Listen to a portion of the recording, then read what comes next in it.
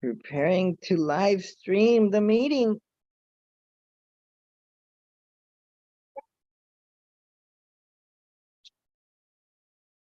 Mm. Oh, what? I thought I said that. Hmm. Oh, I saw it. Oh, done.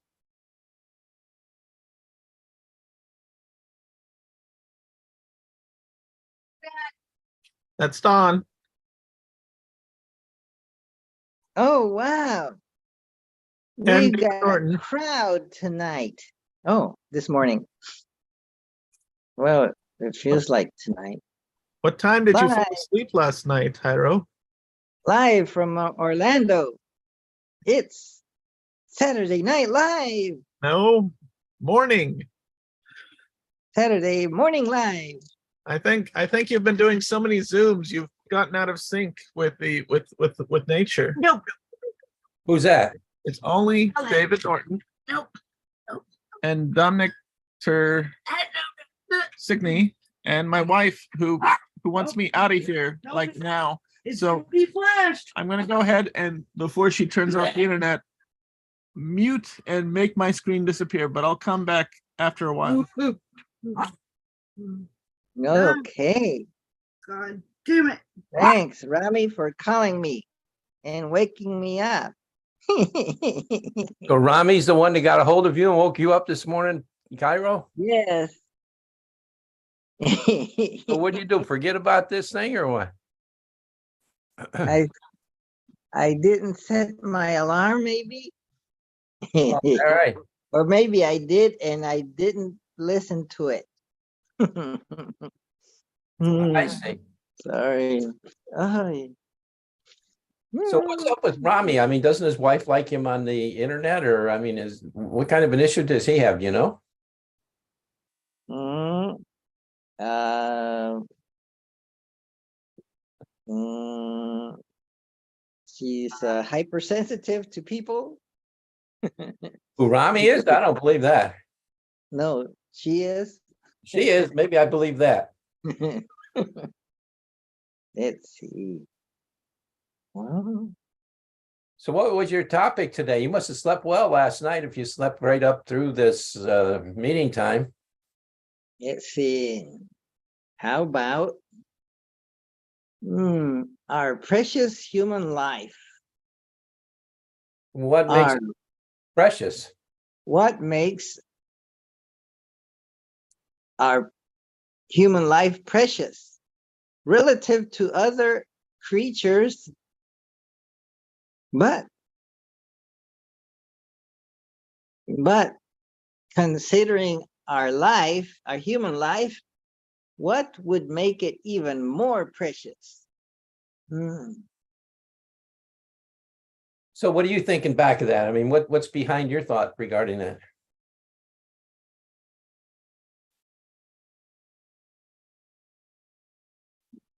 What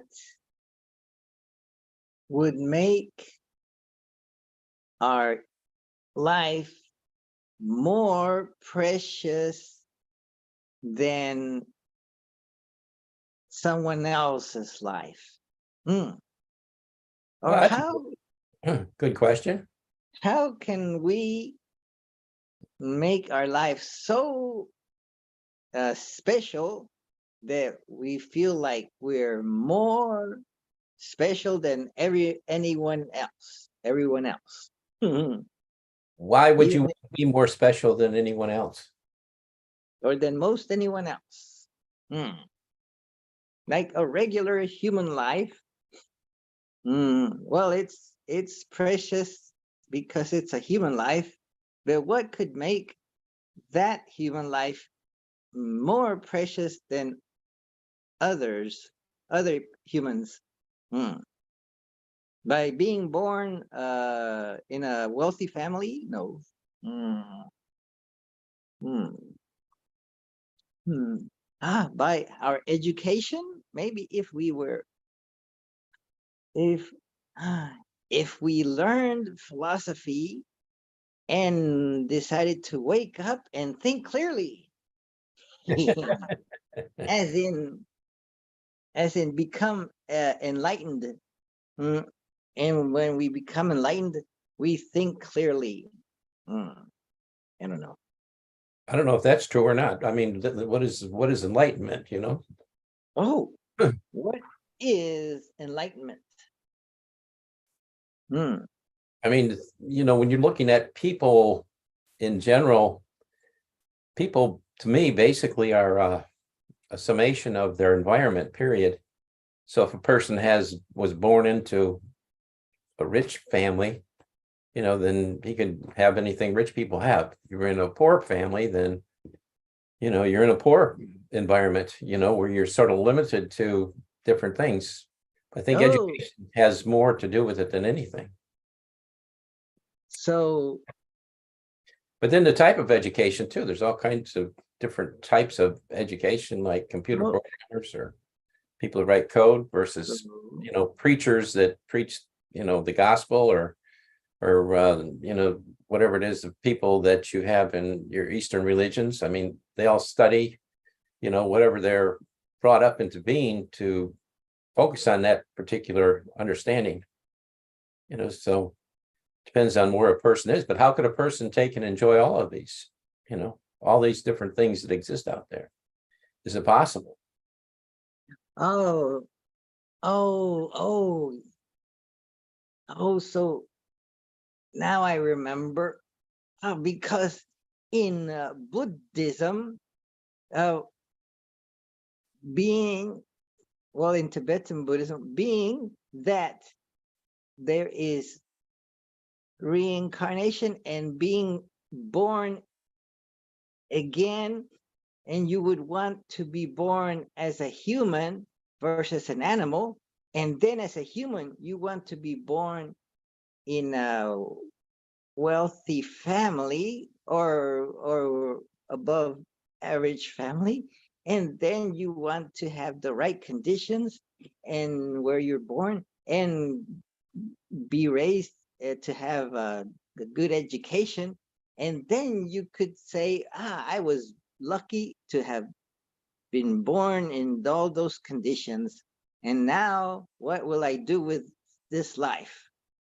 to make it really, really worthwhile, really precious, really worth having been born there?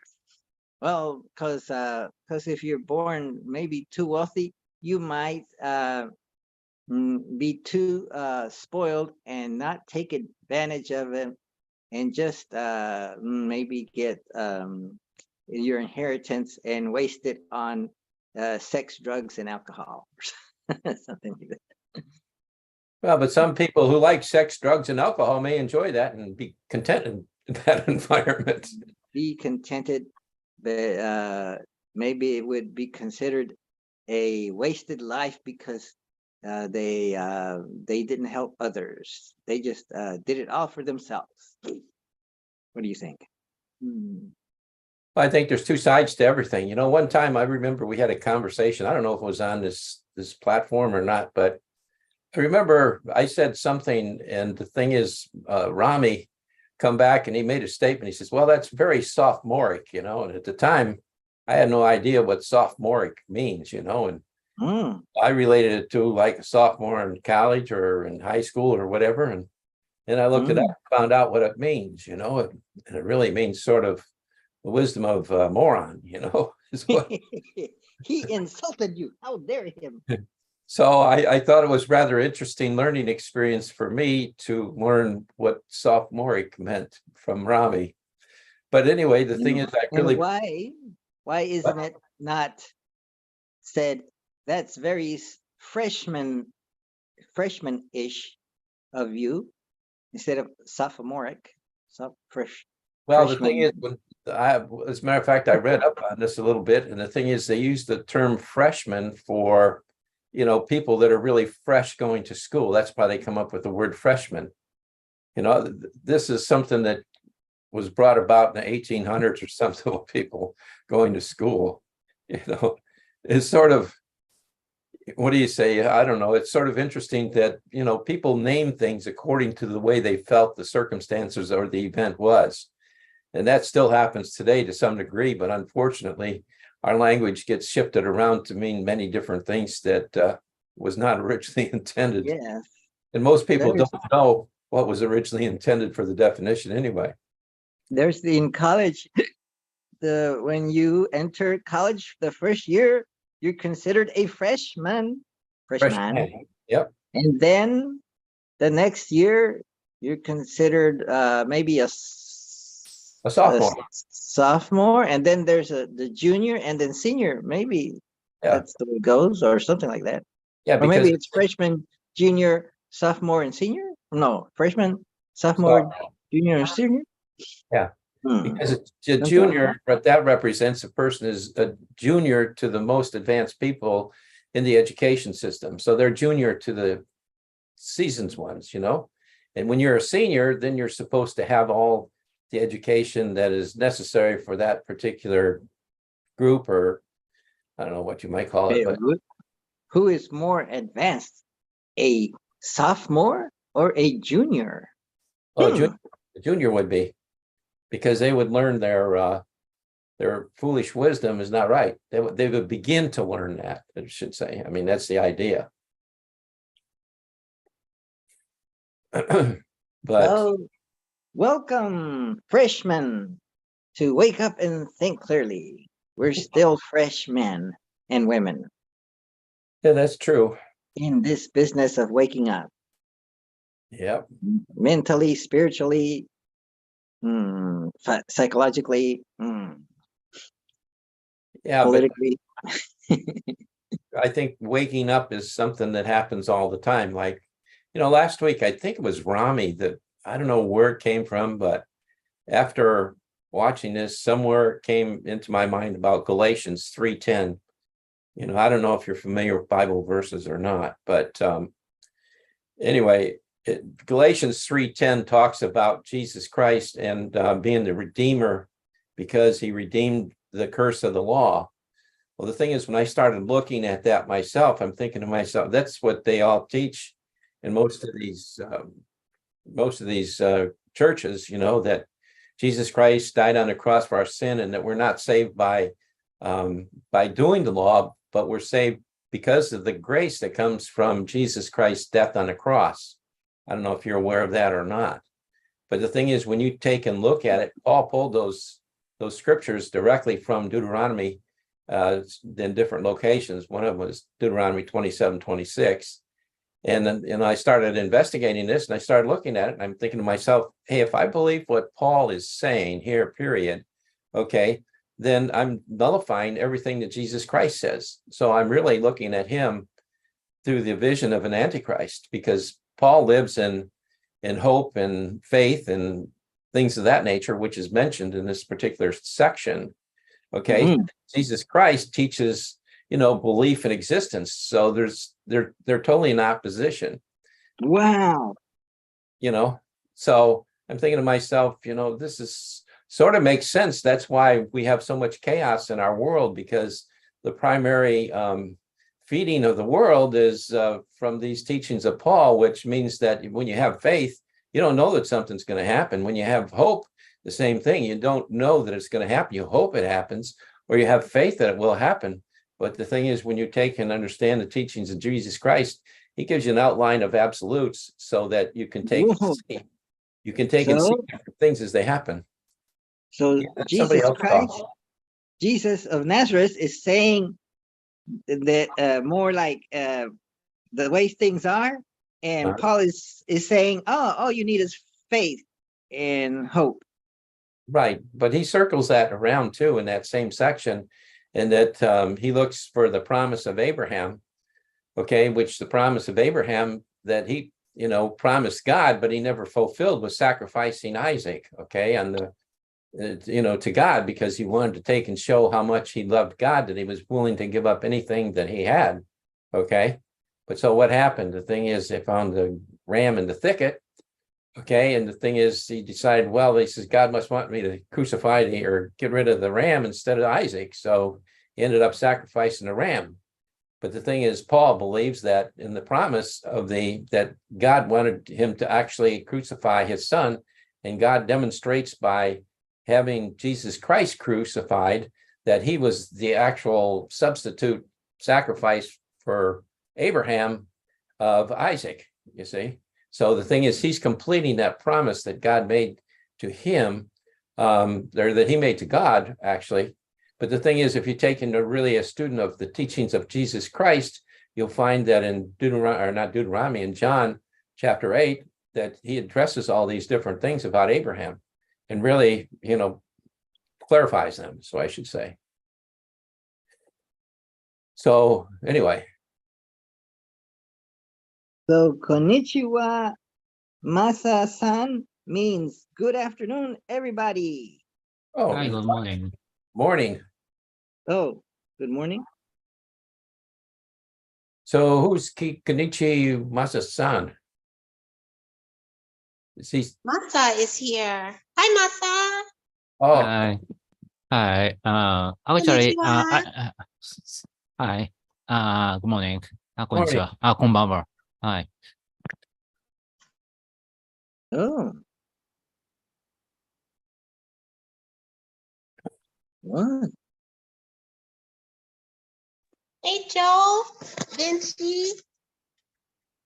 Good morning, Don. Good morning, David. Long Oh. time no see. Yeah, how you doing, Joe? How are things I'm up there in good. Canada? Well, Oh. we're gonna have a bit of a rainy day today, but I think things are okay. They got rid of a lot of the smoke, which is important. Yeah. Was it really bad there? Yeah, we had the worst air quality of any city in the world for a couple days. Oh, is that right? Yeah. So did the rain put out the fires up there or not? No. I think they're still ongoing, but you don't hear as much about it on the news anymore. Maybe Dominic knows more. I haven't really been following it. So is Dominic from Canada too? He is. He's my neighbor in Toronto, although is we've that never right? met except on Zoom. Wow. So who's the guy up there that's well known, not a preacher, but does a lot of talks and stuff? Jordan Peterson, you're probably referring to. Yep, that's the man I'm thinking of. Yeah. You ever see him or not? I actually was in a small lecture with him once at the University of Toronto. Oh, is that right? He wasn't so famous at the time, I don't think, or he was just starting to get there, but I had heard a lot about him from a lot of the younger people that go to some groups I went to, and I heard that he was speaking, so I had the time available and I went down. It was pretty academic stuff. I couldn't understand a lot of the jargon and vocabulary. Yeah. But that's almost as impressive as saying I was actually able to touch a Michelangelo painting. In conversation, I guess it would be. Yeah. I sat in a seminar with Jordan Peterson along with about 100 other people. He's got somebody else. There's somebody else up there that does speaks similar to him too. I can't think of the fellow's name, but I've seen him on different meetups, and I don't know what his name is. I didn't even know Jordan Peterson until you brought it up, and I mentioned what it was about. At my age, I have a hard time remembering things. Yeah.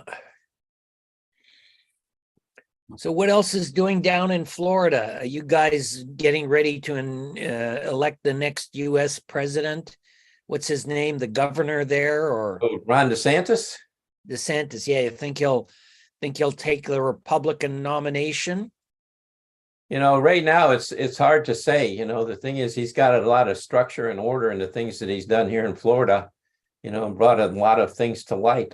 But yeah, to be honest with you, this political situation that's going on here, I have no idea what's going to happen. I just see there's so much deception period in the government on both sides. I'm a big fan of Bobby Kennedy. I like him, and also Ron DeSantis, he's great too. And Trump, the guy's put up with going through hell as far as being a politician, and, made it obvious how the, system is so biased in ways, so there's so many different elements, and I just sometimes wonder if we're really going to have the next election, because there's so many different things in the fire, and what I find the most as far as that's going on in all of our societies is this thing with the money situation with BRICS. They're coming out and supposedly in August, and if that goes into effect, it's going to have a major impact on everybody in the world, and exactly how, I'm not certain, but I really think it will. It'll probably be a gradual thing, but it's going to impact everybody. I'm not sure what it is you're referring to. Did you say BRICS? It's called BRICS. There's a BRICS nations. Okay. It consists of Brazil, Russia, India, China, and South Africa. And the thing is, Wow. they're coming out with their own monetary system. I don't know if you're aware or not.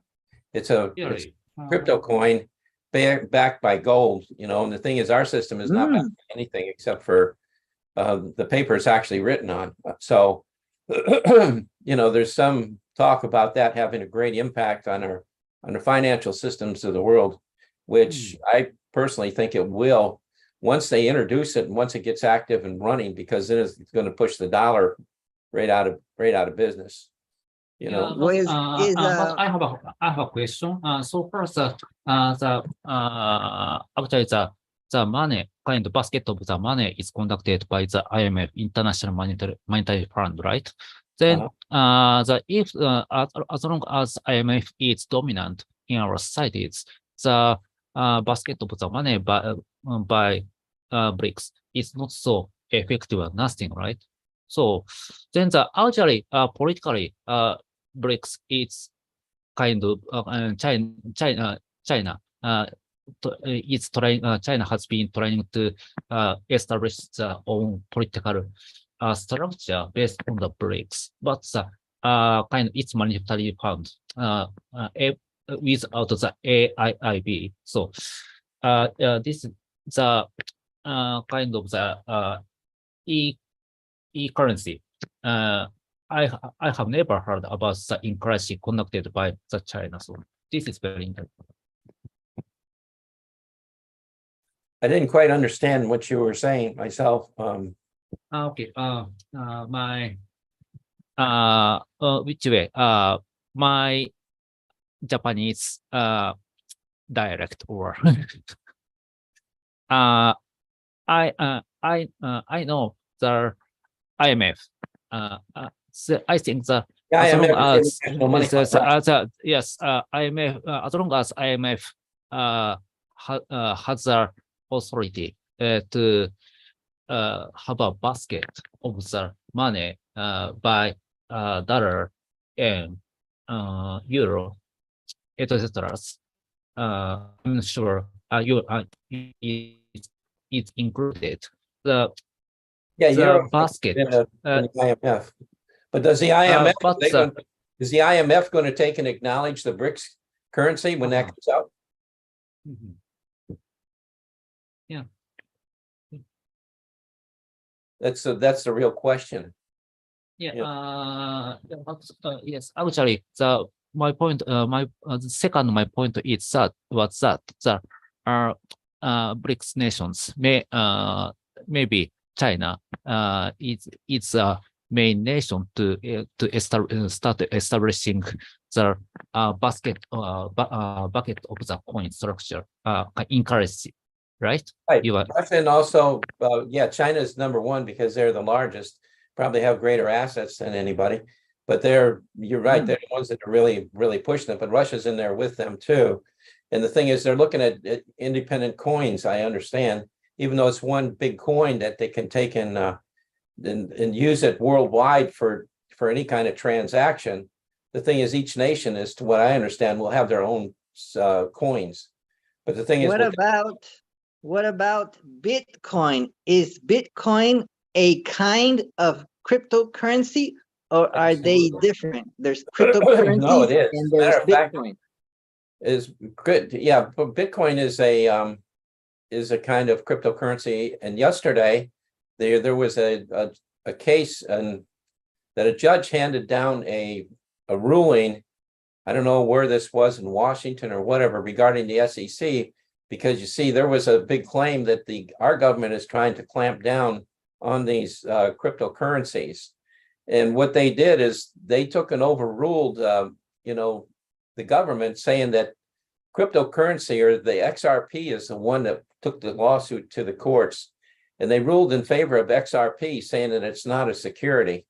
So I understand that what it did was immediately the stock, or the value of the cryptocurrency of XRP, went up 70% based on that one decision. Okay, and that was Wow. yesterday. So the thing is that there sort of lends itself to the fact that, that the cryptocurrencies are going to be around and they're going to be negotiated. Now, the problem that our government has is they cannot monitor people when they have cryptocurrencies that are, they have a name for it, where they can't be traced. Okay, it's sort of like cash.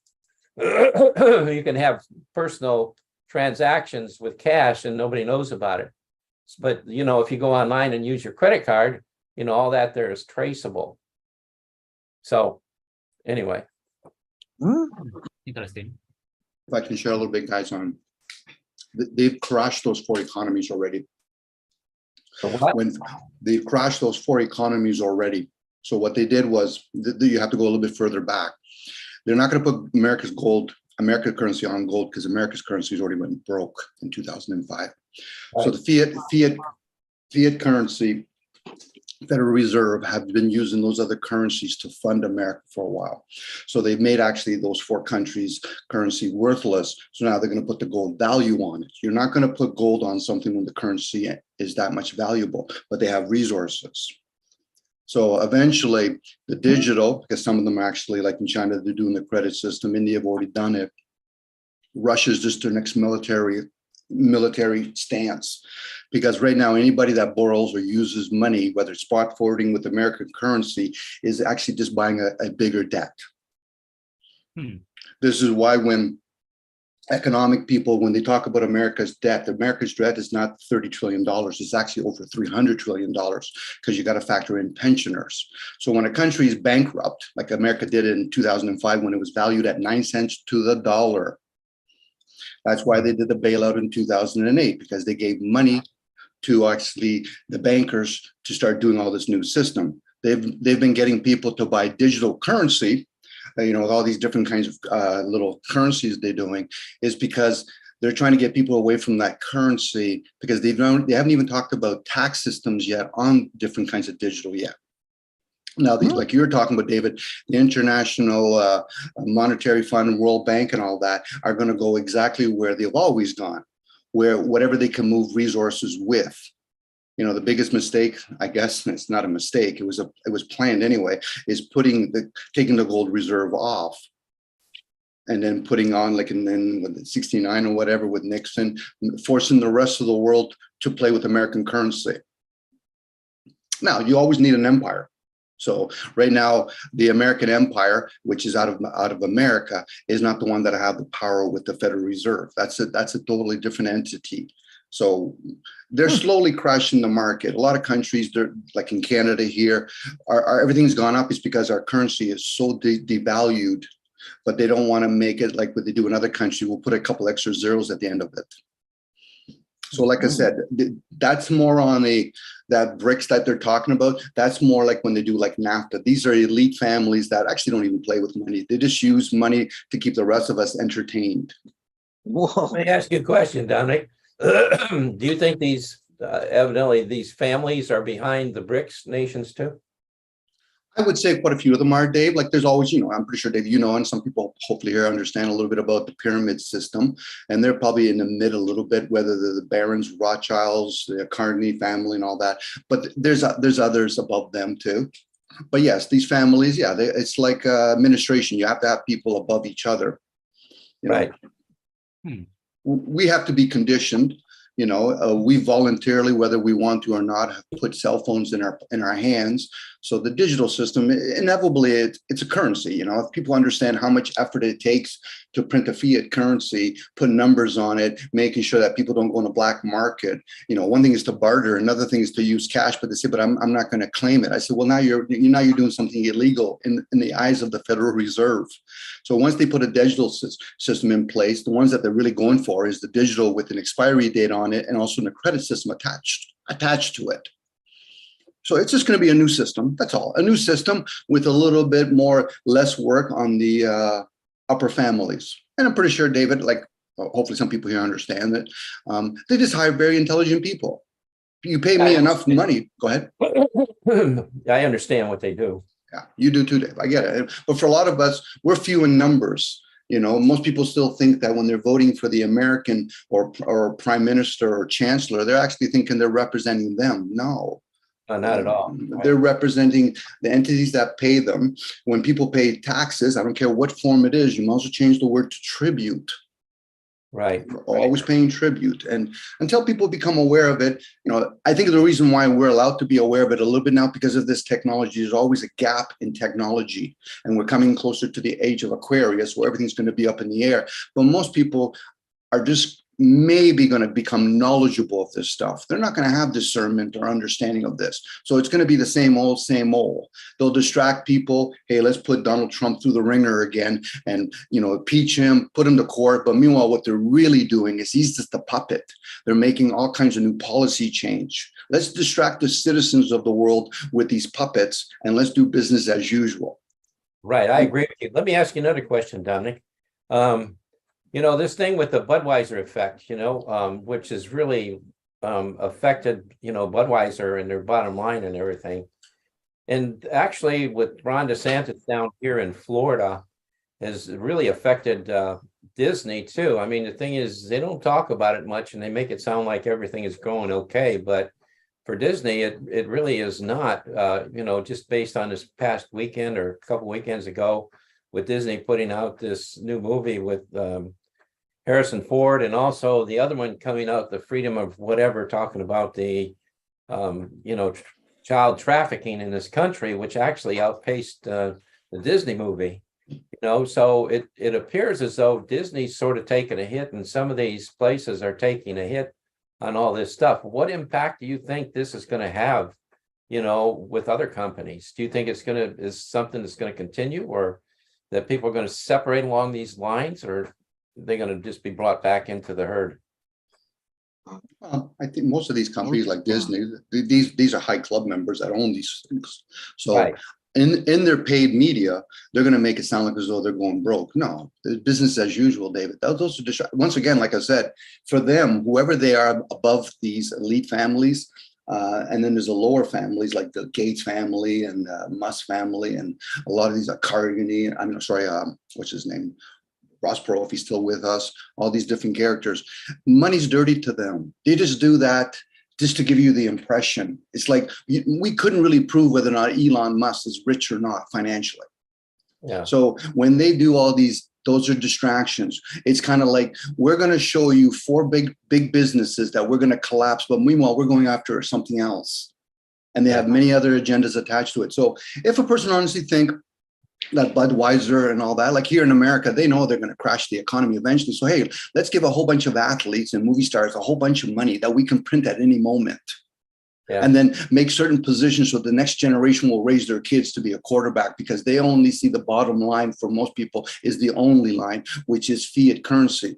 Yeah. Fiat currency, and I try to explain to people, it's been described a long time ago. Fiat currency is one thing and one thing only. It's an IOU. It has no value outside of that. It might be able to get you some of your needs or your wants, but once they devalue a currency, and people just have to study things like Venezuela and the ruble and realize, what do they do with their pension? Out the door. What do they do with some of the convenience of those communities? Out the door.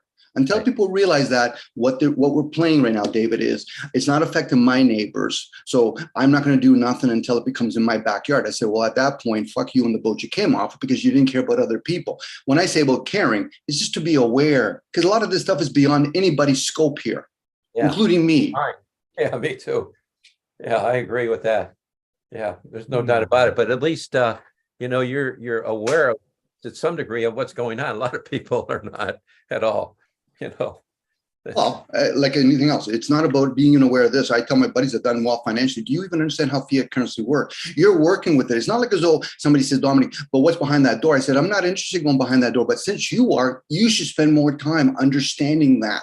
But most Yeah. people, what they do is they follow all the different dogmas and they'll bitch and complain. Sorry about my language. They'll complain about, well, I don't agree with religion. I said, why only attack one dogma? Why don't you attack them all? Attack science, attack state. Try to understand all those things for themselves. Now they want to put value on a Buddha, Muhammad, Jesus. I said, and what about you? When are you going to be your own person? Like, be honest with oneself. Are we sovereign beings? Are we spending time growing our own food? No. Are we building our own shelter? No. So then why bitch and complain about a government that actually, whether they're working for you or not, we've made them our leaders, I can't even say they're leaders personally at that point, David, but I'm also talking hypocritical now because I realize I'm still in the system and I'm okay with talking about it. But most people figure, well, if I don't talk about it, I said, well, then if you don't know there's a speed zone that you're not going to get a ticket. Anyway, I went on. Sorry, David. Go ahead, guys. No, the thing is, you're right on. I agree with you. I agree with you 100%, Dominic, exactly what the things you were saying. Unfortunately, in our society, people have been taught more to dictate their own ideals to other people rather than to investigate themselves even, to investigate and understand why things happen to themselves. It's unfortunate, but that's what happens.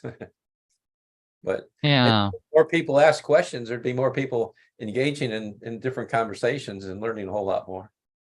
Yeah, actually, the reflection and also the reflection and opinion by Dominic is very surprising for me because actually his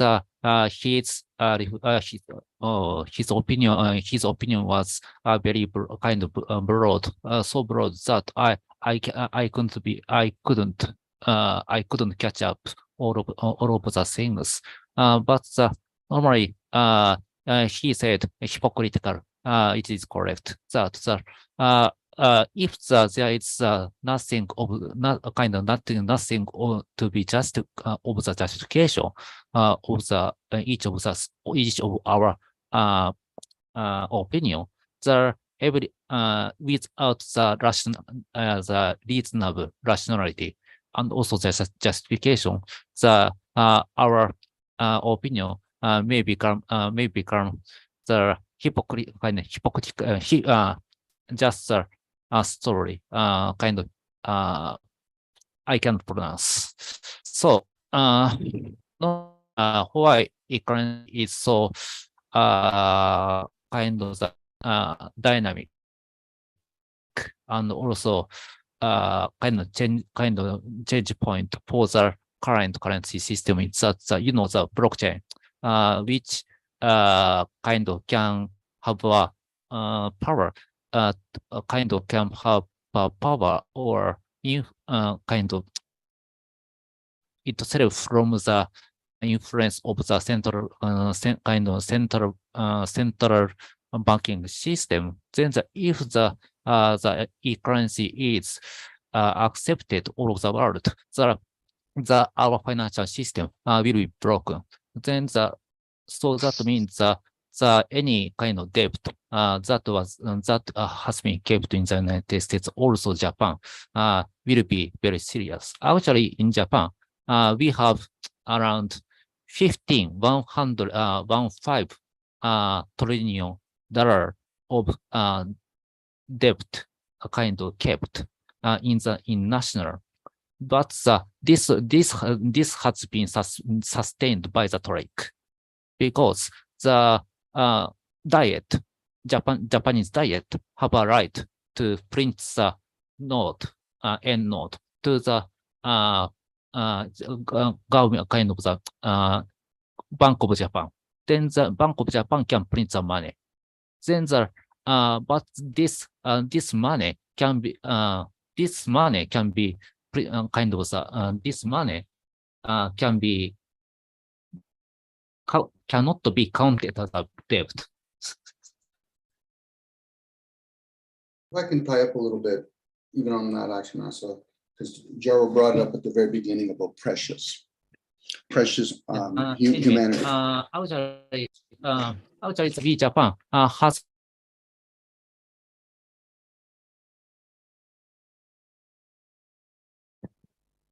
debt.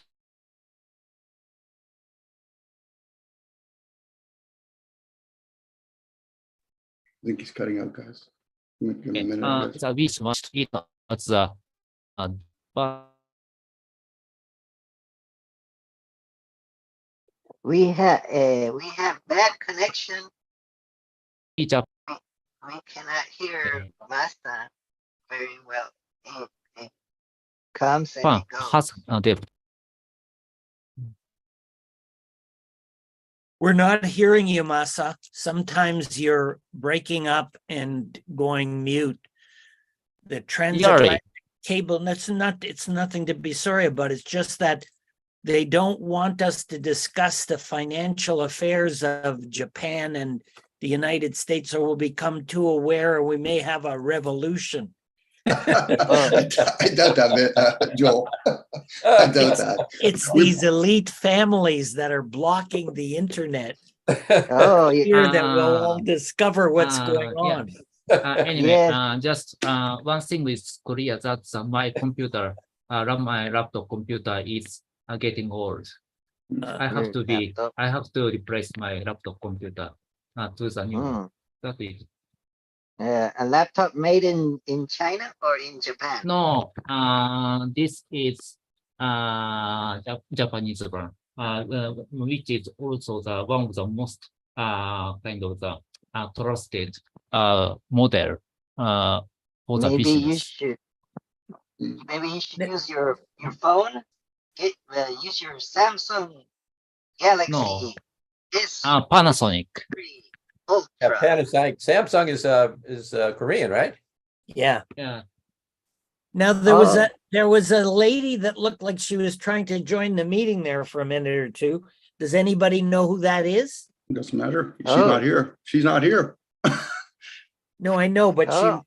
she was there for a minute or two or whatever. Oh, yes, that was Rami's wife, Stacy, She'll be back. and she was connected for a little while, and then she disconnected. Gerald, Under Central Florida Philosophy's meetup group or something like that. This was now wait a minute. I understand we have the elite families that are watching over us through the governments of Korea, Japan, and the United States. But who is this new player? You say it's Rami has his own spies? Yes. I didn't understand. Now you're losing me, guys. Between all these, and are Rami spies the ones with the white hats or the black hats? I don't know who are the good spies and who are the bad spies. we're the spies. We're the ones that actually police each other and spy on each other whether we know it or not. So it's not like some plot. The elites are doing this and that. No, they're doing business as usual. So Right. if I can tie in just a little bit, because the Jaro did bring up something about precious. Precious humanity and also precious. We mistreat even what we call precious, like I put in the definition of objects, with great value, such as our resources or even Federal Reserve notes. They are precious if it's used and the people that are using it understand it. So when people talk about, let's go back to a gold standard, I said, well, you're going to have to understand the precious value of it, and let alone, can we actually go to Starbucks and melt it down to get my coffee? Probably not. So that's one version of precious. Now, when it comes to humanity, because we spend so much time chasing these things that we actually forget to cherish the human form, each other. Right. So it's kind of like talking about morale when people are too busy chasing money. Morale at that point only becomes a very idealistic view or intellectual conversation. And this is why when most people, money is the only line. Forget about being the bottom line. It's the only thing, chasing it, because people forget, why are we chasing something that's just a medium, which is, I don't want to bring all my goats for all your chickens. So let's use something in exchange. A twig, maybe, because we'll vouch it. Anytime we see a twig among us, we know that's actually some sort of IOU for some other purchase that was made. You know, we can still barter if we want to, but most people want to play with the IOU. So then they got to pay taxes on that piece of paper. Now, the elites, whoever they are, they're not against it. That's what they do. That's why it's called NAFTA. That's why they do all the different zones. They've been doing the global market stuff for at least 30 years now. Everybody's still stuck with being a nationalist, where you forget you should start learning to be a globalist. You know, so even Mass is talking about it. Japan, China, those all have central banks. They're all webs. That's like going to IBM in China. IBM in China is based out of other countries too. But if people think for some reason, well, China's closing all their doors, yeah, because all the major corporations are in there. If they think for some reason Russia and Ukraine are playing this little battle, when people forget who rules the land today, it was taken over from the Tsars family, from the Third Reich, to give it to the Vatican Corporation.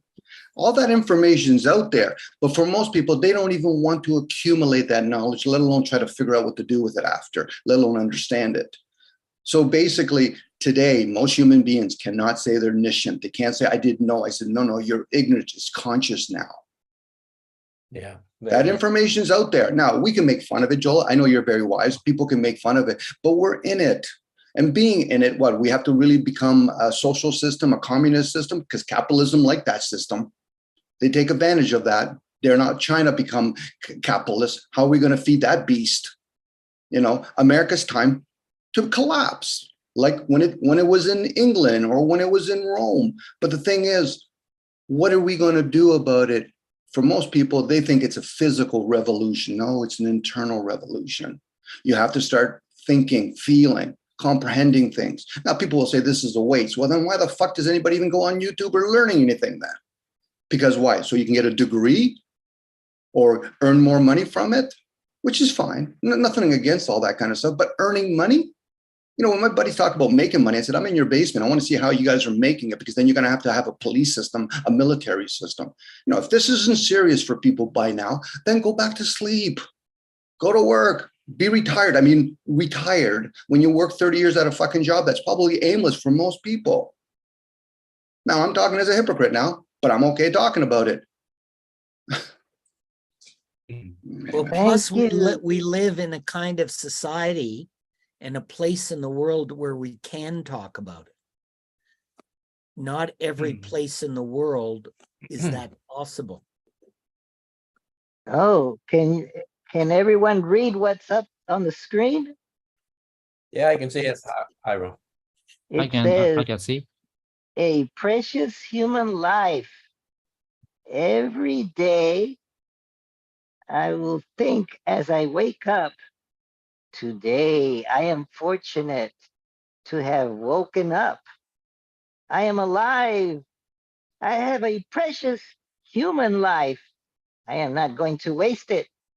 I am going to use all my energies to develop myself, to expand my heart out to others, to achieve enlightenment for the benefit of all living beings. I am going to have kind thoughts towards others. I am not going to get angry or think badly about others.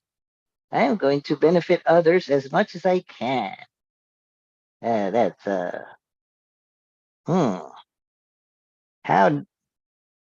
sound?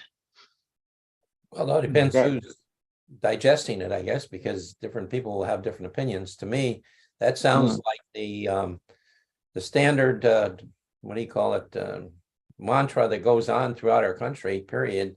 Everybody needs to be kind to one another. And unfortunately, when you're being kind to one another, you sort of miss all the stuff that's the ugliness of life.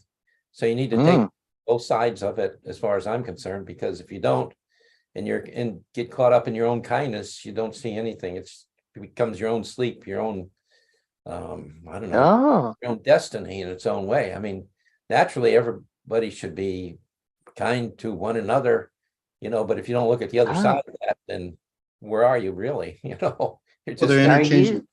Go ahead, Joe. Are you saying that that by being kind we ignore the other side, something like that. Gerald, the thing with that, the poem that you just read, are they interchanging the word human and being, or are they separate? Because who we are, we don't need food or shelter. It's the human form that needs it. So when it says be kind to humans, yes, be kind to your shell, to your shell. You can call it a meat sack, call it whatever you want. You have to be the steward of that. But who you truly are, it's like when somebody says, I'm the body, or I'm not the body. Who's speaking? Your being, your soul, whatever you want to call it, is not that. You experiencing it, because then the question I would ask anybody, who taught you how to breathe? Unless that's already been in place with your being. So this is where they play with the ideal of immortal opposed to mortal. But now some people say, but I'm only value the mortal. Well, then understand it then. You're in this realm. Understand all the nuts and bolts. Understand where you see language. Well, I don't see that because your being's talking that. So we acknowledge each other. Namaste. I acknowledge your soul. But if they don't, they're asleep. What am I supposed to do? It's not my responsibility to tell somebody else who they are or aren't. It's like the thoughts. We get to experience them. Same with language, which comes through thoughts, whether it's written or oral. Those are experiences. Yeah. If we had this technology today, we would never had the written work. It's too cumbersome. People spend way too much time thinking reality is reading a book, which it could be. And they're allowed to have that version if they want to. I'm not here to bash them, but I say question it because it has many versions to it. So if we want to think something is precious, and if we're going to talk only about humans, then why are we talking about other people, that other things that have suits, like an animal? Because that's what a human is. It's an animal. When we cut ourselves, I'm not saying we do that on purpose, but when we cut ourselves, is the healing done outside or inside? So what is life then? You know, these are the things that the schooling systems will never fucking teach. That's something you have to bring out naturally within oneself when you're ready. This is why in classrooms, some people I question, why are you here? You're not ready. You're not here. Oh, you're here for the marks. Oh, okay, good for you.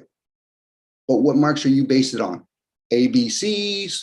You're going to base on 1, 2, 3s? What are you going to value? But people still want to study things like Jesus and Muhammad and Socrates, but they don't know what the Plato claim might or might not be. What is that unknown thing that you try to explain to other people? For me, it comes in a form of frustration because I get this. But what do I do with it? You know, write another book? No, there's already millions of books. I think it's time that we actually have a campfire. But now we're going to put everything on a computer so everybody can say, well, I know of this. I said, but aren't you going to apply wisdom and discernment? You know, there's a big bright light between knowledge, tree of knowledge, and then there's the other tree. That's why when people have experience, well, I had a near-death experience. You don't know what the fuck death is unless you saw light. It separates things. Now, I know a lot of people are going to fall back to sleep, but I got to go to work. I have kids to raise. That was a blessing. You're just learning one-on-one how to be of service to humanity by having 1 or 2 kids. How many times are people really going to have that revolution from within? Like really fucking banter yourself and say, where the fuck have I been? And not all people are going to go that route. Some people are going to be very, fake it till I make it, maybe do a lot of elusive drugs or whatever, and then realize I got a moment, I got a little glimpse. I could be an Alan Watt or Jordan Peterson. Those guys are still children still. If you realize within yourself, why are we allowing other people to tell us what to do, even including me? One should do for themselves. In Canada, we do have other people that have been somewhat more enlightened, and those characters will ever be Alan Watt, another Canadian, or Manly P. Hall. Those are just names, but what did they teach? What did they share? I don't think even they taught anything, unless you're thinking people are going to stay sleeping. Anyway, I went on. Sorry, Dave. No, that's all right. I just, a little thing came in my computer now that it comes here all the time. I don't know. I think somebody's hacking it or something. And I just want to get rid of this extension.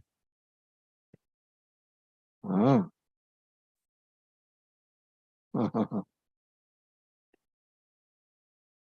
Just I have a question, Jar. Just you arrive on the bed. What's that? Yes. Yeah, just I was thinking whether you are you have something kind serious disease or not. Then you may be bedridden person kind of anytime. Then you are serious. You are healthy enough. Okay. Oh. what does it mean to have a precious human life? Like, does Bill Gates have a more precious human life than Jordan Peterson because Bill Gates has more money, so he's more precious than Jordan Peterson? Or does Jordan Peterson, is his life as a human more precious because Jordan Peterson has studied psychology, philosophy, and all these things and can explain it better than Bill Gates, maybe? So Iro, does that make him more precious? Iro, I don't know, but it's about time for me to leave. I got to get going. I have some things I have to do. Okay, it's been a pleasure. Okay. Once Thank again, you for seeing and talking joining to us. everyone here, and I enjoy the input and whatever goes on here. I really enjoy it, and thank you everyone for Thank you for sharing. And we'll see you next week. Okay. Have a good week. Thank you, sir. You too, Iro. Bye. Oh, wow. Important. I had to leave. So, but we've got Dawn, and it's a new day. It's the dawning. It is indeed the dawning of a new day. And I'm out here. yeah, So- I would say good morning to you, all of you. Good morning. Yeah, Good morning. actually, my time zone is 12 hours advance from your locations. Then actually, this is my first time to see you. Actually, visually to you. Welcome. Because I saw your name at Socrates Cafe in Chiang or another meetup session a couple of times. Since whenever I saw you, I can see your kind of you as a symbol, kind of cat as a symbol. Cool. You said when you see me, it's you see a symbol of a cat? Yeah.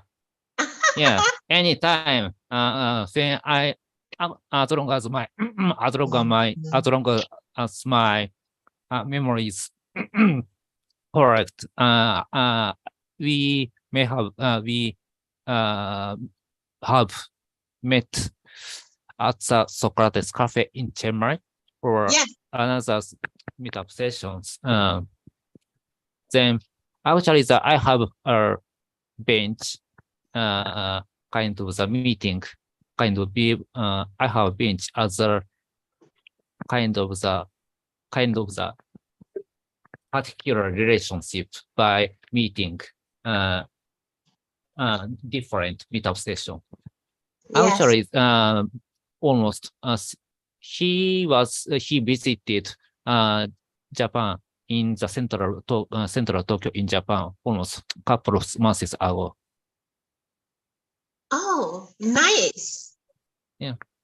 I would Then, love to come and visit Japan.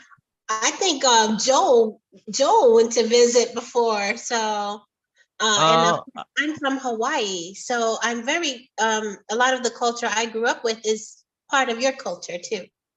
yeah. Then I was wondering, with why he's absent and Joy, Joa. He's also I know him to some extent by sharing same opportunities same as down you at the meetup session in Chiang Mai or another Socrates Cafe or meetup sessions. Yes, So yes, I remember you from there. And Joel, I think, was there as well. I do remember you. A couple times I saw you in the Socrates group.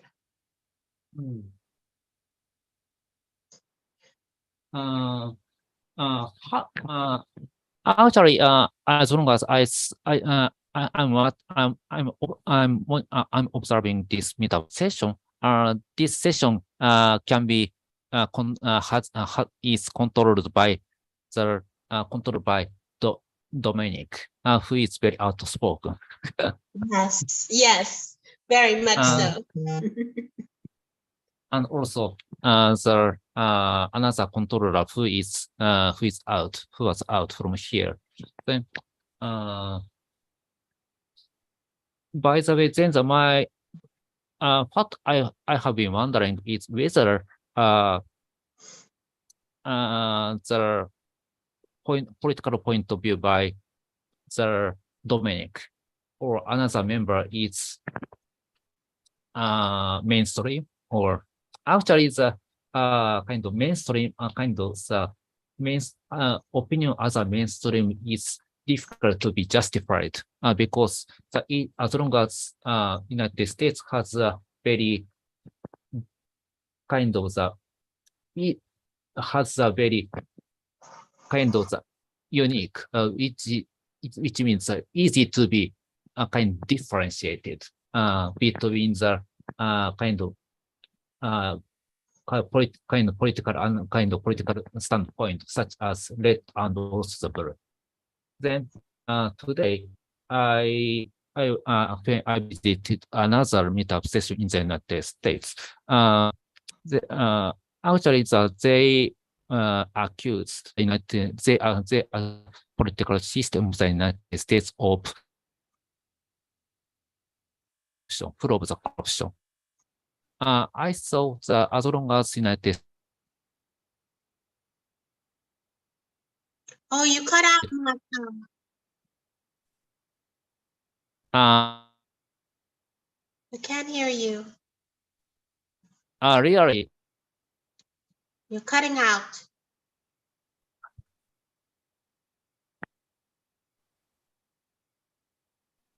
can you hear? Really, my connection. Yes, it's like your internet is bouncing.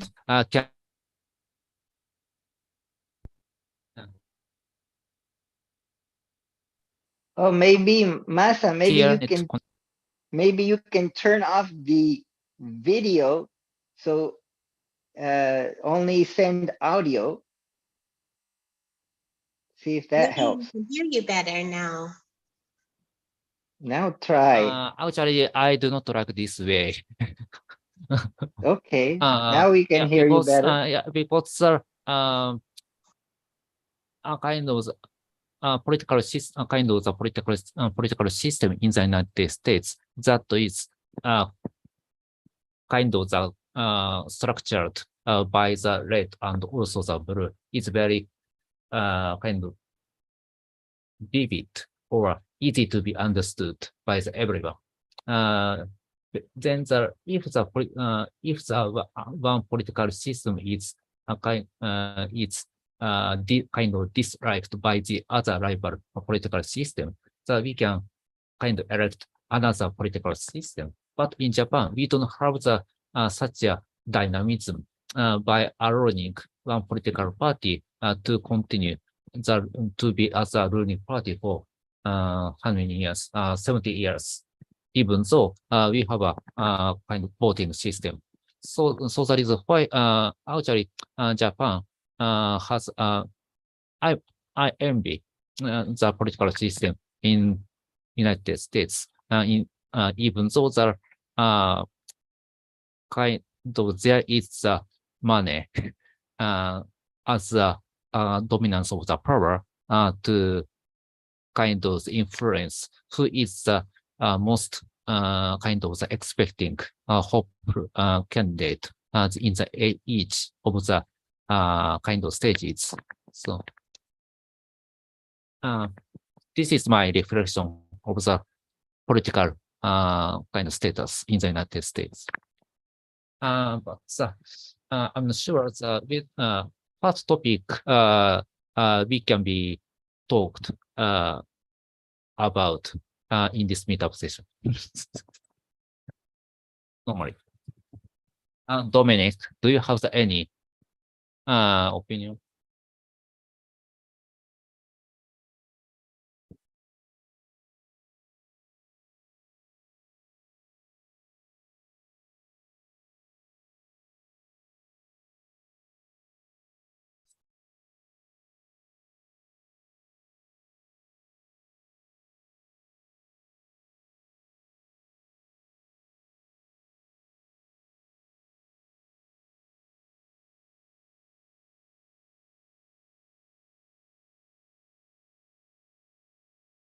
Hi, Bench.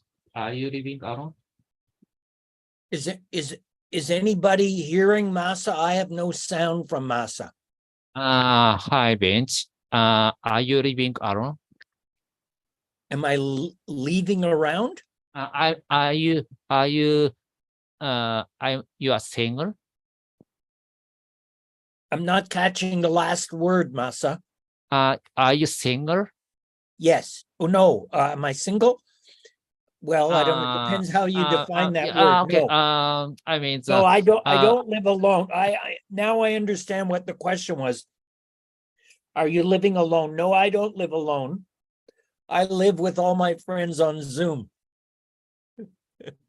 But in the physical world, I also have a partner, but she's sleeping now. okay. So I had to make my own breakfast. I'll have to scold her about that later.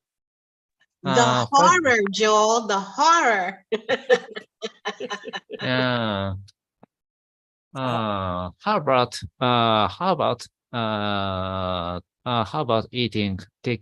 having a breakfast with the partner? Yeah, sometimes we have breakfast together, but we usually don't wake up at the same time. So Okay. it's not always easy to coordinate. And sometimes she likes different foods than I do. Masa, do you cook? I can cook, and also normally, what I can cook, any dishes that I can cook, I can eat is kind of I can the dishes made by myself. Nice. Yes, because the making my own breakfast, lunch, and also the dinner by myself can save my money, and also which make my eating habit healthier. Yes. Yeah. One day, Joel and I was having a long conversation about sumo wrestlers. Sumo Remember, wrestler, Joel? And Joel, Yeah. you told me you went to Japan and you saw in person. We went all the way to the south of Japan just to be able to see sumo. I didn't know as much about sumo as I do now. So we Okay. kept going to the sumo stadium in Tokyo where we're Okay. staying. Baby, Ryogoku. We went to Fukaka. Fukaka. I do not know. Normally, there are few spots, few venue, few spot of the venue, where are available for the grand tournament of the sumo championship. Then the one is located in Tokyo. We can say Ryogoku. Then another is in Nagoya, where my hometown is close. Then second is Osaka. Oh, Then fourth is Fukuoka but I'm not sure. Basically, there are kind of couple of other venues as available for the grand sumo tournament. Then this is my assumption that the Bench may have visited a venue in Tokyo because he was in when I was talking to by the meetup session. He was in Ueno, which is one of the kind of very famous location in the central Tokyo. Then he if he is going kind of the far distance from the central Tokyo, I guess that he may have visited kind of one of the venue in Tokyo. Actually, this is very technical and also the maniac, the explanation. I have to touch upon also. Yes. Now, Masa, I want to ask you, were you asking earlier a question to Dominic? Were you asking if his perspective is the same here in the United States? Or I didn't understand what you were asking the question about. Half yes, half no. Half yes, half no. Because everyone has the different unique understanding. So that is why I cannot say everyone has kind of same opinion or almost the same direction. Then, but there is the kind of extreme position of the A kind of A extreme position and also the B extreme position. Then anyone's understanding opinion can be kind of positioned from the A extreme position and also the B extreme positions. Then the down and also the B, opinion by the down and Vince and also Dominic should be located in the point between the A extreme point and also the B extreme point, right? Then I'm not sure the point of view and opinion by Dominic, whether his opinion is positioned. Actually, I try to observe any opinion.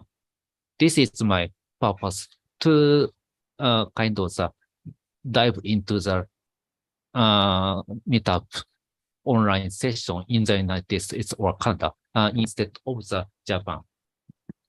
Even though some people in the United States or local people in the United States, Canada try to say my purpose is practice my English. Actually, half correct.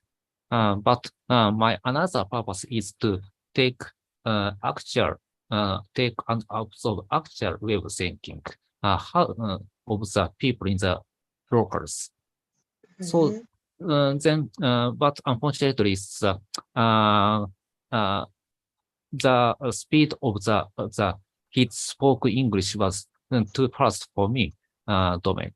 Then I missed some word. So his idea is very individualistic, most individualistic. In my of the person whom I met, whom I met by meetup session. Yes. Yes, I understand. And I was going to share that right now, from my perspective, what I see happening around the world is a major transition. Some people are not aware of it. Some people are aware of it, but I think it's supposed to be exactly as it is, where we are right now. People are becoming aware at their own time of what's really happening in the world. So I believe it's an unveiling of sorts that's occurring, where we are seeing the truth, but we get to discern the truth based on how the information is relative to us, to each of us, because we create reality with our thoughts.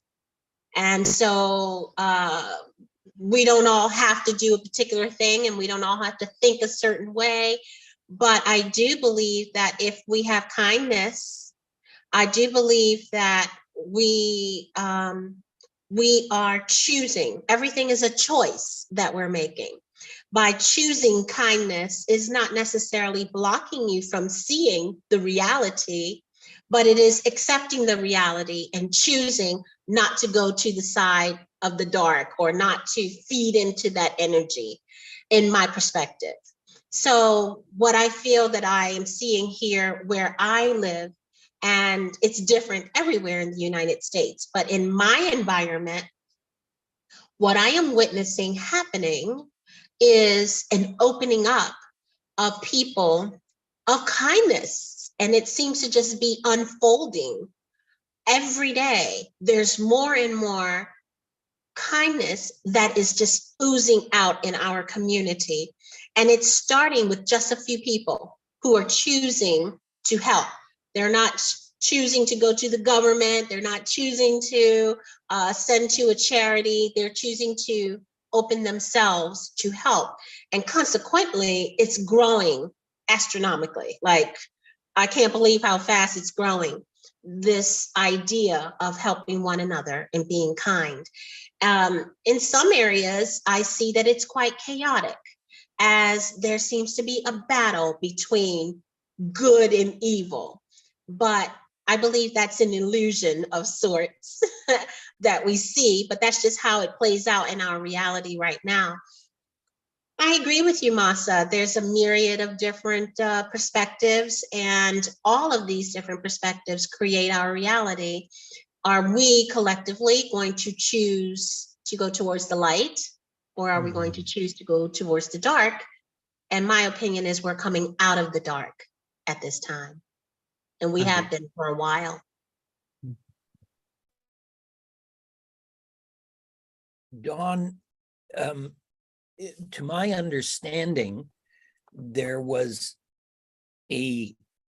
what I think, and again, I'm not an expert at these things or a trained philosopher, but I think there is a fundamental flaw in your reasoning.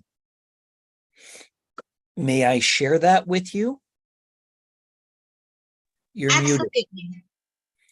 Okay, so I think that I heard you say, or I understood you to say, we are exactly where we're supposed to be.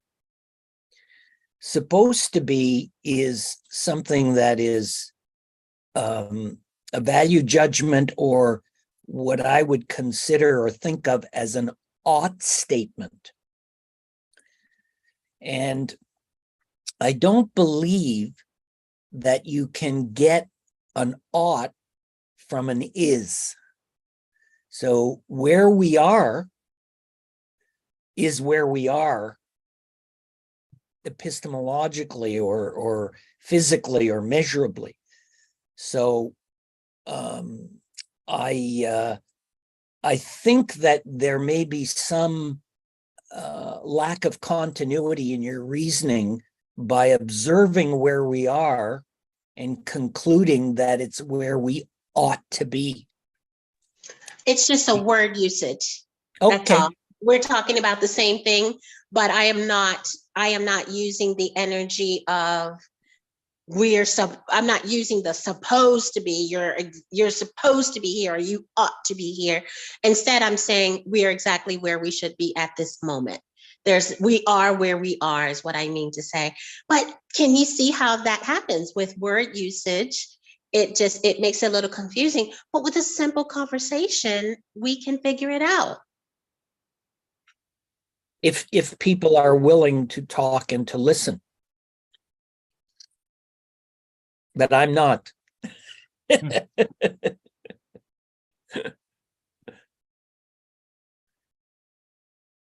Well, I'm going on the road and I'm taking y'all with me.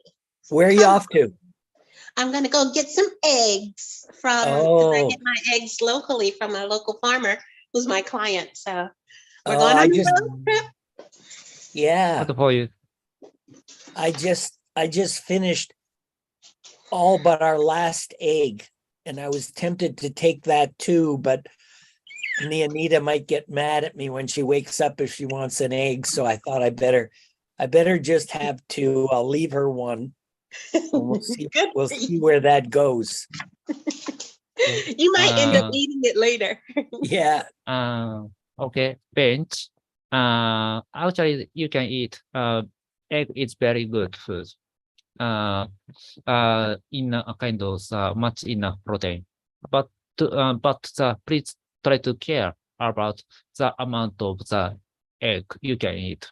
Yeah, Please no, try I- to not to please not try to eat egg 3 or 4 in a one day. No, Just I don't. I really, mostly I have one, but okay. today I was particularly hungry and didn't eat any dinner last night, so I thought I could binge eat my eggs and have an extra one. Look at that doggy behind you, Dawn. He's ready for the road trip, or she. She is. She's so excited to take a ride. Yeah. Actually, we can our kind of the status of our status of body can be changed by changing the kind of habit of what we eat. Because my body can become better status by changing what I can eat, and also developing a habit, developing the habit as develop a kind of visiting gym to have a exercise as a new habit. That is continued until now, since 3 years ago. Then the result is actually I may have already said that my weight has been reduced by 15 kilograms, 15. And also Hey. my blood pressure has been kind of the better by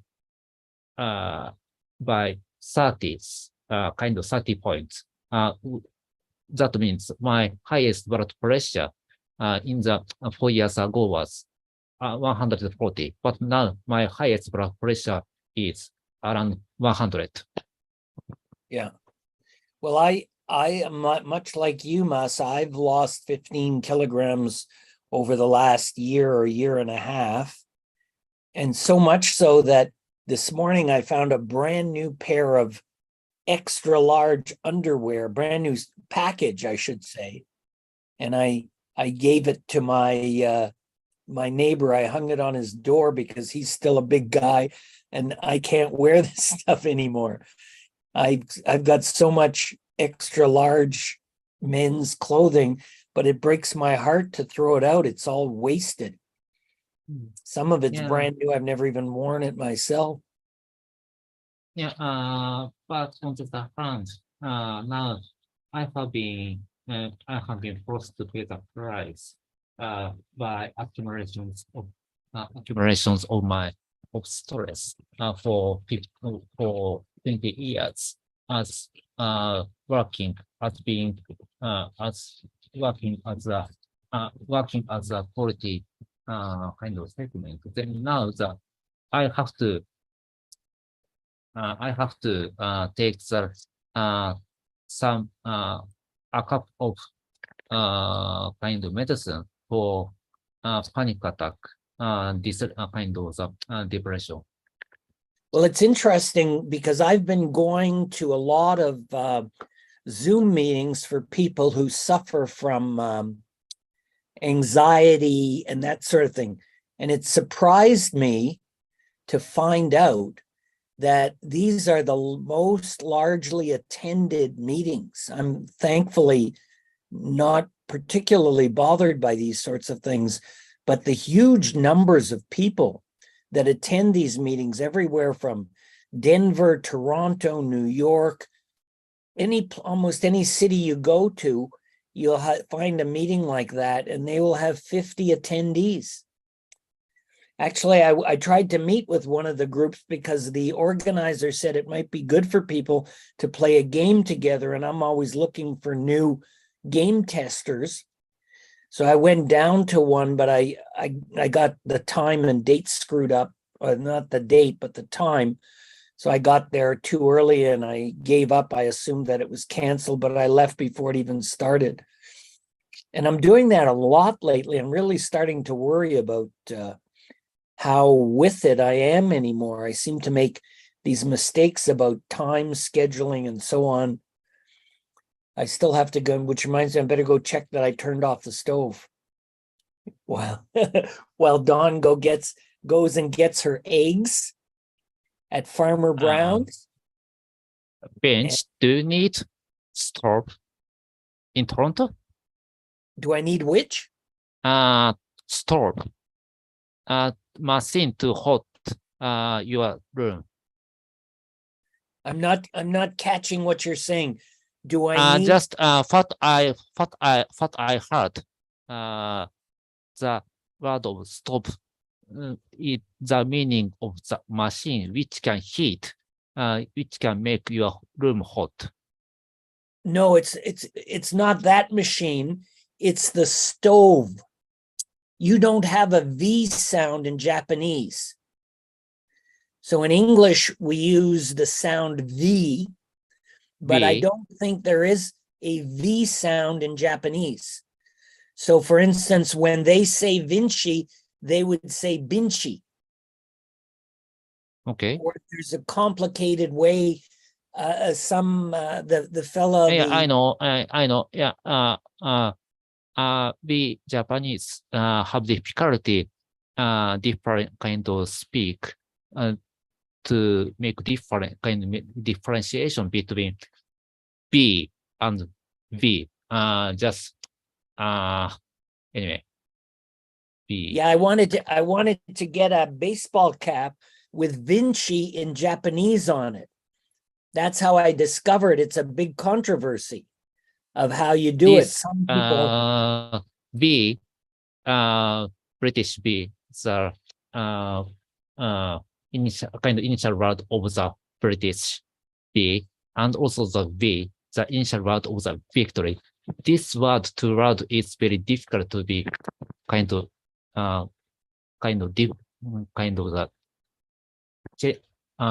differentiate.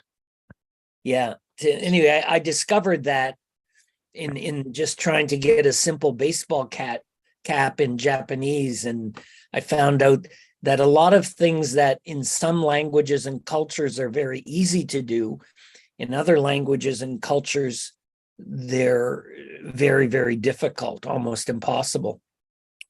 So I abandoned my plan. Too bad. Maybe someday the Japanese will introduce a V, or maybe I thought maybe I should do a V in English or with the Roman alphabet and the rest of the word in Japanese. But in the end, I did nothing. Okay. Anyway, nowadays there is a one TV program that have been focusing on the people who are coming from foreign nations to foreign nations. Then the program is focusing on what is the purpose. What is the purpose to visit Japan? By asking any so-called foreigner by the TV program. Then Now these are foreigners that are coming to live there, though, right? Not just visitors. No. Just the staff of the TV program is kind of stationed in the any major airport, Haneda or Narita or etc.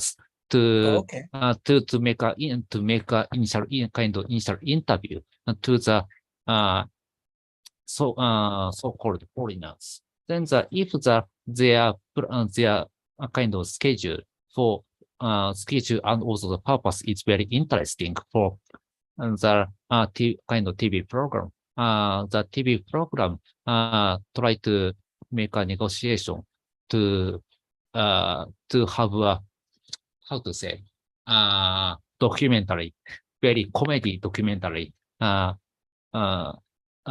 their by just by focusing on their what they are doing and how they can achieve their kind of a kind of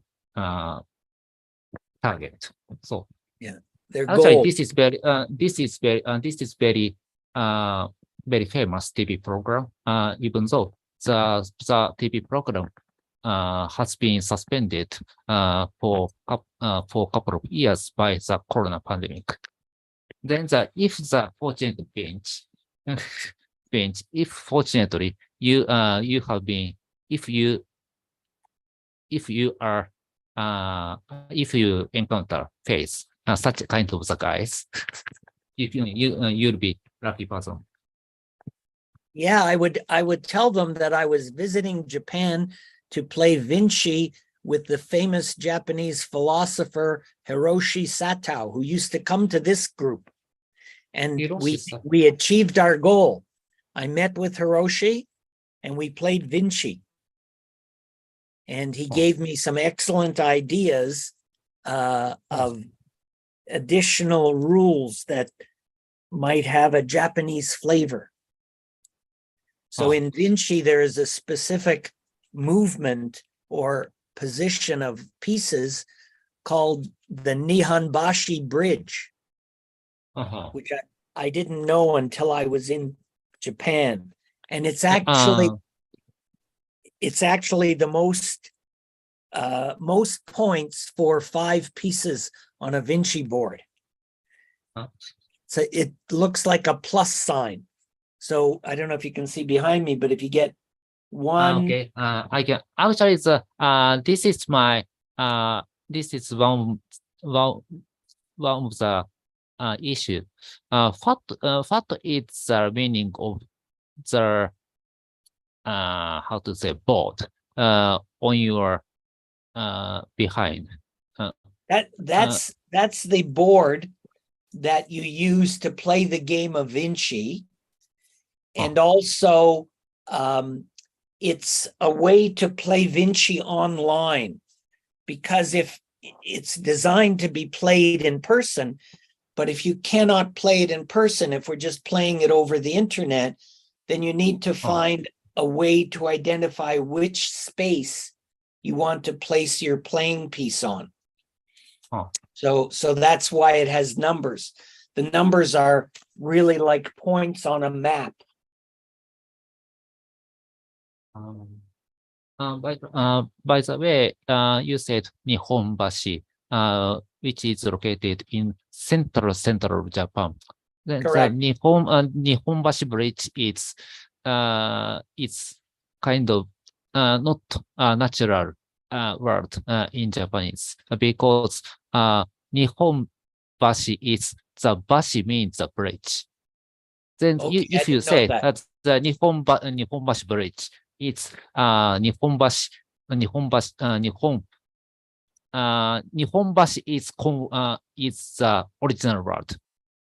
It's which? Say again. The Nihonbashi is the original word because when the kind of central Japan is located from Kyoto to central Tokyo in beginning of 17th century, the Nihonbashi is a kind of any starting point of the commercial route to the from central Tokyo to any locations. Correct. That was my understanding. Then now unfortunately the bridge is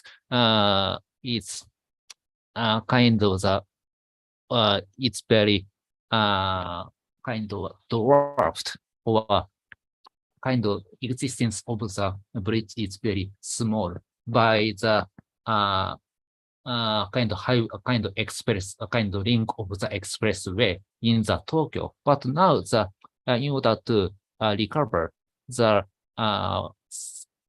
kind of the view of what is the original view of the Tokyo, the kind of the expressway in the at the Nihonbashi area will be located from the kind of the highlights, kind how to say to be the To be underpass. elevated? You No, mean no, no. elevated? The any just the nowadays the expressway is kind of the lifted from the ground, but this kind of the structure has been damaging the site of the old thing of the what is the Tokyo. So in order to recover the good, what is a good thing, a kind of view of the old Tokyo, the center kind of now the ministry kind of the institution which can have the authority to develop or the construction program in the Tokyo Expressway, and they try to kind of the put the highway into the tunnel. Oh, okay.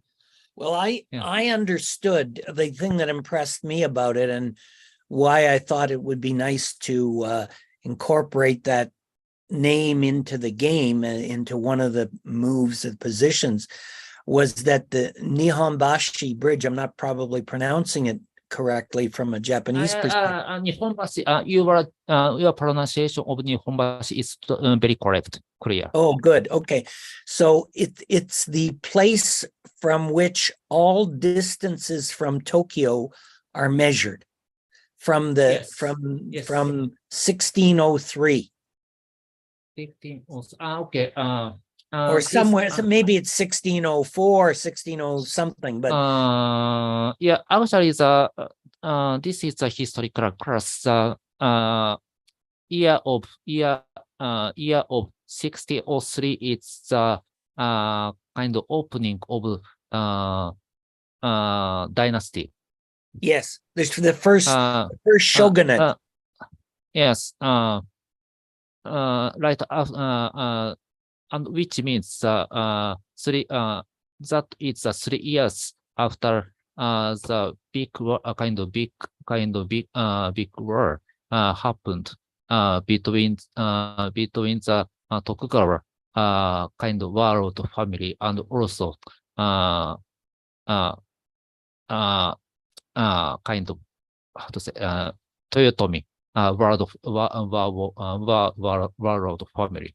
But at first the war was supposed to be continued for certain days or weeks, but the result was made by half days.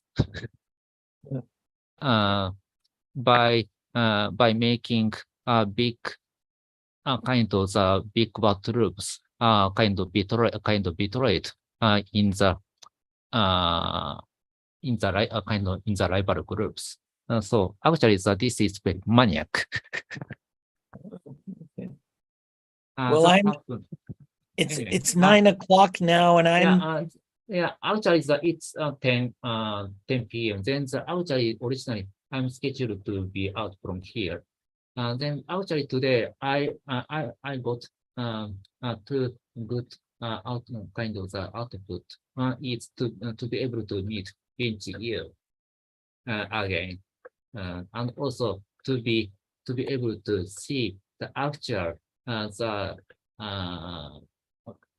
actual of the who is down instead of the picture of the very cute.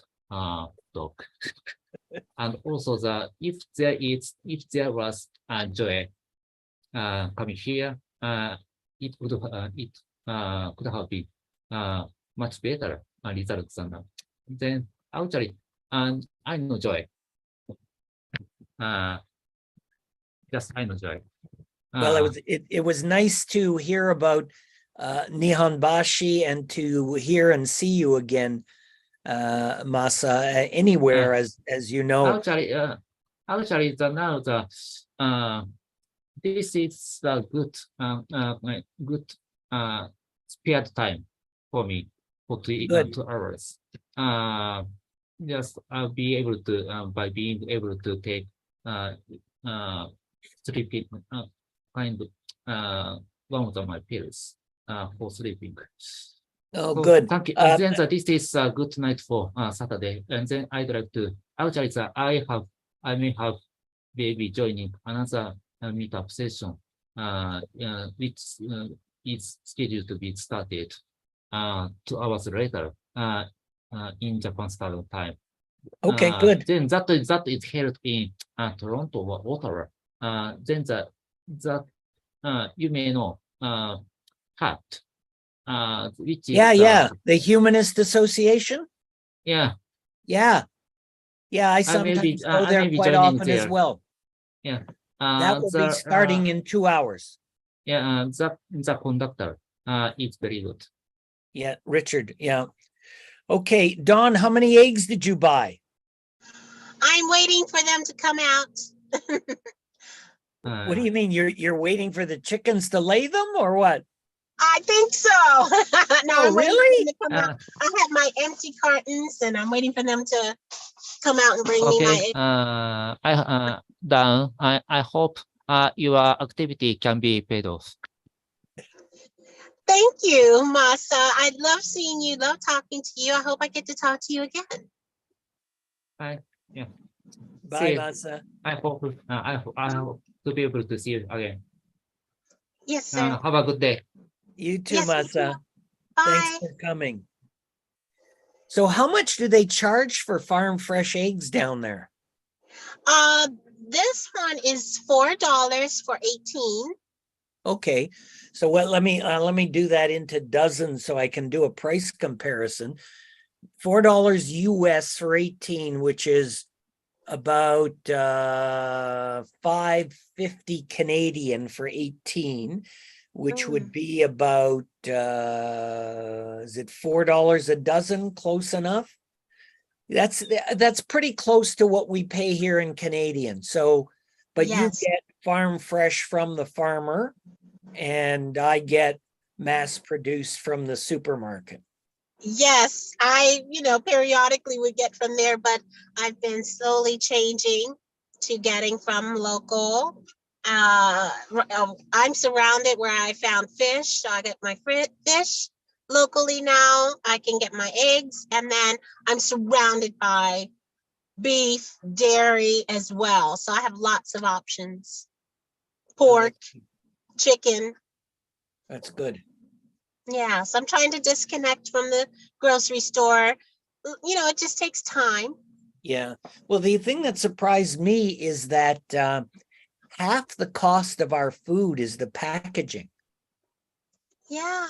Packaging and processing, and we're filling the world up with garbage. When I look around, I see all the grocery bags and the plastic containers. I try to find ways to recycle them instead of just throwing them. So like here, I use them to hold some large marbles to play Vinci, but there's only so many.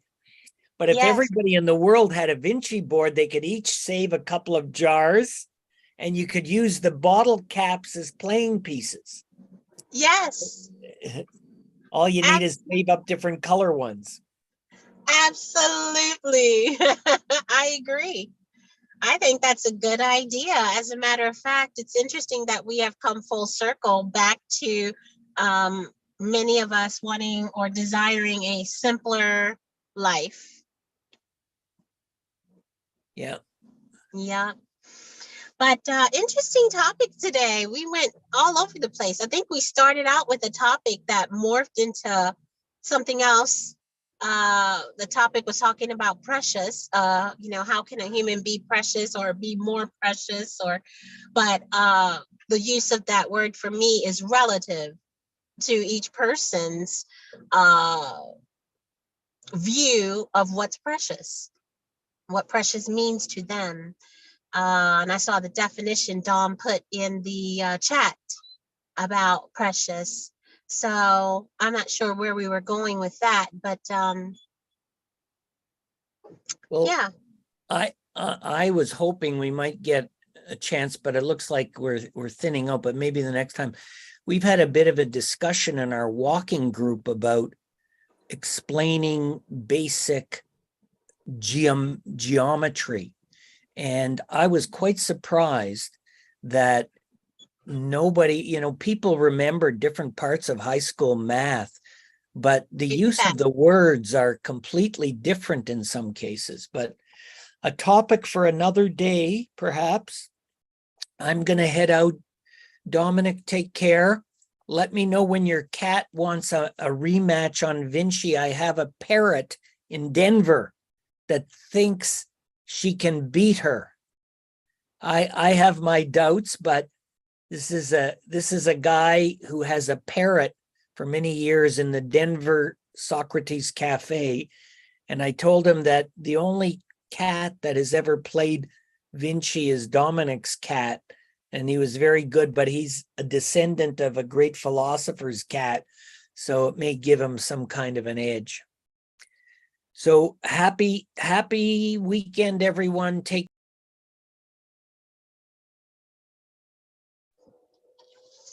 Thank you, Joel. Bye. Bye, everyone. Have a good weekend. Bye, Dawn. Are you leaving, Y'all Dawn? soon. Yeah, I was gonna go. I thought you were gone. Yes, I was gone. I'm back. So may you appreciate your human life and the preciousness of it. Thank Later, you, Dawn. Hyro. Later. I In your future life, may you be born in another precious human life so that you may further awaken. We have good conditions. May you not be born in a place where there's war going on, where there's famine, but in a place where it's relatively peaceful, and that you have time to study and get on Zoom and wake up and think clearly. Thank you, Hyro. I was actually going to be meeting Rami and Stacy today. We were going to go to Busch Gardens, but I ended up my women's club in Inverness, our clubhouse, is booked this weekend. So that's why I was rushing here to get my eggs, because now I have to rush to the clubhouse. And I have multiple rentals today. So I'm like a little crazy, but I'm glad I got to talk to you all. May your eggs be fertilized and hatched. Oh no, are you gonna eat them? Yeah, I don't think I'm gonna hatch them, but thanks. They're going to be eaten, scrambled, or hard, or I do a scramble preparation. I eat a lot of Asian type of cuisine. So, I do Asian style cooking. So with noodles. Like, do you make soups with noodles? Yes. Remember when we went to that Asian market in Orlando? We got those noodles. I eat a lot of noodles. I eat a lot of rice. I eat seaweed. Wow. Yeah. Maybe I'll have some noodles for breakfast. I eat a lot of fish. I eat some meat. maybe for breakfast, I'll eat some ramen noodles. Actually, for me, a Spicy. breakfast can be anything. It can be like in Hawaii, it's normal to have a breakfast that's rice and hot dogs, or rice and spaghetti and hot dog. That's a breakfast. Hmm. So anything can be breakfast for me, but mostly I eat yogurt and grape nuts. Oh, yogurt. Mm. So Hmm. yeah, so awesome. What do you have planned today, Hyro? Maybe I'll eat a breakfast with ramen noodles and yogurt. Maybe not together, but I'd love to know how that comes out for you. I got this package of these Tantan Men ramen with chili oil. Yes, it's It's delicious. kind of spicy. Oh, it has a package that's got there's a chili oil in a package. Maybe that's what makes it hot. Hmm. Yes, the nanny was gonna serve my mother some, but she tasted it and it was too hot, too Ah, spicy, too hot and spicy. Maybe it's got chilies in it. Mm. I love chili oil. Hmm. But do I have rice to cook? Mm. Well, Oh, I'm I also got some of this, some parboiled rice. yes. Maybe I can cook that for breakfast. Nice. Rice for breakfast. Do you ever eat rice and eggs for breakfast? We eat a lot of eggs and rice for breakfast in Hawaii. Yeah. Mm. No, Even with I'll eat rice and oh, I got my madras lentils over here. Oh, I left the light on. I got a one of those that's already made. You just put it yes. in the microwave. Madras lentil. It's a little spicy. It's got lentils, red beans, and spices simmered in a creamy tomato sauce and thrown over rice. It's pretty satisfying. There's my breakfast brunch. Now all I have to Nice. do is start cooking it. I couldn't find my phone. I don't know. I'm using one phone. have two phones, but the other phone, I thought I had it with me, and I can't find it in the car or in my room. Maybe I left it in the office. I was at the office last night until 3 in the morning. Oh, no wonder you didn't wake up in time. Ah, Yes, Rami called me and saved the day. Woke, yes. woke me up at 7:15. I Wow. think, were you trying to say something, Dominic? Mhm. Yeah, I thought you was, Don, I thought you were leaving. I was just gonna say, have a good morning, and I don't know if Jaro wanted to continue elaborating on the whole idea of precious. We could probably get into a conversation about it if he wants.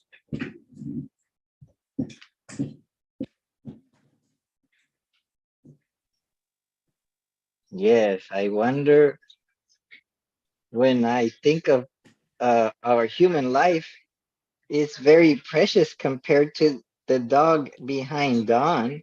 Well, the dog behind Don is very precious too, but mm, the dog can't read or write and speak and learn new languages.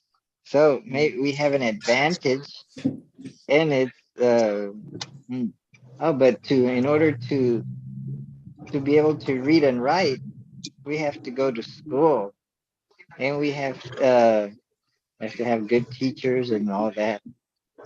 A good environment to learn all these skills. So maybe Well, this all dog, that education makes us precious. I Huh? was going to say, this dog is extremely intelligent. She does speak. She doesn't speak the way we speak, but she senses energy, she puts out energy, and she communicates very firmly. I have never seen a dog this smart before in my life. Wow. And I have watched her. She came to me with what I would categorize as an extreme amount of intelligence for a dog. And I don't have a lot of experience. But then she has, in 1 year, she has increased a lot. She understands everything that I'm saying. And she has an attitude. She has her own personality. It's amazing. Wow. Jarrell, is there a possibility then precious in the way you're describing could be like the ideal of beauty? It's in the eye of the beholder. Mm. So it's how Wow. somebody perceives something as valuable is the same person that can value things as beautiful. Wow. That's another angle to it. Maybe what is beautiful to me makes that object more precious. If it's more beautiful, then it seems to be more precious, more valuable, Could be. more more rare. Like if it's first impression looks, but then we have to examine it and make sure it is really that. Like examining a piece of stone that's shiny like gold, and we have to examine it to make sure it is gold. How do we do that? We have to gold, it has certain characteristics, so we have to check for them. So some of it's biology, Jarrell. Some of it is a lot of the eye of the beholder ideal is a very perception conditions, but some of it is actually biology. Some people can be attracted to other people on a biological level. Some of it's conditioned. So what we've deemed as valuable, precious, you were just tapping a little bit about gold, opposed to other things like maybe an animal or a tree or nutrients from a particular food that we eat. Again, a lot of those things can be broken down into different branches. And then a person can decipher, okay, is it my perception that's deeming that valuable? Is it biology? Of course, biology will tap into one's perceptions. So, but then again, we have to also observe biological as in evolutionary, as in survival of the fittest, as in we seek a beautiful woman that has these characteristics because biologically and evolutionarily they have some certain benefits over others that don't have that. Sometimes, Jarrell, sometimes in a status of war, the biology could work in that it's a survival of the fit, where in times of comfort, then people will allow you a little bit more attractiveness and a person's symmetric. Can they be nurturing and all that?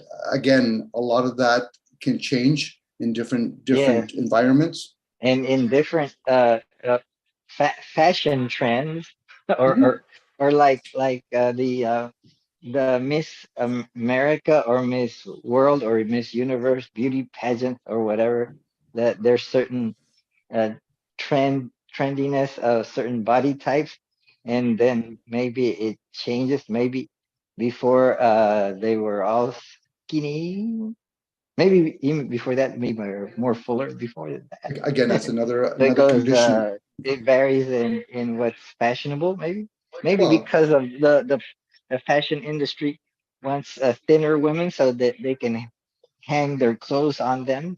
It could be, Jarrell. Again, different times. If you're living in a time of strife or war, then you can condition people to think that a woman that's a little bit more meatier is attractive.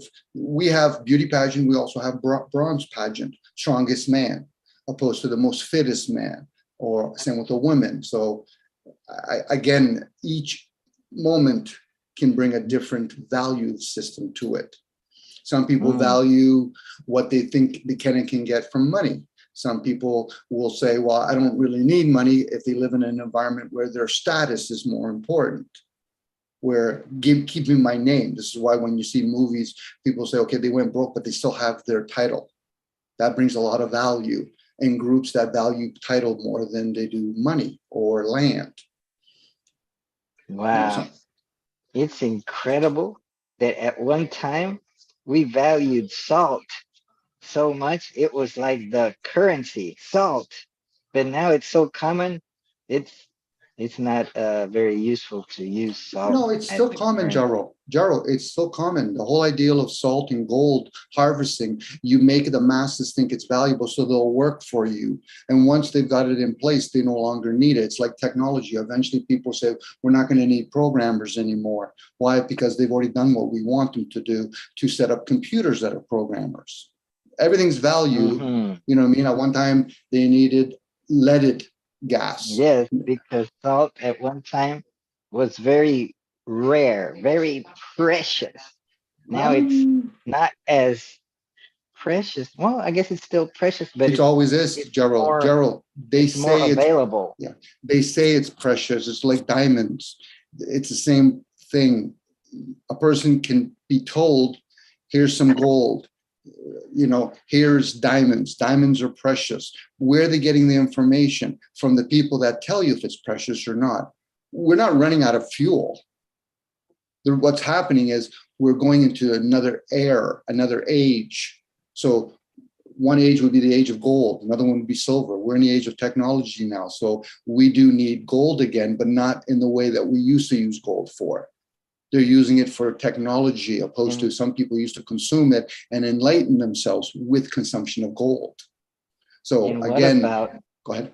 and what about Bitcoin? What makes it so precious?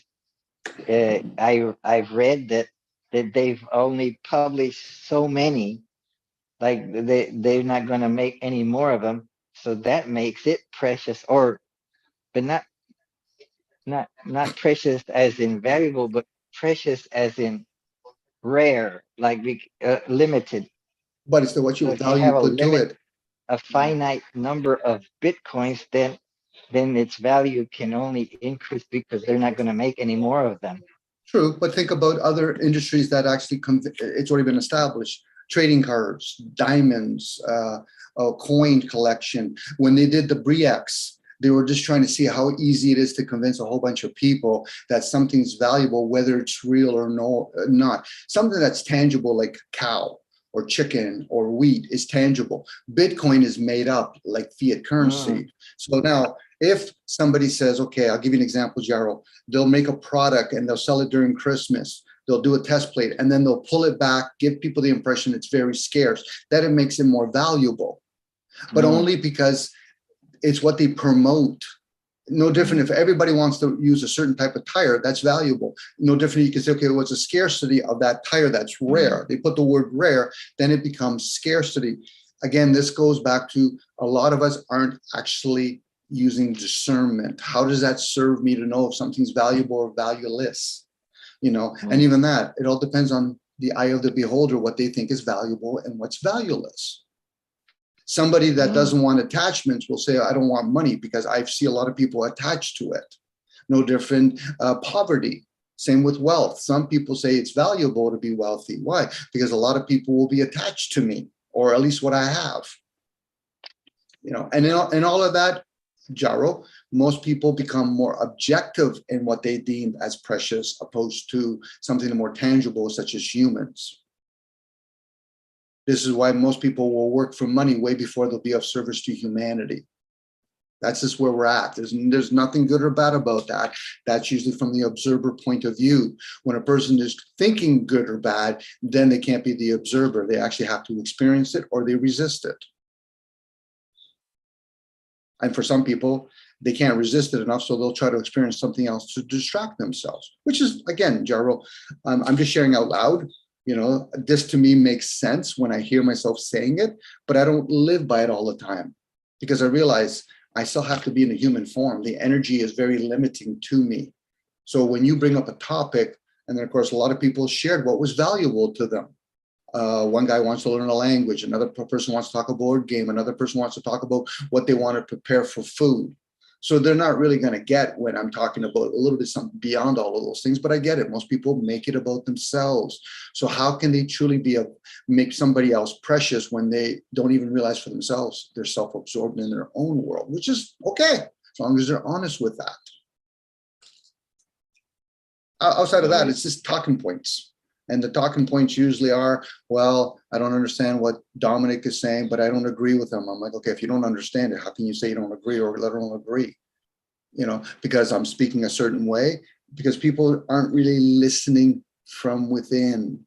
They're still doing that monkey mind, and they're hearing other people with the same monkey mind, and then they want to meditate, but they truly don't want to go into a state of silence from within and then listen to what they're hearing outside. Until then, we're giving key points. Most of us are never going to be the Buddha. Most of us aren't going to be the anointed one in Christ. You know, and even if we are, for how long? You know, we assume what we think Jesus or Buddha was a long time ago, but how could we live it? And how long did they live it? As a possibility. I'm just playing with words at this point. But anyway, I'm probably going to take off too, actually, Jaro, because I'm pretty sure you're going to go on with this, and I hope the best with it. So yes, there's a possibility that we may not attain Buddhahood or Christhood, but we can strive for it by educating ourselves, by improving ourselves. Okay. But we're talking about daily routines, Jaro. That's what we're thinking. People aren't even, if they're truly thinking clearly, I said, so what value does it bring to another person by sharing whether or not what they're having for breakfast? That's conversation when you're gonna have a 2-hour seminar. We're gonna have a first 10-minute conversation just to touch base. Everybody feels comfortable. But basically your thing was that 2 hours in and people are talking about nationality stuff, national stuff. You know, this is what we're doing in Japan, you know, and what do you think of America? I'm talking about economics.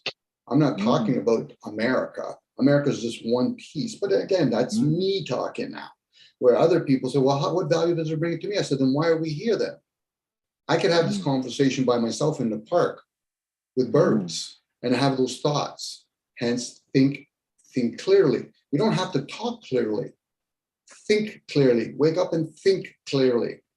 When people start talking the way they are, they're not actually thinking clearly. They're talking selfishly. Okay, what do I have for breakfast? Who fucking cares what you're having for breakfast? And I'm saying that as a question. Who cares? The person that talking is thinking out loud. Yes, and it's also revealing out loud how a person processes information. Which is, again, Jaro, this is not the way I talk. I'm not trying to imply it's wrong. I'm just implying, are people being honest with themselves? The fact that I talk the way I do is because I'm not honest with myself. If I truly valued everything I talk about economically, I would actually divorce myself from the system. But I realized, but that's a double-edged sword for me. For other people, it's kind of like, oh, it sounds neat, but I don't really want to do nothing about it. I said, okay, there's nothing about doing, but what about observing it? You know, and then being honest. It's a system, that's what it is. People voting are trying to say they don't agree with the system, but do they understand the system? Or are they just doing like in the old days, hey, we're not going to teach you how to read or write, just put this X here. And that's what a lot of people are still doing. I get it, Jaro, but you did bring up a very interesting topic. It just didn't really grow legs. You're trying to, and I appreciate it. And that's why I stuck around long enough, because all the other stuff was precious to them. What am I having for breakfast? What game am I going to play? What did I do in Japan? That's fucking ego talk, which is fine if they're honest with themselves. But it was no engagement. So when I talk and I just spew out, because I realize there's no engagement, leave it out there. It's like playing basketball by myself or playing tennis by myself against a wall. Well, Dom, you're not playing with anybody else. I said, I'm playing with myself. At least I know that I'm doing that. But for some people, they play tennis with others, maybe to help each other get better. But for most of them, they're trying to beat each other, which is fine, as long as the other person knows that. So you're going to try to hit the ball away from me? Yes. Oh, or I'm going to try to hit it through you. Well, okay, at least I know where you stand. You know, this is why when in the old days you used to say friend or foe. So at least I knew what position to be in. Most people are just playing this little monkey game with themselves, and they think they're actually being intellectual. You know, most of our conversation today was about precious stuff to oneself. And then they didn't even make it about themselves. They made it very objective, you know, which is fine. Again, Jaro, I say it's fine because my frustration is not that. People are going to do what they're going to do. That's the norm. You know, everybody's parenting things, or, you know, it's not to offend a poor parrot. You know, hopefully Joe will eventually hear this recording. I think I've said it numerous of times. My cat died a while back. So if you want to keep talking about an animal that exists or doesn't exist, that's fine. But they each their own. I'm not going to take offense to it, but, you know, it's like talking about Jesus. He's no longer here. What did he leave everybody? Same with Buddha. What did he leave? What were the four precepts or whatever they want to talk about it? Are we really practicing those things? Well, no. Then what are we practicing? Well, I don't want to talk about it. Well, then how can you be honest if you don't want to talk about what you're practicing? Who am I to tell you if being a thief is right or wrong? I'm nobody in that equation, but I'll hear you. That's what respect is, to hear other people. When somebody says I agree or disagree, the word I gives it away. I agree. I disagree. That's about the ego. They're not actually respecting other people. Anyway, what I share, Jaro, is to motivate people, hopefully, to inspire them to say something comes and say, wow, Dom, I have some data on that, opposed to making a tennis game with me and say, well, Dom, you know, this is economics, well, whatever. Anyway, sorry, Jaro, you're going to say something. Yes, I was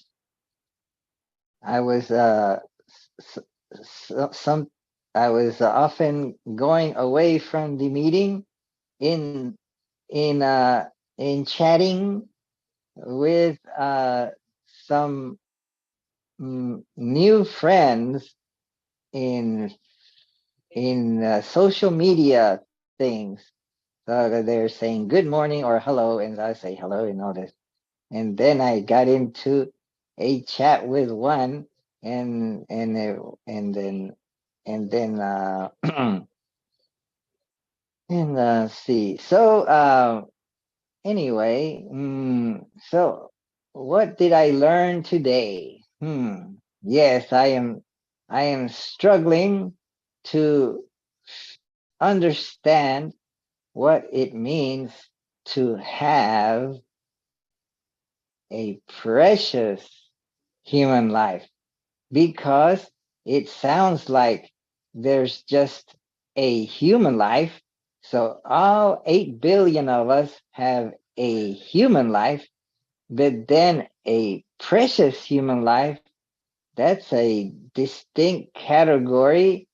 And it sounds like to have a precious human life, we have to have been fortunate enough to have been born in a middle class family and gone to school and learned some skills like reading and writing and arithmetic, and then have figured out how to use the computer and phone to get on Zoom, and then have philosophical, psychological, political, economical conversations every Saturday morning at Wake Up and Think Clearly. So isn't that precious? Because it's kind of it is kind of rare to have this happen every Saturday.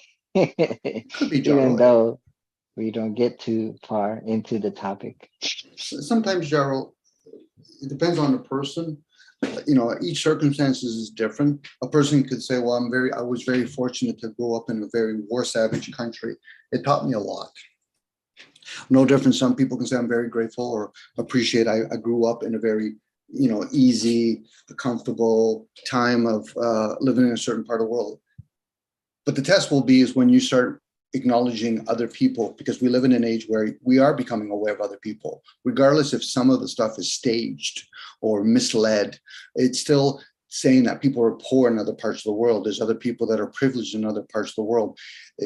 That's where we make something that's valuable valueless now, because we're too busy in our own, like, well, I'm glad I was born rich. Well, then you're being ignorant at that point. No different. I'm glad I was born poor. I said, your example will be to others what you do with those gifts of poverty or wealth.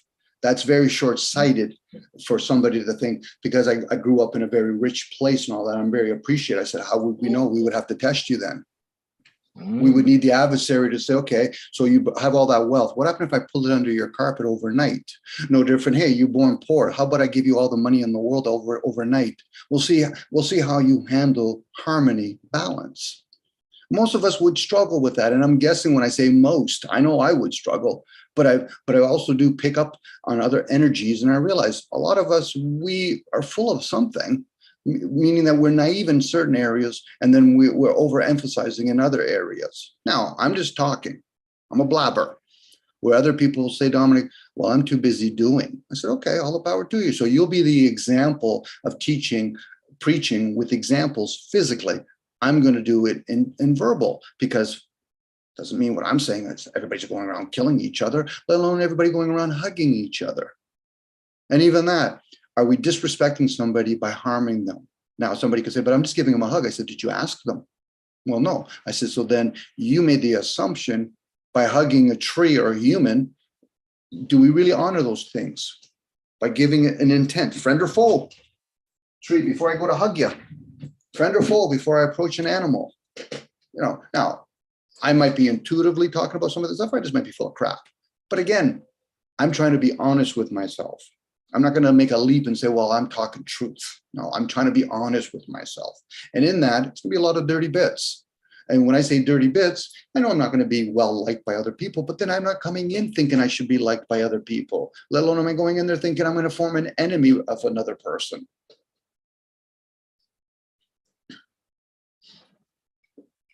But hey, Jara, I know where you're coming from. Me and you, to a certain point, we could probably reflect on some of our programs and realize we've been very fortunate, where other people maybe in the same environment said, no, I'm not fortunate. I live in a cardboard box, or I was a millionaire and by day's end, I'm broke now. Somebody could turn around and say, well, but they were a millionaire. I said, yeah, but we still have to sympathize that they lost. And what comes with loss prior to that is gain, hence attachments and resistance.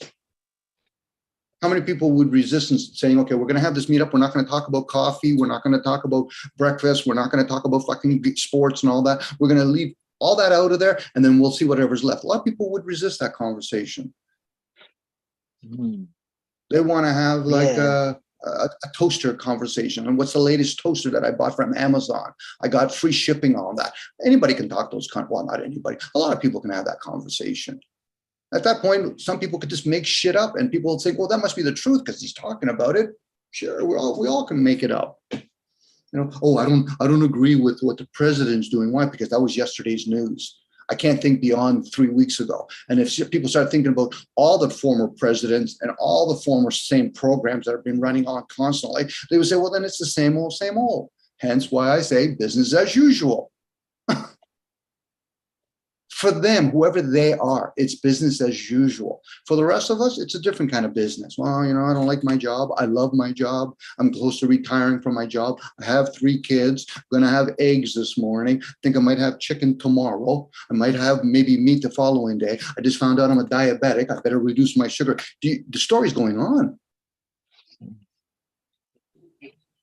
What have I learned from you? Maybe 3 minutes ago, I heard something, and let's see if I can remember what it was. That you said something like, well, we may be born rich or poor, but it depends on what we do with our life.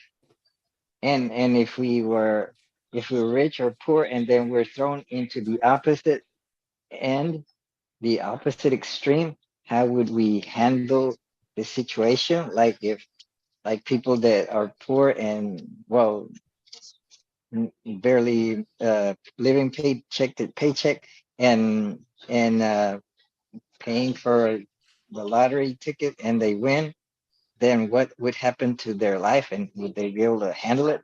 or a person that's very rich and goes broke, and how would they handle that situation? Mhm. Or going from one extreme to the other, would we be able to manage it or something? And that's extremities, Jaro. Most people never experience the extremities. It's like a tap with a leak in it.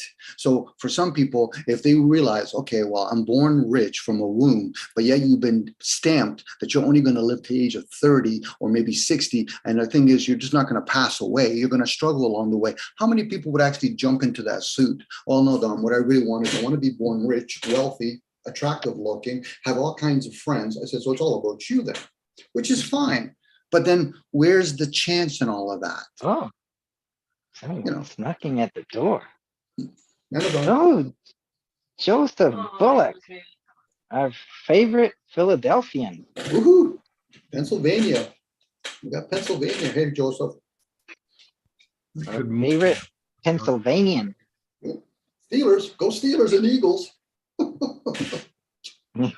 Well, fan, Welcome, Joseph Bullock. what would you guys discuss? Nothing but everything. Our precious human life. It's a topic that is kind of strange for us, but it's very easy for a Buddhist to understand, because in Tibet they believe in that we're in samsara. That's like a cycle of rebirth, Yes. like birth and dying. So we're not thinking about this life.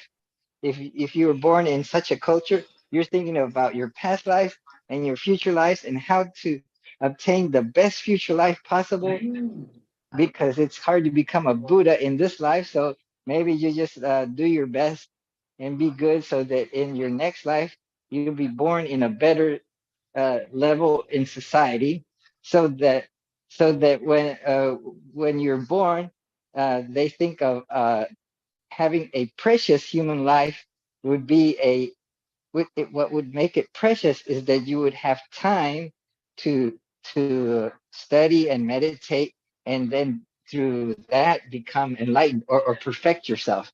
So that's what Buddhists pray for, is to have a precious human life, if not in this life, maybe in the next life. So it's kind of because when I submitted the topic, or when I thought about it, oh well, isn't everybody's life precious, like to them? Like even if you're like in the rat race and don't have time to meditate, then you don't think about spiritual stuff, and don't wake up there. You just like so it's not much of a precious life, but to them they think they're precious, I guess. What do you think? Oh, it's interesting. I mean, I even think the whole idea of rebirth kind of cuts through, the narratives of, it's even in Christianity in a way. It's maybe not in the same way, but the idea of being reborn. I mean, it's in Hinduism as well. And finding yourself, and what is that, the metaphor of rebirth. It's beginning anew. It's why a lot of people end up that are going through very difficult times end up converting to one particular religion or another. So because it's a new beginning, you found yourself again, so you can begin again. I mean, for it's a major theme in a lot of religions, and especially I gotta say in the United States, it's that's what a lot of the evangelical movement is, to tell you the truth. But as far as Buddhism is concerned, it is a unique way of looking at it. and it's a good reason to perfect yourself. Yeah, no, so I mean, it's an interesting topic, interesting metaphor as well. What most people deem precious is what they practice. So, for example, somebody that is ignoring the fact that spirit, prana, chi is constantly around you might not actually deem that as precious, but in an unknown sense, they're practicing on a regular basis. What most people practice and they deem precious is based on the five senses. So now somebody could turn around and say, okay, well, Dom, I value Buddhism. I said, so then that's what you do. You value precious as precious. Now, are we talking about the ideal? Are we talking about what's been practiced? Because Buddha's no longer with us. So, and even if he was, where's all his pupils? Are they too busy preaching about it verbally, or are they preaching it with action? It's constantly around us. So some people will value money as precious. Some people Right. will value gold as precious. But if I go to a store that accepts only money or PayPal, they're going to say, you're going to have to do something with that gold. You're going to have to transform it in some way. Yeah, but it's valuable. I said, in your world it is. In this particular application, it isn't. So again, humans don't really deem each other as precious because I'm still valuing this ideal. Most humans, including me, are self-absorbed. And until they become honest with that, that's not going to expand. It's actually going to keep on retracting inwards. And then people have intellectual conversations about this stuff, which is fine. There's nothing wrong or right about it, but people will quickly, well, there has to be a right or wrong. I said, okay, if you want right or wrong, good or bad, watch sports. It'll give you outcomes. So again, it's constantly around us what we deemed as precious. I enjoy ideal conversation because I don't want to get to the nuts and bolts of it. And most people are caught up in them not being honest with themselves. Then what have you been pursuing most of your life? Survival, thriving. I want to earn a whole bunch of money so that I can retire or be retarded. A little bit of both, actually. But there's no right or wrong in it. Just because I said it's retarded, it's a form of insanity. And I don't care what profession a person does, but again, that's what they deemed as precious. It's kind of, you weren't here earlier, Joel, Joseph. Values, essentially, you're just talking about values.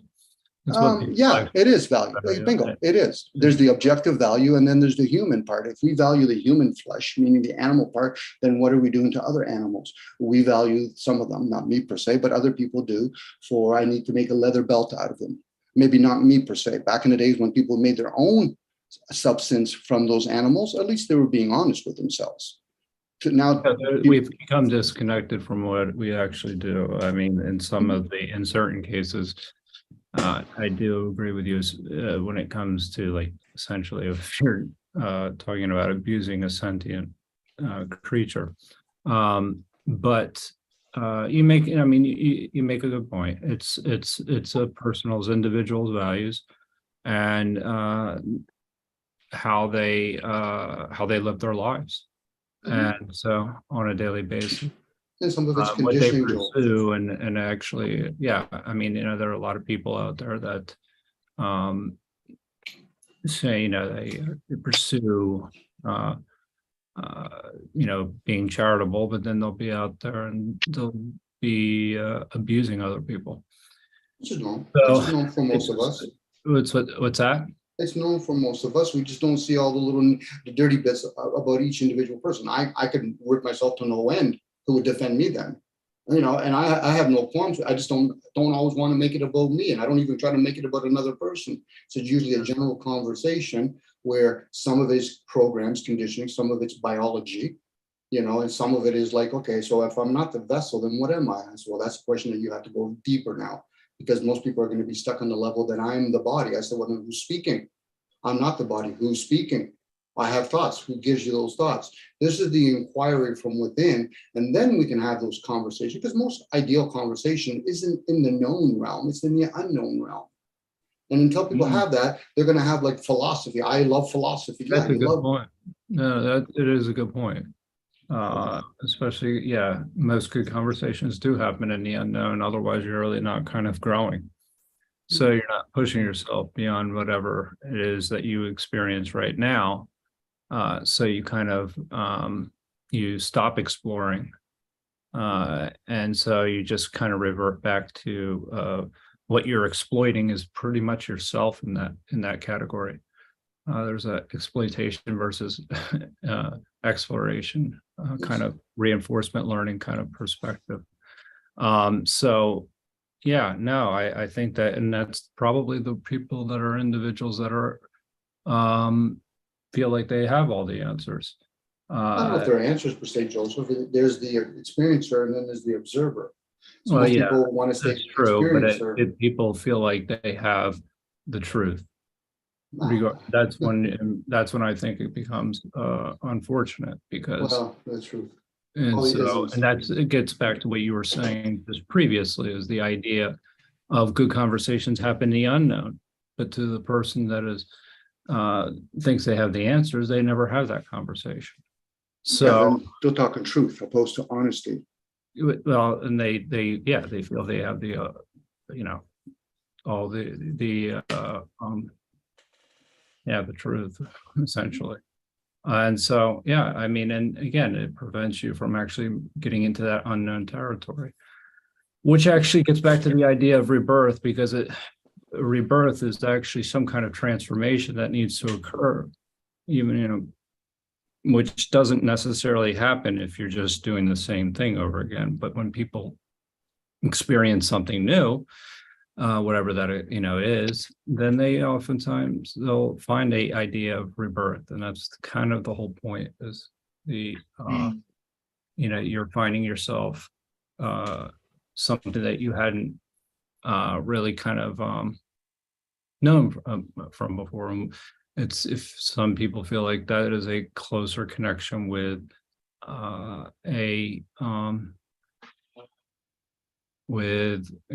or something, a higher power of some sort. And so that's also done, though it's not done without an individual's personal efforts as well. Well, there's a concept. So they have to work towards whatever that is. Now, whether that is beneficial to them or not, and whether it's sincere or not, I don't know. And it's really not, that part is not a concern. But I do, I agree with you. I think most of what you said, I have I think it's I think we've been on the same page or the same thing. At I least. just share too, whatever awareness needs to be shared. Like there is a concept of reincarnation opposed to rebirth.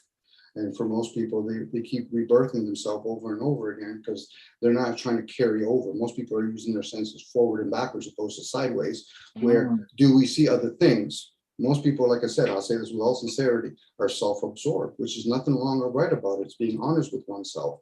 So once people realize they're self-absorbed, and then they want to look out the cave a little bit and they'll listen to somebody else, Kant or Socrates or Jesus, and then drag it back in their own cave. I said, it's not their name you got to drag in. What was the teachings? You got to apply it. You just said it too. It's for some people, they're being honest. It's of no concern. But let's say it was a concern. How would we have discernment? Most people just want to gather knowledge, knowing that's the searcher. The seeker is the fool. I'm going to try to inquire about things that I can't see, such as, oh, I don't see air. Oh, I don't see words. Oh, I don't see thoughts. Then what are these people talking about when they see the light? I said, well, you ever seen the energy of light? Have you ever seen the division? And then people will branch off. Well, that's what religion teaches. I said, that's another dogma. Science, that's another dogma. That's kindergarten classroom stuff. But I guess people have a difficult time unless they start applying it. Everything that Kant and Socrates, throw it out the fucking door. Anything that Jesus said, throw it out the door. Why? Because that stuff was already inspired. When a person goes inwards and says, okay, so how does Wi-Fi really work? Well, how does the energy of trees and plants work? Well, Tesla, throw that out the door. Because it's the ideal of naming it with a person. This is like people going to university. I have to do all my back. You just made that's a very the idea of naming it to begin with. That's the savior complex. Kant said this. Who fucking cares what Kant said? Yeah, and even that. Do you Sorry, think Gerald. that really is a savior complex just because you put a name to something, or is No, that what ends up happening is somebody gives a name to some sort of ailment. Oh, I have ADHD. Okay, fine. Well, what's the breakdown to all of that? So if Kant, I'm just using him as an example, or Plato, let's say they said something. Okay, I don't really give a damn How many times has it been rewritten? I can only use discernment on what was written or spoken. Since they're all dead, I won't hear it spoken. So what I go with the ideal that if something was inspired to be written, it doesn't matter how many hands it exchanges. People could play the telephone game and realize voices and changing over and over can change over. But if you have discernment within, you'll know exactly what the very first person said. Forget about what the last person said. And until people go inwards, they're not going to use the mind through the intuitive part, the midsection. They're going to use their hemispheres to become very scholarly, which is nothing wrong. I think all people should be scholarly, intuitively, insightful. Get into a state of meditation where you're listening from within and you're silencing that ego, that lower program. Even the higher program, it's just what it is. It's a program. That's the one that functions the body when we go to sleep. When we're awake, who functions the blood? That's beyond the hemisphere's ability to grasp it. That's just the king and queen. But the king and queen are there to represent the kingdom. They're not there to rule over the kingdom. They're supposed to represent the kingdom. Now, how many more millions of books need to be written? I think we should have Kindlewood by this point. Because this technology we have today would have exempted all that other technology. It would have said, Plato, stop writing. That's old fucking technology. How do we know? Because in the future, people are going to say, we're going to look at a new technology called written work. But is it really new? We're trying to put the unknown into the known. Hence, feminine and masculine, yin and yang, positive and negative. But people don't want to grasp that because most people realize they've never gone to school yet because they're not ready to be the student. The students from within, not that I agree with you on that for sure. I'm just sharing out loud, Joseph, because I know this is being recorded. I already get the sense you're on your own journey. Same with Gyro. For me, if it was just me and you, I wouldn't be talking this way because I realize it's recorded. This is for other people to say, oh, I saw, fuck, I'm sharing a whole bunch of nuggets. Oh, okay, if you think it's a nugget, that's up to you to value. Where other people's like, no, you didn't share fuck all because they're not honest with themselves. Most people are materialistic. Which is fine. Now somebody can say, well, I'm not. I said, well, then think about the vessel that you're in. Think about the food you eat. That's material. But where's the unknown? Where's the energy that fuels all of that? Air, the sun for the skin. Anyway, I went on. A nugget. That's an interesting word, nugget, as in gold, as in precious. So what can I do to make my life more precious, more make it more of a nugget? Be more grateful, be more thankful, be more of the observer.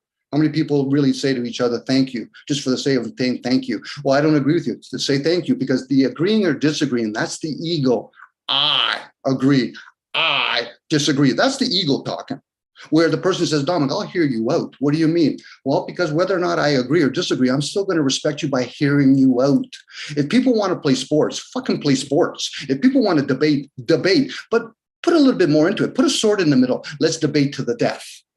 But you beat me. Let me kill myself. Why? Because that's the samurais. Let me create karma for myself. But people don't want to do that. Wow.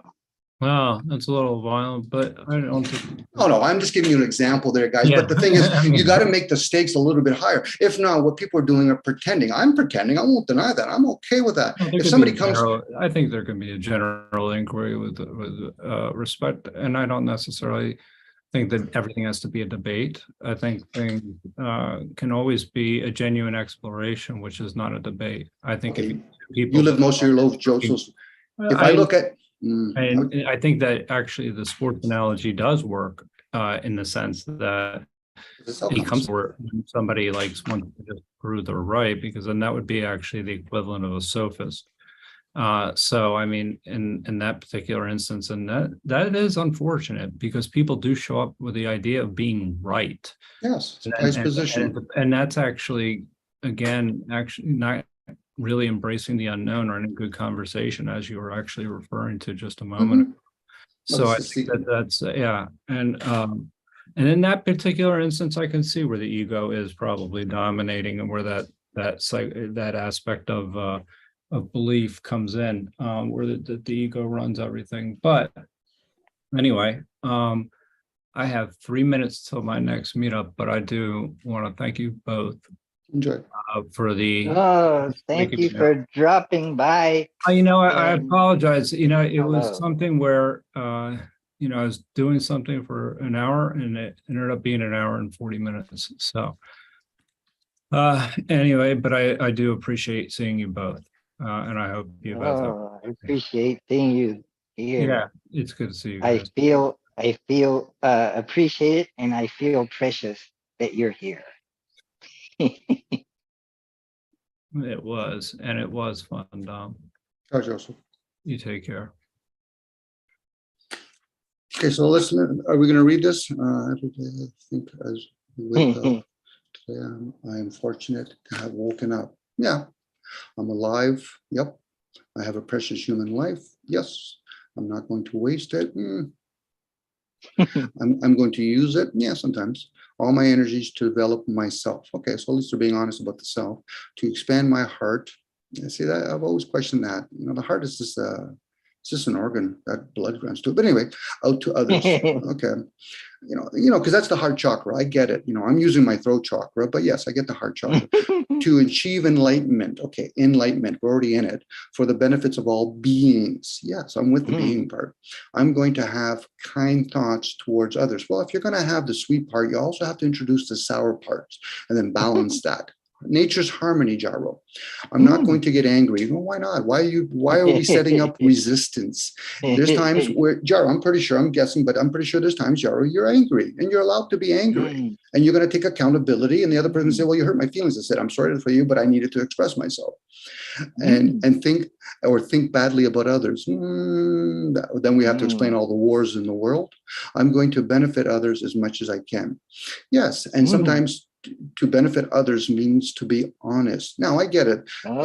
Whether or not that was the Dalai Lama that wrote it or somebody else, I see a lot of value in what's being spoken, but I also see a lot of short-sightedness because the human experience is to experience many things. And some of it is emotions. Some of it is feelings, which is a part of emotions, physical emotions, meaning we're moving our hands. Thinking is another emotion. Again, this is, if they just put down at the bottom of unknown, that would save a lot of people thinking, oh, but it's the Dalai Lama. No, it's just unknown. Doesn't matter who writes it. This is the thing. It's, people put more value is, precious human life, and then the Dalai Lama. Well, what about the being part? Myself, expand the heart. What about expanding your throat, expanding your halo above you? What about your lower chakras? I get it. It sounds nice, and as we're reading it, we're using our hemispheres from reading from left to right, up and down. There's programs even in that. And then, of course, they do all these little symbols on the side. Precious human life, yes, but from whose perspective? From another human that's not aware that they're beyond the human capacity? Yes. We're bigger than that, Jaro, but I get it. Some people need to see it from that point of view. Yes, there's a lot that's not clarified there.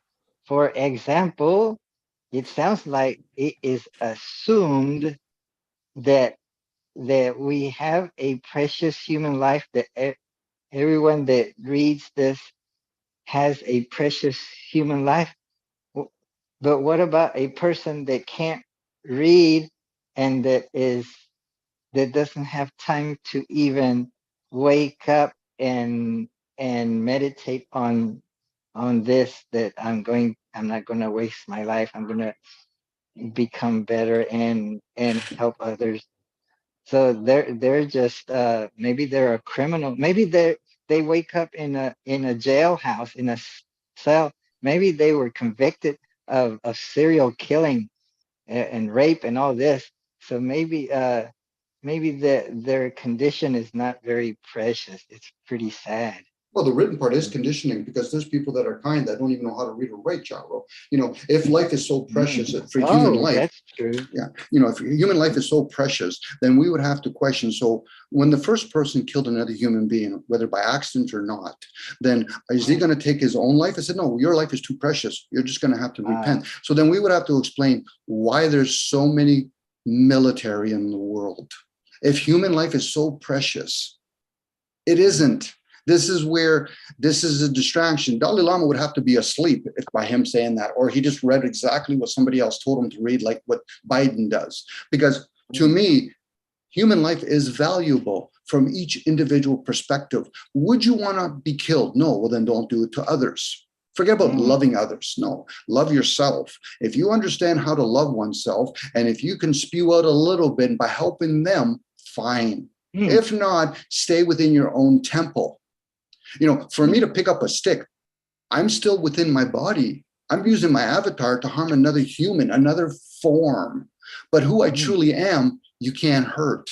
So lucky we're in the acting realm. That's why when people talk about slavery and mastery, I said, if you truly know who you are, they can never imprison you. Now, they can temporarily put you in a costume for a while, or maybe we choose to be here. This is why when the Buddha became enlightened, he became aware. He became aware, but most of the people around him are still asleep. The Dalai Lama, he's an imposter, as far as I'm concerned, unless he's there to help the masses that are still asleep. He can do that all he wants. I'm not interested in that. That's too much of a responsibility. But by giving some of this stuff that you just read, we read here, that's kindergarten stuff. But that's important for people. Now, some people could be 80 years old. That's still kindergarten stuff for them because they're still in kindergarten. Now, I'm not saying I'm above all of that. I'm still a human. I've harmed people before. The way I speak could be harmed. But if a person comes into a conversation wanting nothing but pleasantries, well, then how are they going to take things that aren't always meant to be talked smoothly? Thank You know, some people, go ahead, Sergio.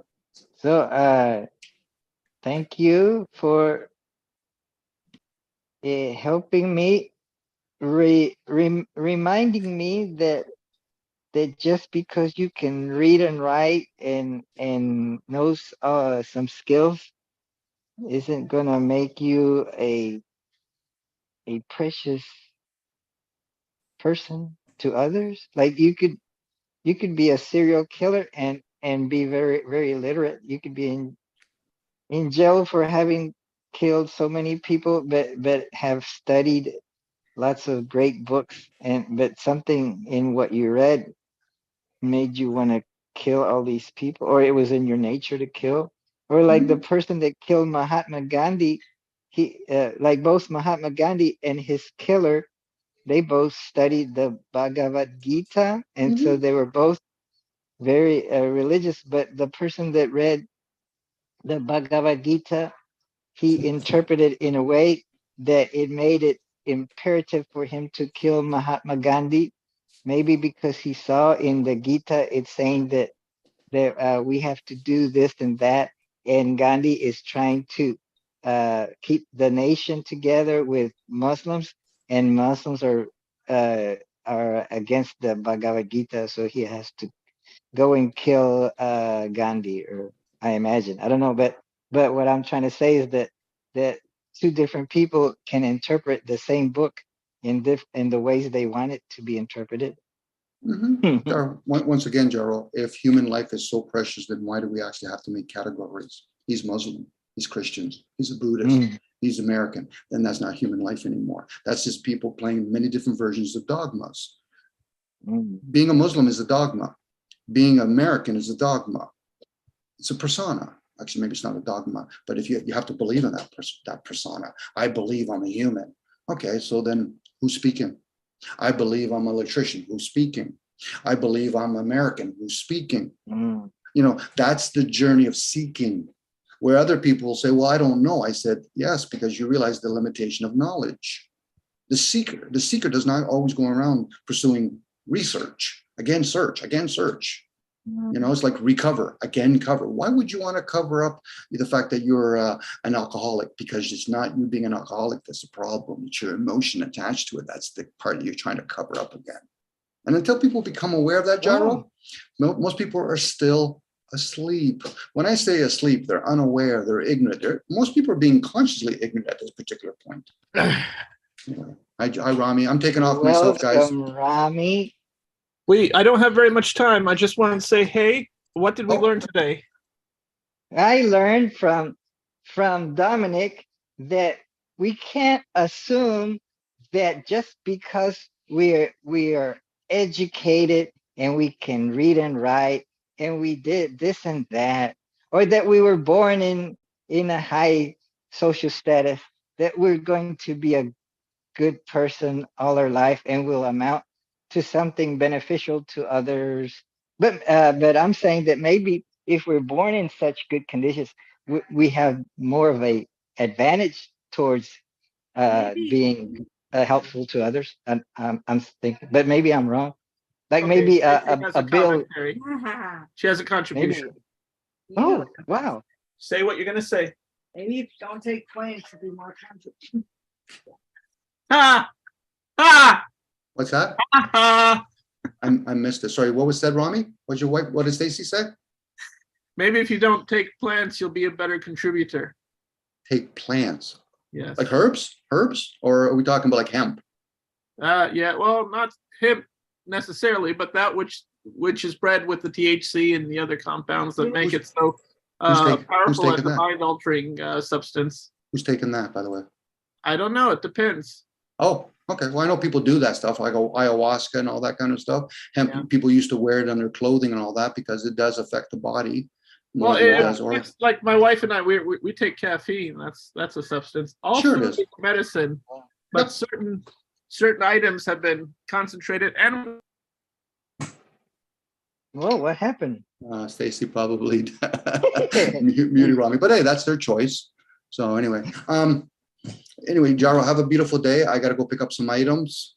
And Wow, thank you for sharing. I as tried to, usual. Jaro. Yeah, I try. I know the way I presented, but then Sure. again, I'm not about pleasantries. I'm not the good cop in these situations. You're helping to wake me up and think clearly. I think you already know that, Jaro, that you know yourself. You just sometimes I know myself when somebody explains things, it takes me a while to grasp it. And sometimes it's presented harshly, but more times than not, I make it a point to hear it over and over again. For some people, they don't want to hear it over and over again. So they want it either gift wrapped to them, which for some people it's advantageous. For other people, no, they want it either you're going to have to do it harshly or you have to do it over and over again. You can constantly hear it and then realize, oh, okay, so it's not about changing a person's way, it's about aware of where the person stands right now. Then they can decipher whether or not they think they need to repent, in this case, change. If they want to change their ways, that's up to them. I know that for myself. There's a lot of things I do that I'm not willing to change. If anything else, I embrace it. I'm like an addict that way. But I'm still okay of talking about certain things that I'm either subtly, not openly admitting to other people. I'm my own hypocrite. I just say the word hypocrite, but I don't feel as though I need to always make it about me. You know, it's I'm under the impression when I'm talking to other people, it should be about either them or some general conversation, some ideal. You know, if I was going to make it about being a monk, I would be a monk. I would be there. I would be learning all kinds of stuff. I wouldn't be doing it so I can put myself back into a major city. You know, some of them do. That's up to them. For whatever reason, that's up to them. If they have the ability to have a monk's life and then readapt themselves into a city lifestyle and still practice monks, all power to them. That'll be like asking a rich person to be rich but yet live among the poor. Some people can. For a lot of people, no, they want to go the other direction. I want to be able to spend some. I want an expensive yacht. I want some nice trips. I want to be able to have a nice big house. I want to be a person on a big hill with a big house. Okay, so you want to be seen now, but you don't want to be heard. Big difference. Anyway, Jaro, have a beautiful day, my friend. Thank you. Bye. Mm. Mm. Mm.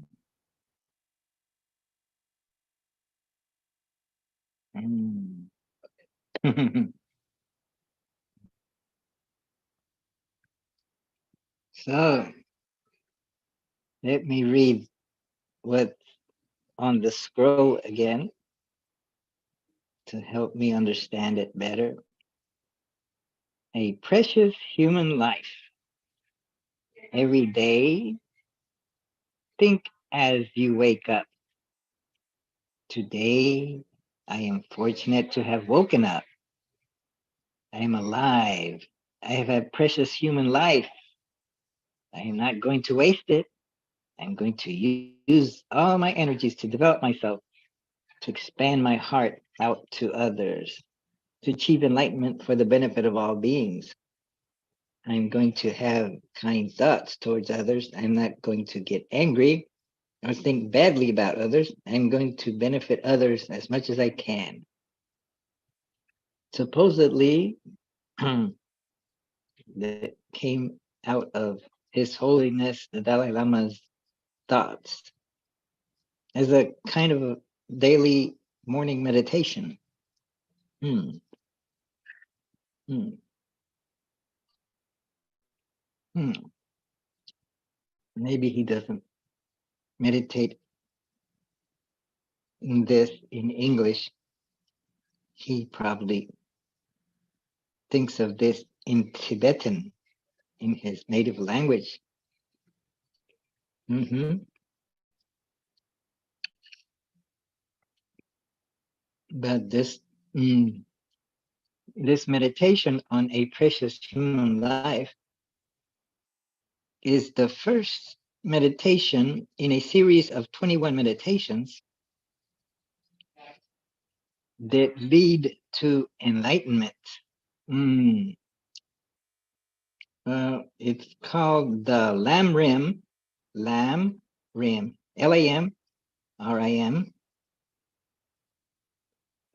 It was formulated by, well, the tools for meditating to attain enlightenment were formulated and taught by the Buddha 25 centuries ago.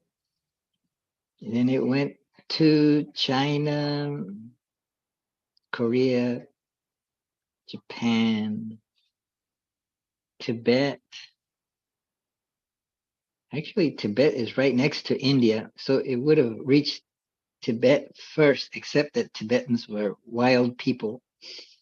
They were nomadic, so they didn't have time to meditate, except certain Tibetans who would stay in the caves all the time. They would meditate.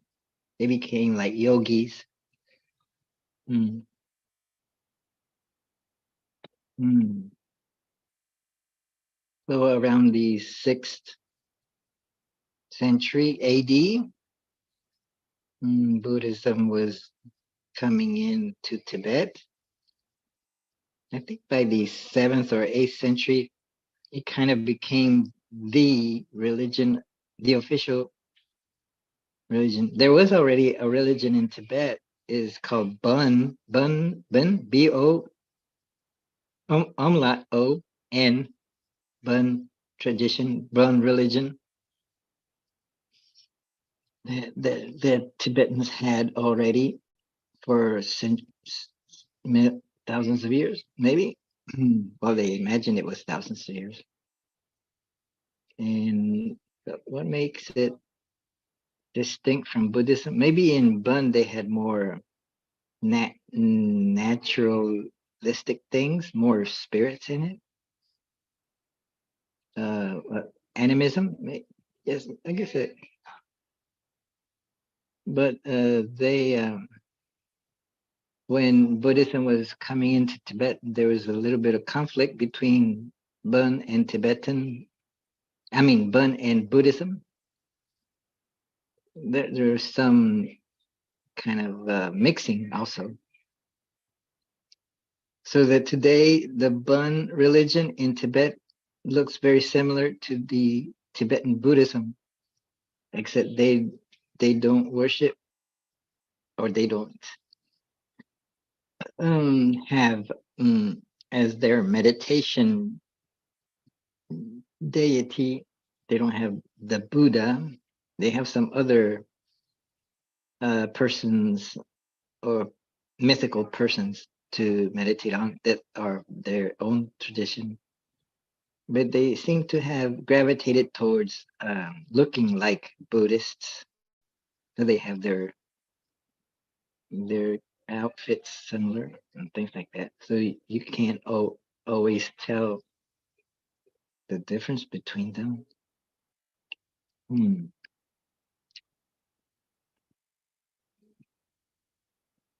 So what I'm trying to say is that this meditation on a precious human life is the first meditation of 21 meditations. So I thought I would introduce this meditation for this week, and maybe next week I'll think about continuing with this meditation or introducing a new meditation, the next one up.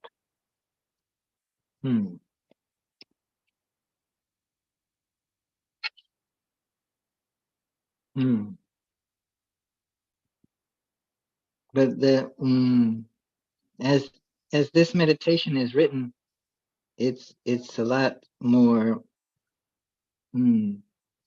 There's a lot more to it than that, because the idea of a precious human life, what I get is that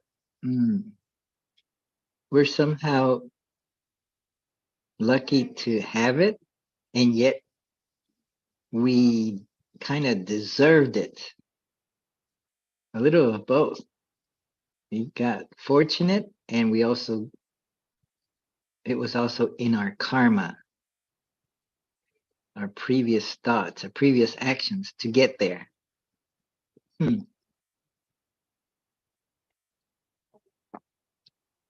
As in, why was I born in such a wonderful family with all good conditions?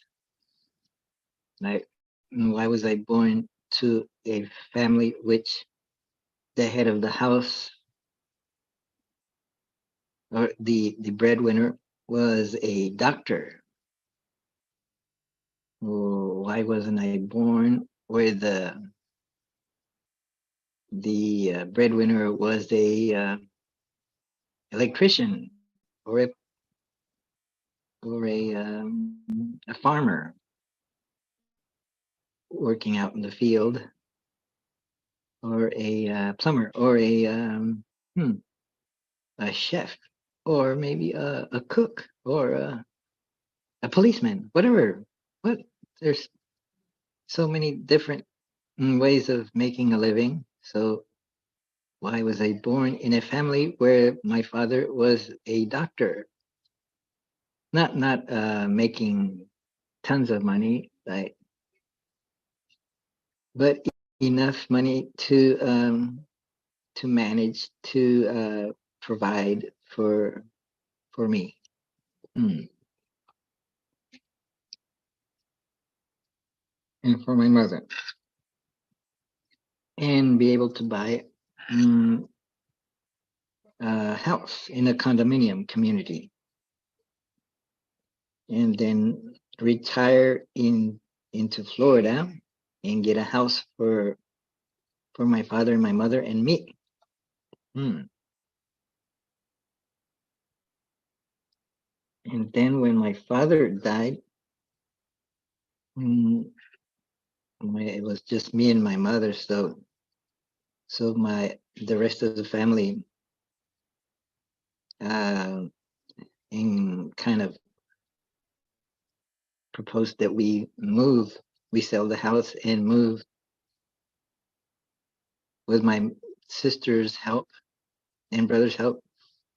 We sold the house and moved to be closer to my brothers in Central Florida. We were living in South Florida. So I've been in Central Florida the past 24 years.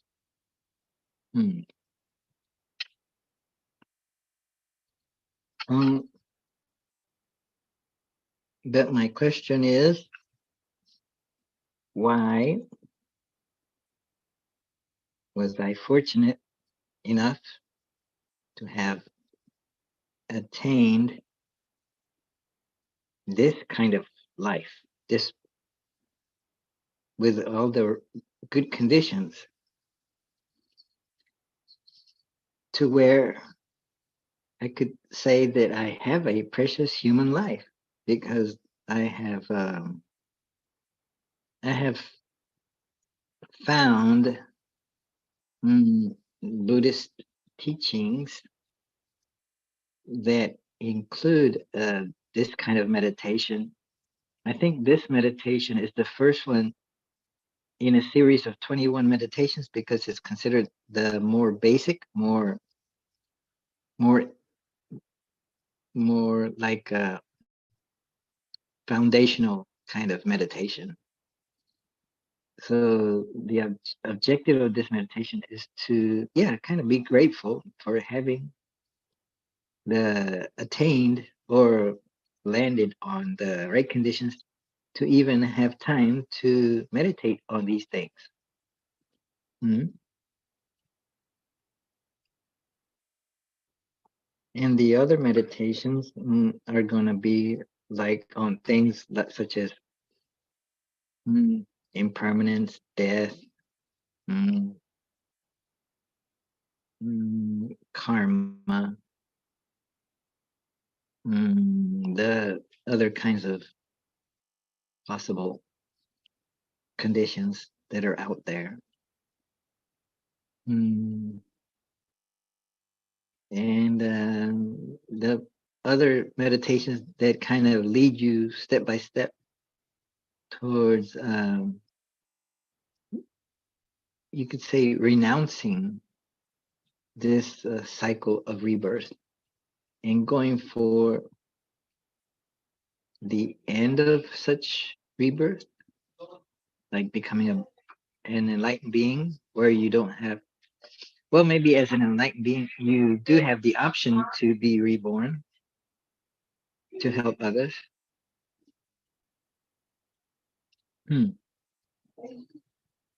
Oh my gosh. Oh. Oh.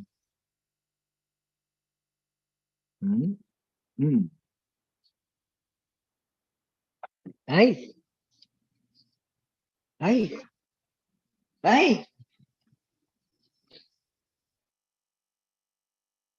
Mm. Mm. Mm. My charger. I'm getting my charger so that the phone doesn't shut down on me. I'm using the phone.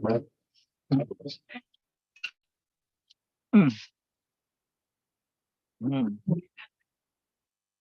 Mhm.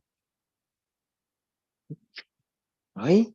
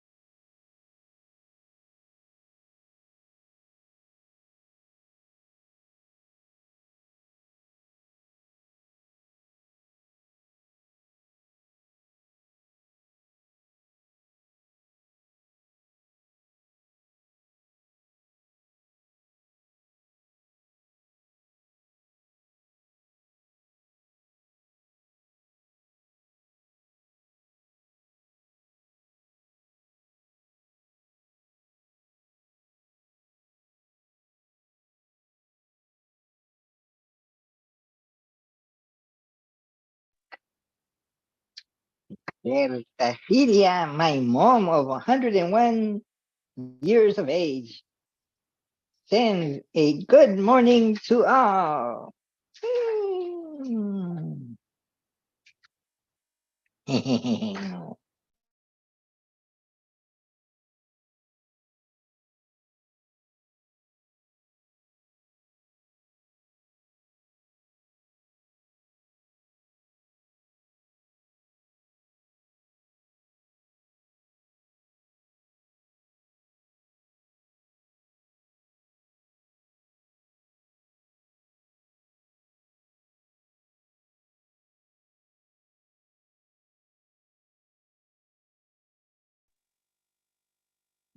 I'm all suited up, but I don't have a shirt and tie. That's not my suit. That belongs to my roommate. He let me try it out. In case I need to go out with a suit, he let me borrow it.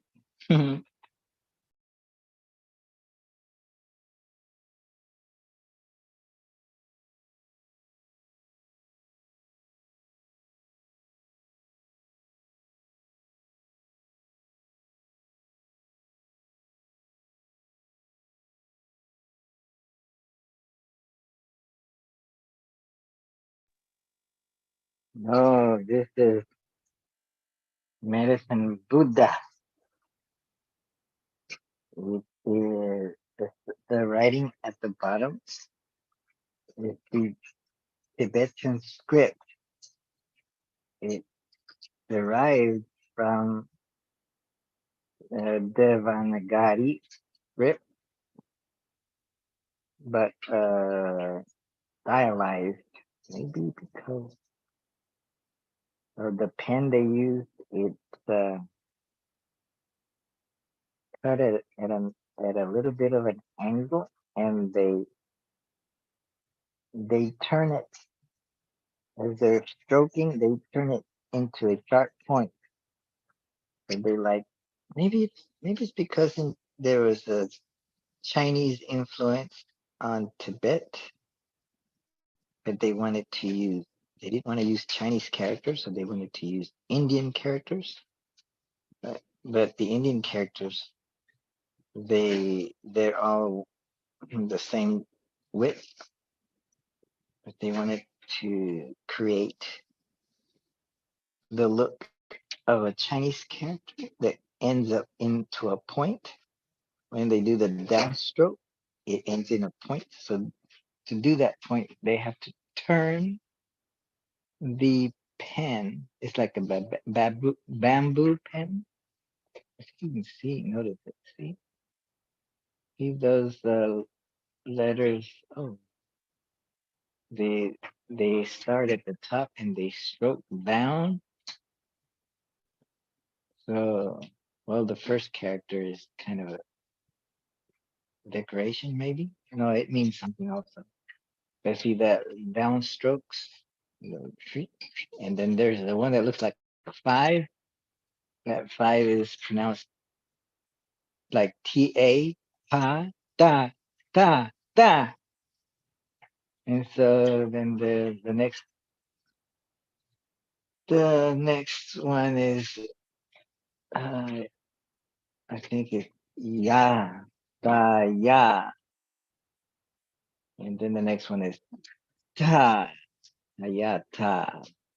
Then the one with a circle on top is Om, Dayata Om, and so on. So this mantra goes like that. Dayata Om, that's the beginning of the mantra. But then the important word in the mantra is Bekanze. I think Bekanze is the name of this Buddha, or one way of saying referring to the Buddha, but also referring to the healing ability of the Buddha. Oh, or it's asking that Buddha to heal me. So it's saying Tayata Om Bekanse, Bekanse, Maha Bekanse. Maha means great. So it's great healing. Like it's kind of commanding that Buddha, like magical word saying heal, great heal. Or you do some healing, and do some great healing. Maybe the Maha also means that trying to get to the root of the problem, the karmic root, the mental cause of the sickness. So this is called the Medicine Buddha mantra because it's used for healing. So it goes like this. Tayata Om Bekanze Maha Bekanze Wanza Samungati Soha. Yeah, the last part is Radsa Samungati Soha. Tayata Om Bekanze Maha Bekanze Ransa Samungati Soha. Let's try it again. Tayata Om Bekanze Maha Bekanze Lanza Samungati Soha. Notice that I changed the accent of Bekanze to Bekanze. I've heard it both ways. I think I hear Bekanze more than Bekanze. Hmm.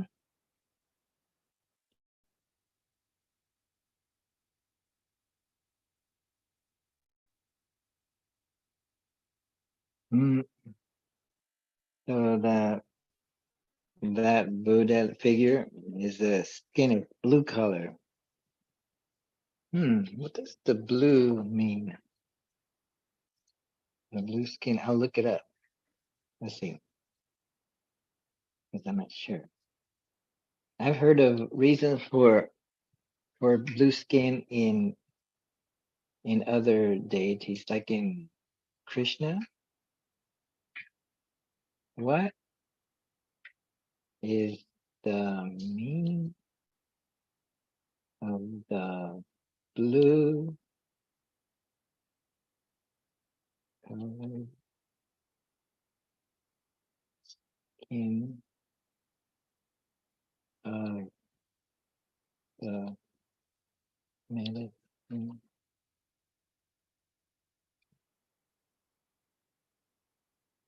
Buddha?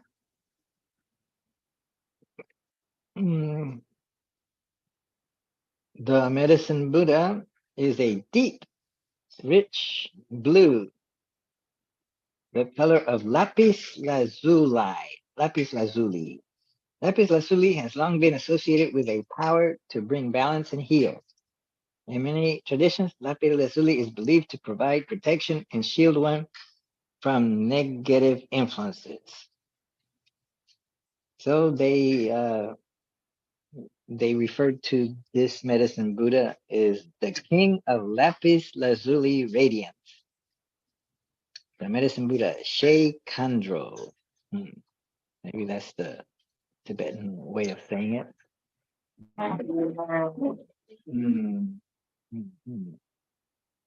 Then the medicine Buddha has a bowl of fruit held in his hand. In the Buddha's left hand, he holds a medicine jar containing the fruit of Mirobalan tree. This wild forest fruit is often called the elixir of life and is regarded as the highest medicine. It is therefore a symbol of the healing power of the Buddha. Where can I get the Mirobalan fruit?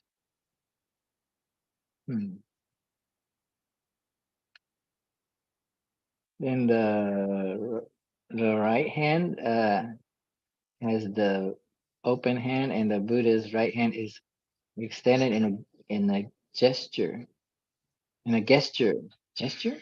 of giving. He holds a stem of the medicinal healing plant called Mirobalan, or Aruna fruit. This symbolizes his vow to offer healing to all beings equally. And there's in the sky, there's the sun and moon. The sun and moon are often depicted as part of sacred art in Tibetan tradition. The sun represents wisdom. It's considered a masculine energy. It's bright, fiery, light, energizing, and clarifying. The moon represents the compassion and is considered a feminine energy. It reflects a lunar glow, pacifying energy, bringing the clarity of a stable, compassionate mind. Together, the sun and moon, symbols of the masculine and feminine, represent wisdom and compassion, and speak to the fundamental aspects of the awakened mind. Hmm. Hmm. Sometimes the role of compassion and wisdom are reversed, as in there's a compassion Buddha and it's masculine, and there's the wisdom Buddha and it's feminine. So the genders are kind of reversed.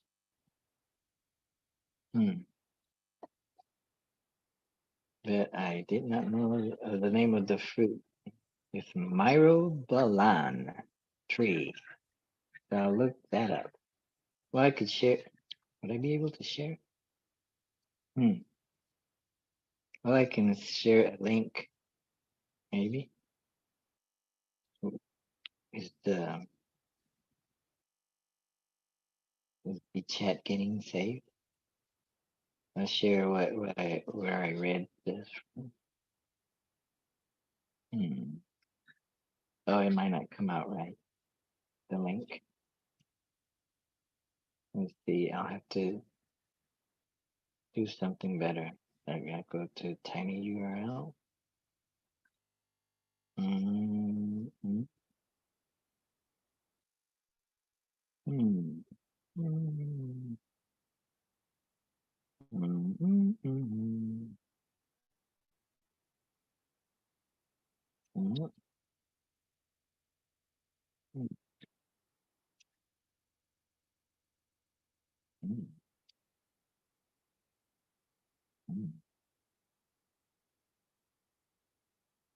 I wonder. Oh, wow. Oh, yeah. Here it is. Let's see. I wonder if this will work.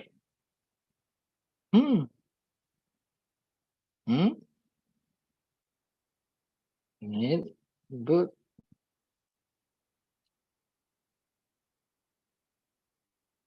It, boot.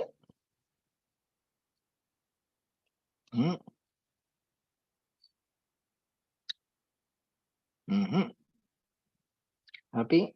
And then go over here. Oh, where's my Zoom? Oh, here it is. Now, here's, try this link. So that link should work. It'll take you to the what I was reading about Medicine Buddha. Oh, there's King of Lapis. Let's see, what's the name of the? I can't copy and paste. I can type it in. Let's see. Let's see if I can do. Oh, maybe I have to open it in a better web browser. Open in Opera.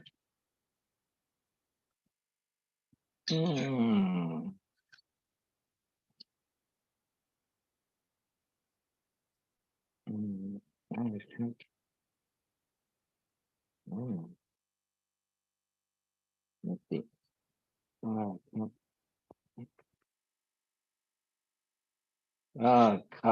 Content is protected.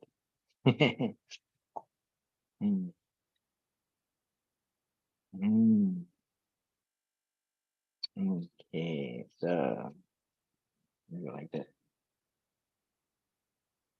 Yep. Yep. Mm. Yeah. So the content is oh, the content is protected. So I'm going to exit out of that and share what I screenshot right here. I can screenshot this. So that's the medicine Buddha. And it says the blue color of the skin. The medicine Buddha is a deep, rich blue, the color lapis lazuli. Okay. Lapis lazuli has long been associated with a power to bring balance and heal. In many traditions, lapis lazuli is believed to provide protection and shield one from negative influences. Oh, so let's try to check. Oh, I'll go back here. Then stop sharing and then stop sharing another picture. Oh, gallery. There's that one. Okay, so now this is the right hand. It's open. So that's a gesture of giving, like a mudra of giving, and then holding. But it's also loosely holding a flower, a stem of a medicinal healing plant called myrobalan or aruna fruit. And then, okay, now we can start there. Now we're going to share another picture. Let's see, there. So in his left hand, he's supporting a jar, a bowl of fruit, a bowl. So it contains that same plant, but in the form of fruits. The fruit of the myrobalan tree. This wild forest fruit is often called the elixir of life. It is regarded as the highest of medicines. It is therefore a symbol of the healing power of the Buddha. Okay. Myrobalan. So I'm going to look up myrobalan. Myrobalan.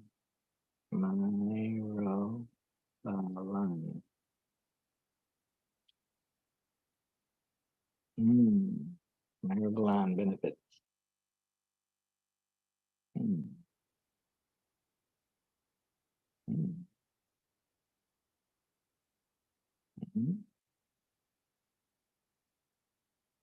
Wow, look what it can do. Got some benefits. Put them in the chat. It says the Shebulak myrobalan promotes the peristalsis process, helping you eat and digest better. Super astringency quality maintains the integrity of your tissues and the digestive tract. It helps in the healthy secretion of mucosal membranes in the respiratory, digestive, and urinary and reproductive systems. So where can I get myrobalan? Yeah. Let's see. Let's see.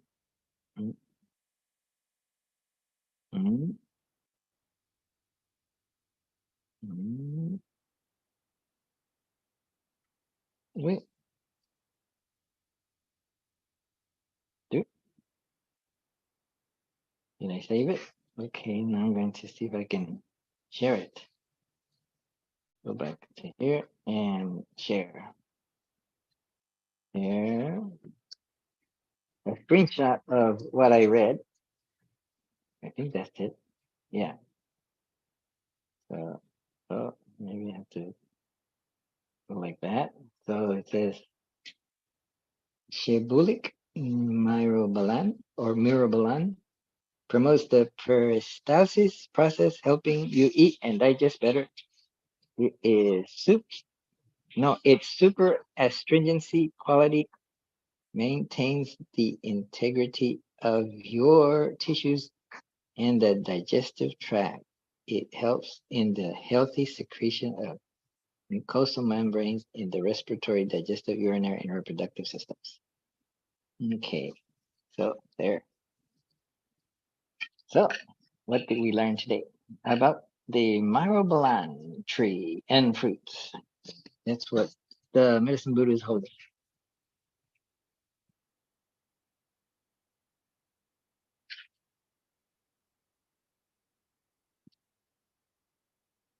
Well,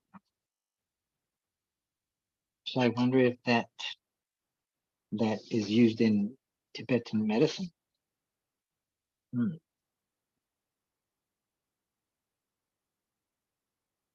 Hmm.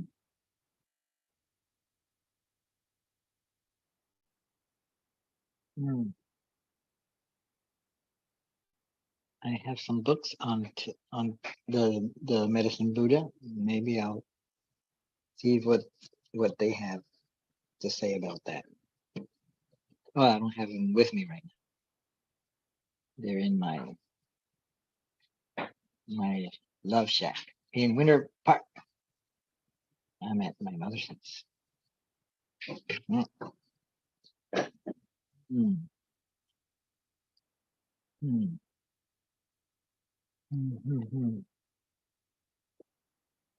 Mm. Mm. Mm. Mm. Mm. Mm. Oui, it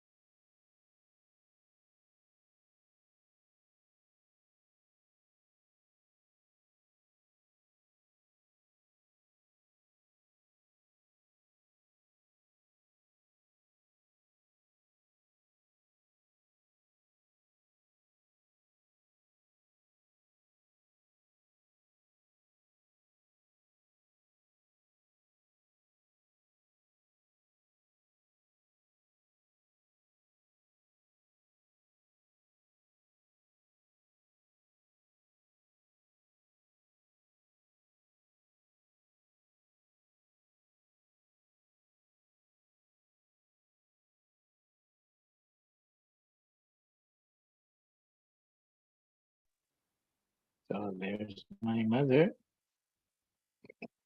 She's practicing some skills. Uy,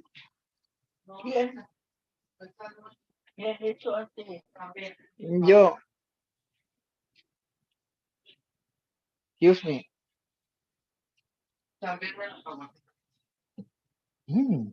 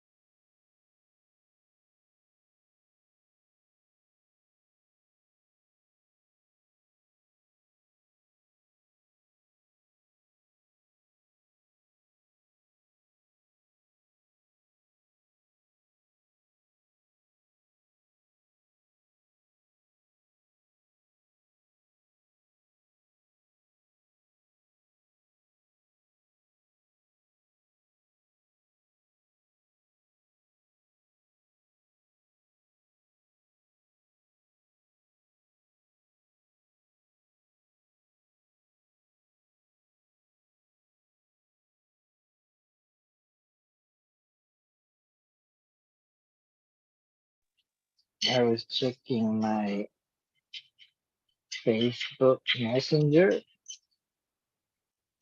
I was trying to look for a message I sent someone. I was gonna send it to someone else, like copy and paste it. So to someone in Instagram, maybe. I was gonna do that, but I can't seem to find the message. Can't seem to find the person I sent it to. That's the problem when you have too many friends. I think I got 2,500 friends now. How come? Oh, okay. My power on these is gonna go away pretty soon. It's at 10%. Well, maybe I can go change to other change to other ones. Yeah, wait. Yeah.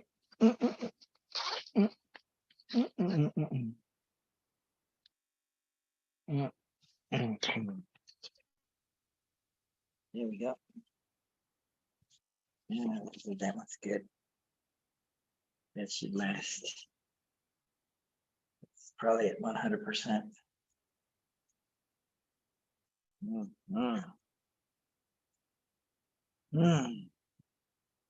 Hola, Bertasilia, ¿cómo estás? Saludes al mundo. Salude. Esa es mi mamá. ¿Esa es tu mamá? Sí. Ah, salúdela.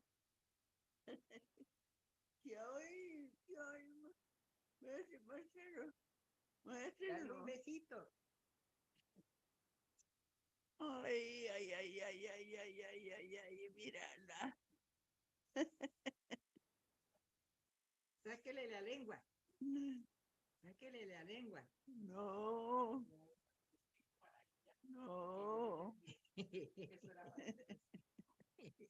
Ay, está rosadita, mire. ¿Sí? Vea. Ay, ¿y quién es ese? ¿Quién es ese pendejo? ¿Quién es ese? ¿Quién es ese? Ay.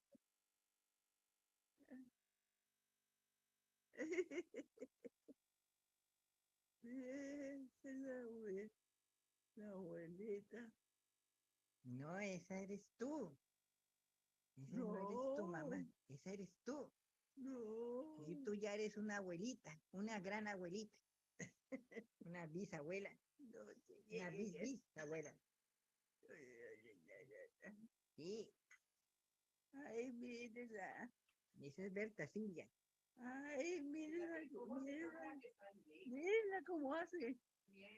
Ese es un espejo, ese eres tú. Ay.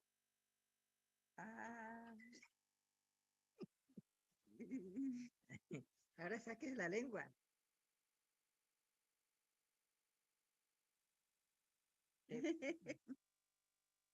Vean.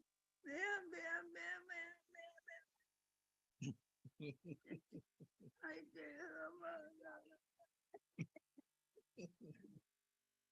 no.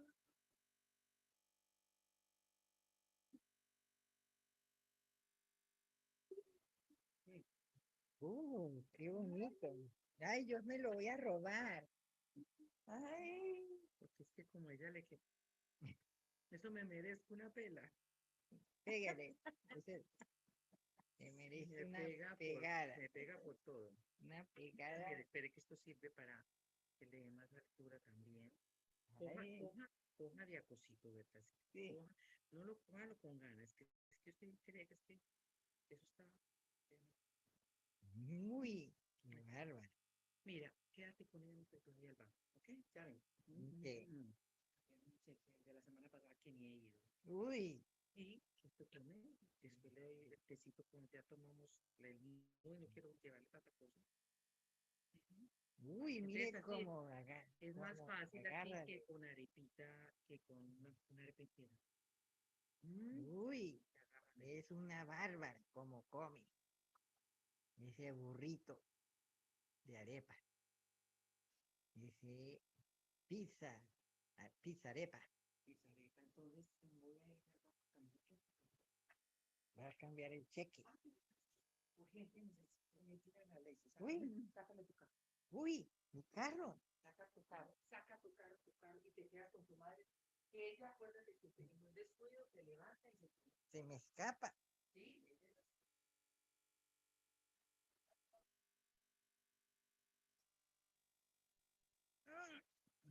¿Dónde? ¿Dónde estará mi teléfono? Increíble que lo hubiera dejado. Mira, cuando vamos a ir a estará en mi carro. Ah, qué cosa. Mi otro teléfono no lo encontré en el carro ni en el cuarto.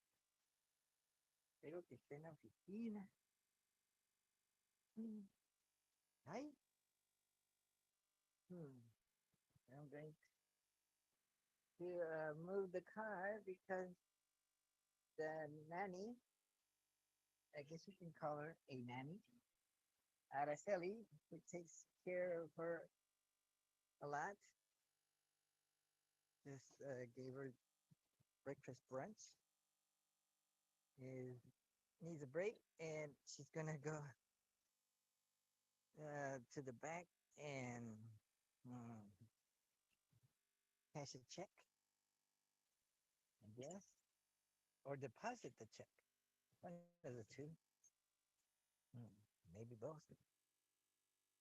I gotta move the car so that she can get out. Oh man, this car's a mess.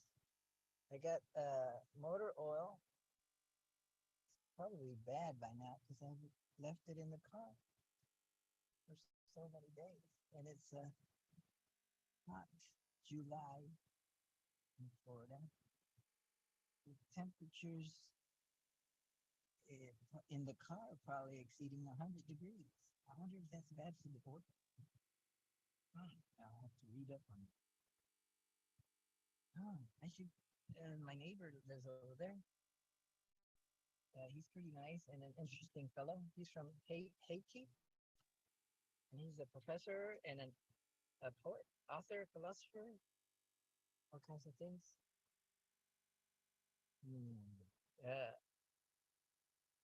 Writes in French and in English.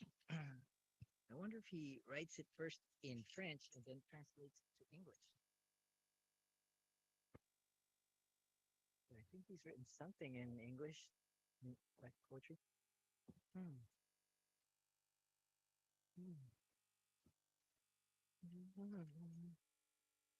Okay. So, I guess I should close this.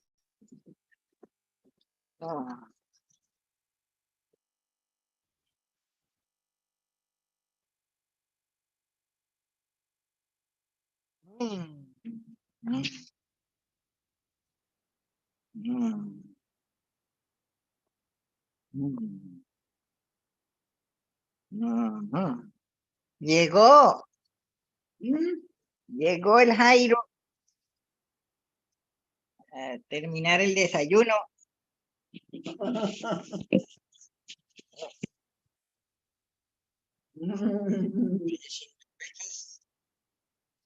So, what did we learn today? Wake up and think clearly.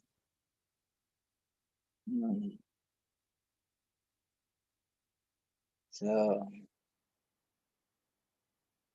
I'm still having difficulty trying to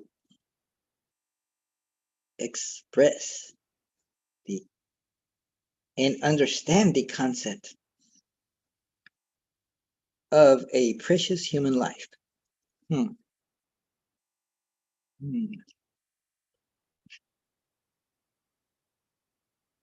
Like, take for example my mother. There's my mother.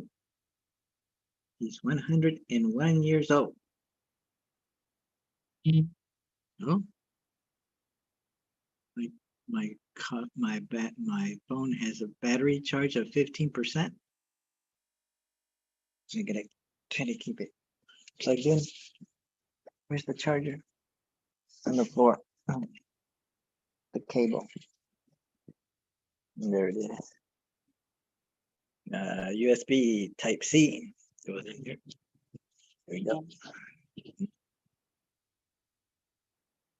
So take my mother. No, don't take her literally, but take as an example my mother.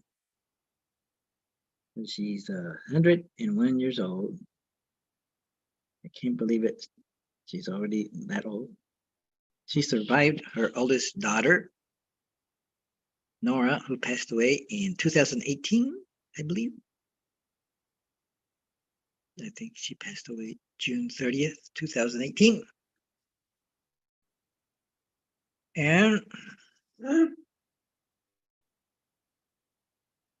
if she had still been alive, she would be about 75, 76 years old. Is that correct?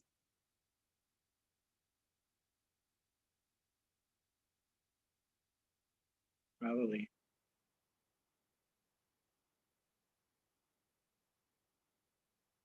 Hmm.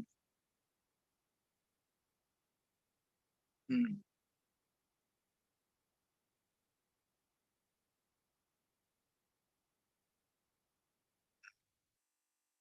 I was calculating the ages.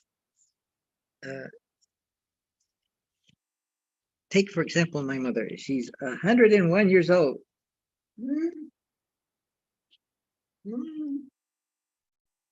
And she, what makes her precious? Is it because she's reached that age and few do, so that makes her more precious? And she seems in reasonably good health, although her mental agility is not as good as it used to be. Like, I think she managed to be able to drive around in the car into her early 90s. But we had her stop driving because she was getting lost. Like driving on her own, she'd get lost trying to get back home. Well, one time the police called to say that she got lost and she was driving on the wrong side of the road. So we had her stop driving. So that was a sign of things to come. We had to accept that she was developing Alzheimer's. We noticed that when we were talking to her on the phone, and she would ask a particular question and we'd answer it. After we'd finished answering it, maybe after a minute or two, she would ask the same question again. I thought I answered it. Why are you asking me again? Well, we'd play along and answer it again. And then after a minute or two, she would ask it again. So I guess we had to accept that she was losing her short-term memory. And I guess that is a symptom, or is it a sign that one is going through Alzheimer's. Is Alzheimer's like a subset of dementia? Considered, I don't know. I guess I should study this. I don't know enough about it. Oh, look what she's doing now.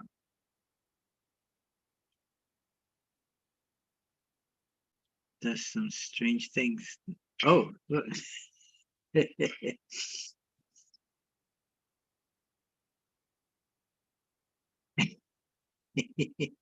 ¿Te vas a comer eso? ¿Te vas a comer esos ladrillos de madera? ¿Te los vas a comer? De madera nada. Todo es de luz. ¿Te los vas a comer? Sí. Bueno, yo te ayudo. A ver. No, no, no, no, no. Abre la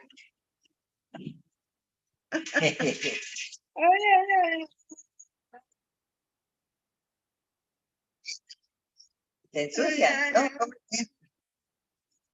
mire.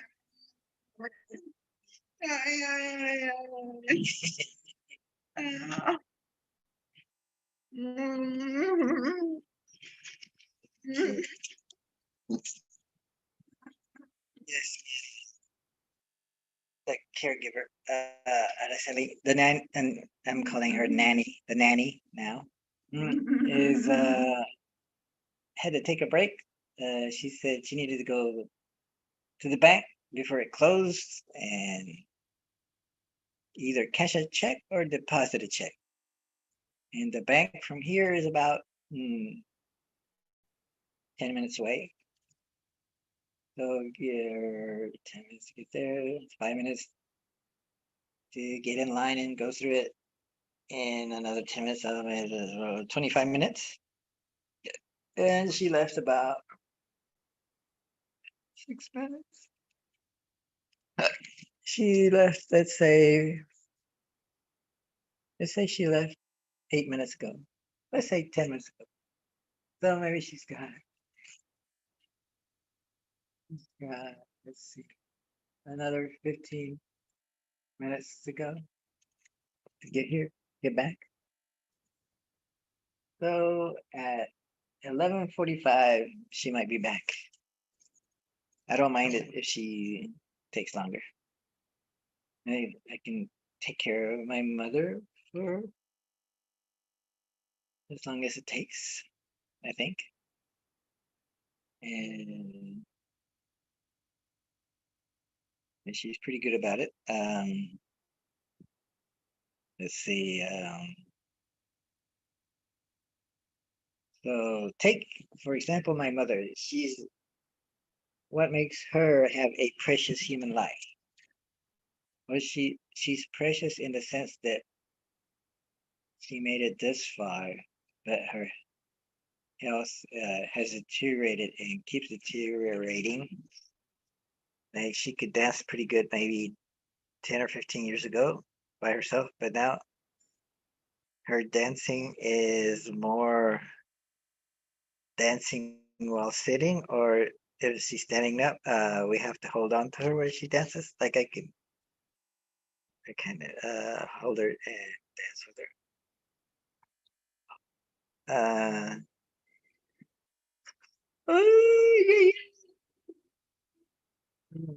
What else could I say? So yes, it requires a lot of work on our part, and it's pretty expensive to get help. She's very good, the nanny, and my sister helps a lot, so that the nanny doesn't have to be here, but only 5 days a week, maybe 8 hours a day, 9 to 5 or 9 to 6 or whatever.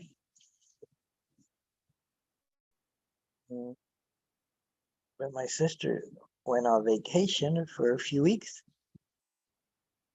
in California. Oh, I can't find my phone.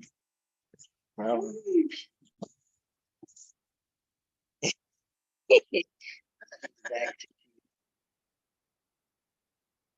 No, no pongas esos en el plato, se ensucia. Comidas, ensucian los ladrillos. You have to help her eat. She's distracted. Come on, come on. I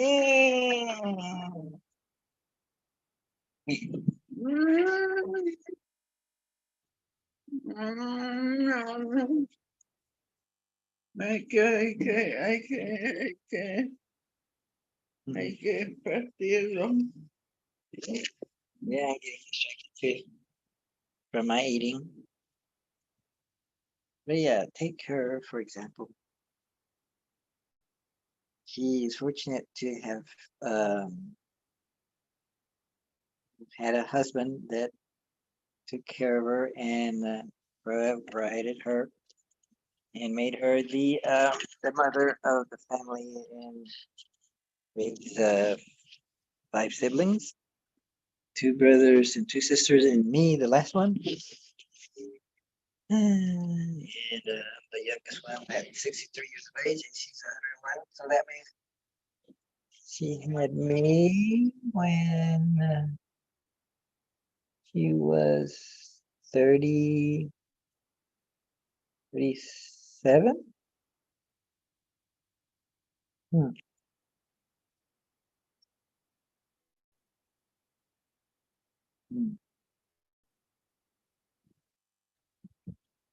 Let's see. What's 23? How many numbers are there from 23 to 60? Well, from 30 to 60, there's 30. So 23, that's 7. That's 37. Wait a minute. From 23 to 60. There's 37. So she had me when she was 37 years old. Wow, that can't be right.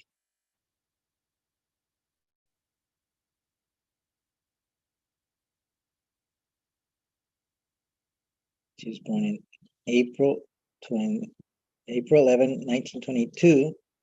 I was born in 59. So I was saying 23, 60. So from 23 to 60. Well, from 30 to 60, there's 30. So from 23 to 60, there's 37. So 37, she had me when she was 37 years old. Then my father must have been 12 years older, so he must have been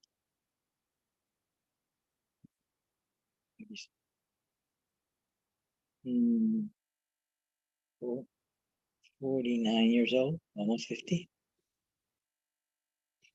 Ooh.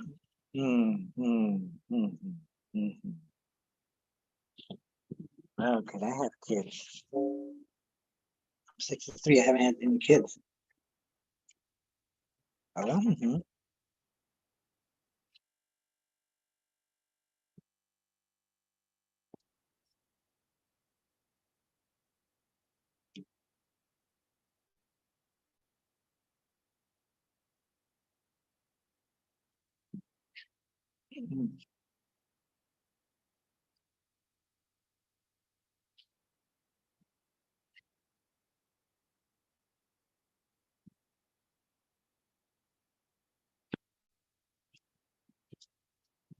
So, take, for example, my mother, 101 years old. She had me when she was 37.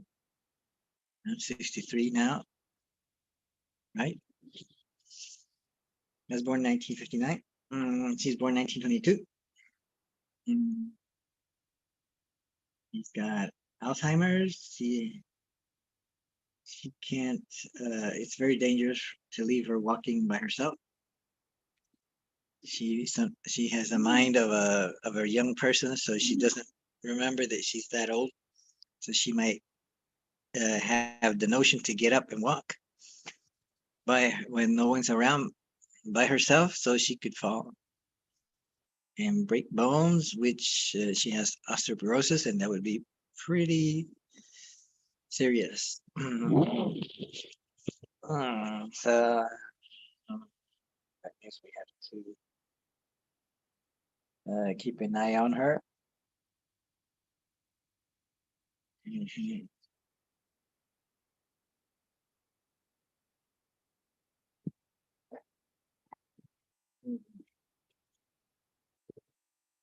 Mm. Uy, mire cómo se va a comer eso. Mire, se va a comer eso. Se va a comer eso. ¿Se va a qué? Comer eso. Y tú te vas a comer eso. Cómetelo. Sí. Me lo voy a comer. He's gonna eat it.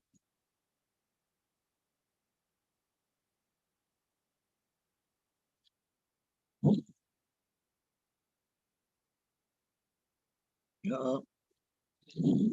Uy. Ah. Mire quién está ahí. ¿Esa quién es? ¿Quién es? Mamá. ¿Tu mamá? I show her this is like a mirror image. No. Let's see, this is my left hand. Yeah, okay, this is not a mirror image. This is a correct image. But I show her to her, or the video of her to her, so it's not actually a mirror, but when she sees it, she thinks it's her mother, who I believe died at the age of 93 or 94. Probably 1980 something. What year was she born? 1890 something. She would have been around 140 years old, 140 years old or more, something like that. So when she sees herself on this phone camera on Zoom, she thinks it's her mother, which she's kind of looking like her more. Keeps her eyes open by raising her eyebrows.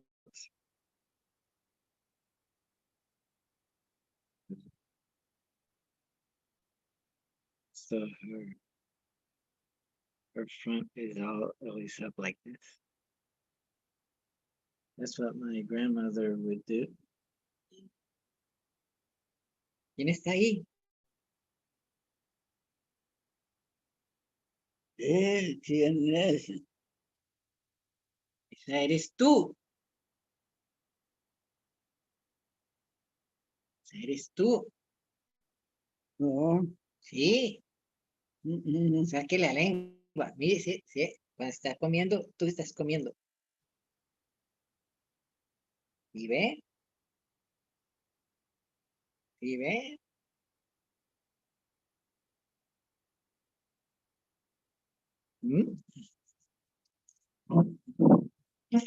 ¿Quién es ese? ¿Saco la lengua? Ay. Ese soy yo. Entonces, ¿quién es esa? Ese eres tú. ¿Quién es esta? Tú. No. Sí. No, porque yo no tengo celular. Sí, mira, aquí lo tienes. Estás comiendo. No. Jeje. Jejeje.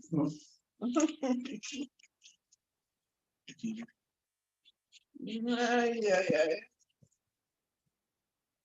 Mm. Mm.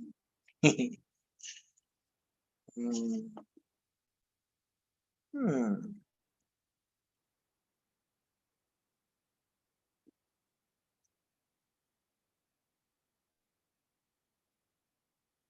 Mm.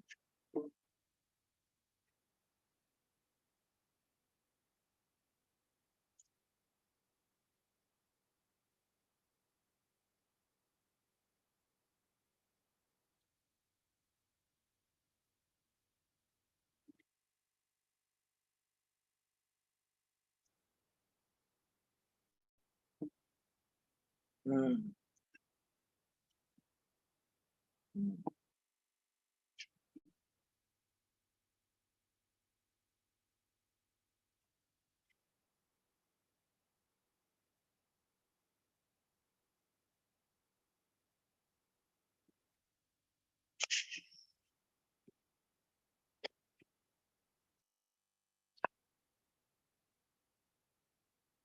Mm.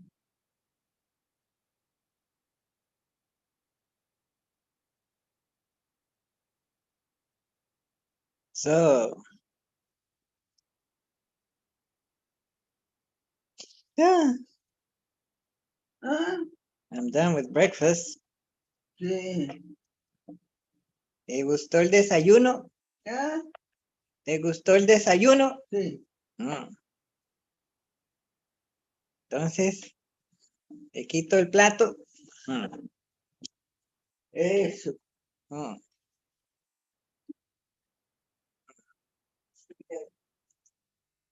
Mm. Y el desayuno está en la barriga. Mm. Mm. Mm. Oh, oh, here's something cool. It's the Colombian flag. Oh, here's something else Colombian. Mhm.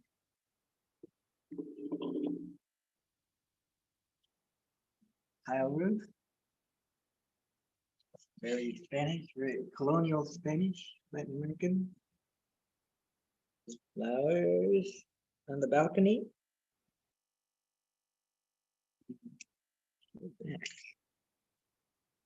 Some birds on the roof. Here's something Colombian. That's a famous painter from Colombia who liked to show Colombian life, but imagined that everyone was extremely chubby and round. This is it got filled up.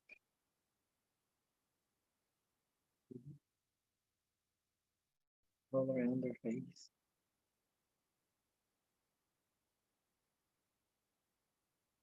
People from Colombia that come to live in the United States start becoming this chubby. Well, if they eat out a lot, like go through McDonald's and stuff, eat bad meat. I would think.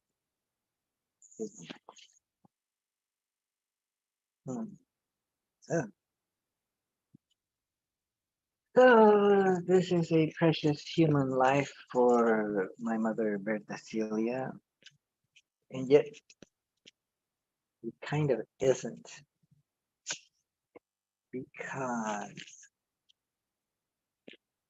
well, she seems to be, but I would think, I may be wrong, but I would think that in a precious human life, one would have maintained in a long life. I would hope that I maintain my mental abilities to the very end, in particularly during the important process of dying, like have my mental abilities during the dying process to be fully conscious of the dying process, see what it's like. That's what someone wrote or talked about. That he would wish to be there, find out what it's like to die, and what it's like to be in the bardo, in between lives, in that other dimension. Be aware of what's going on. To somehow continue his mind into that region. No, I'll throw this away. I could keep it. It's like soup base. But I may use it for something.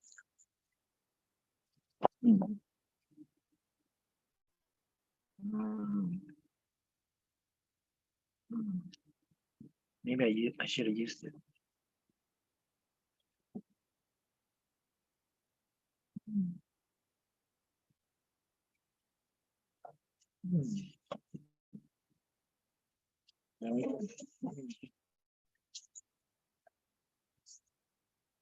Something like this. Make up something.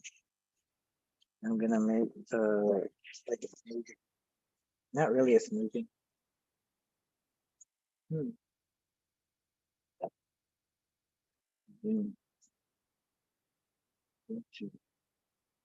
This is like the ingredients for a smoothie.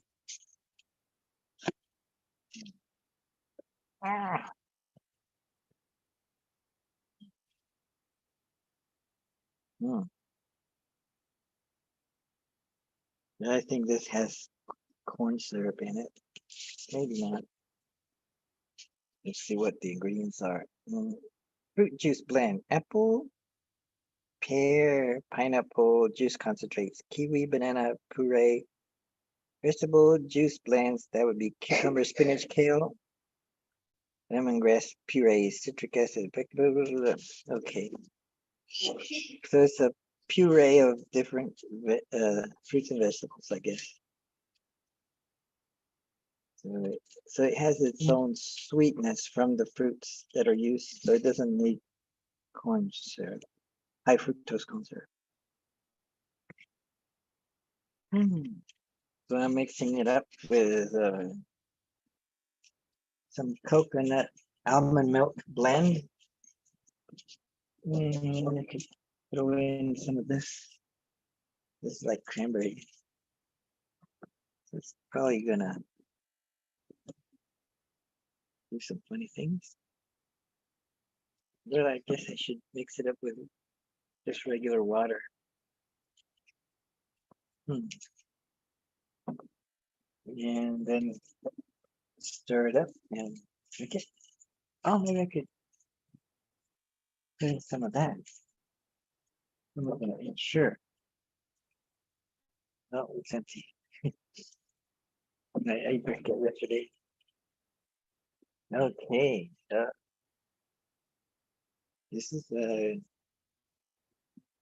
supposed to be a very good, expensive, high quality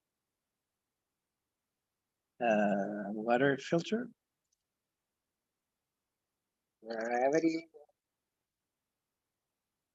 Gravity water system. It's got pretty complex filter. I haven't studied it. Yeah, my sister got it, and somebody recommended it to her, and it seems to work for her because she says that regular bottled water, well, at least this kind of bottled water. Maybe it's the dispenser. It's not agreeable to her, so she puts it through this, and then it makes it better for her.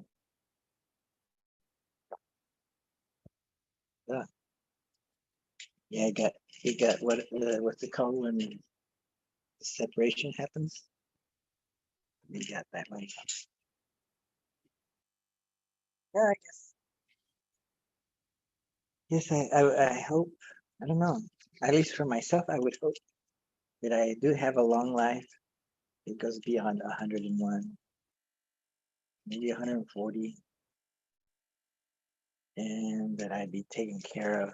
But but looking at how hard it is to take care of her, who's gonna take care of me?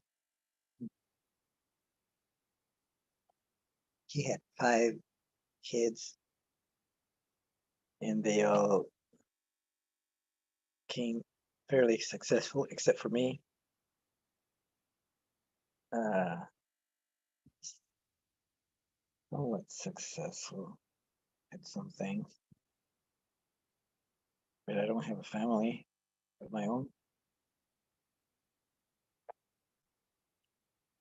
But the other siblings were fairly successful and are able to help provide good conditions for her and have this house for her and care.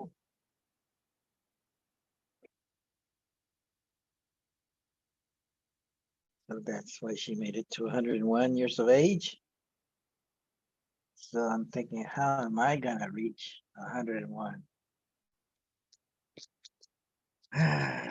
Yeah, I was thinking of reaching 120 or before that, 240. But thinking, yogis get live a long time.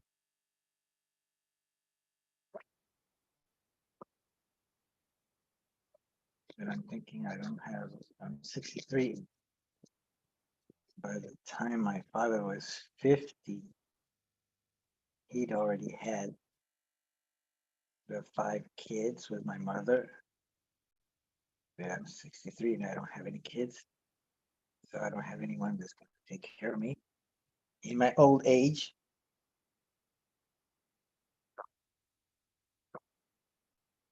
Well, I'm in deep trouble, deep shit. Uh,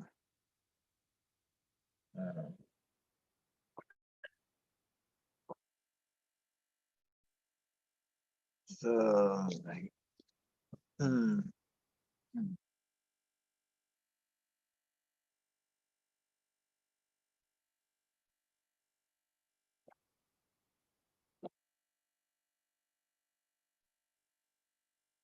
Hmm. Oh, wow. She went to sleep.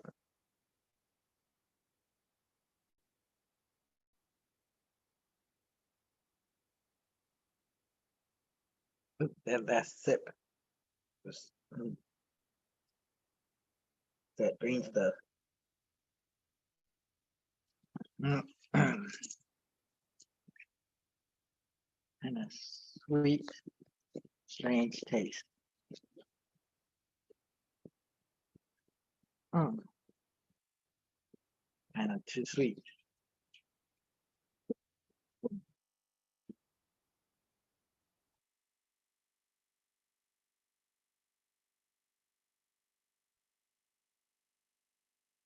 Mm.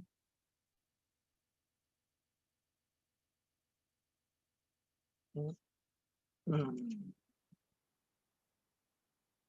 Oh, it's good.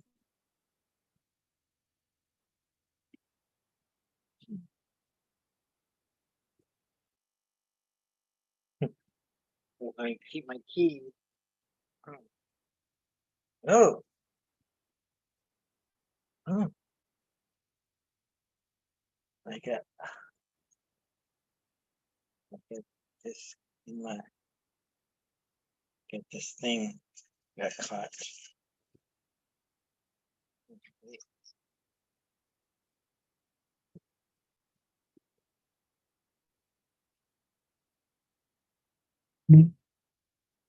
I cooked this rice.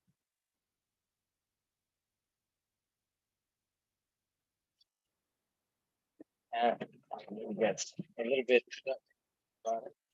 Too bad. Hmm.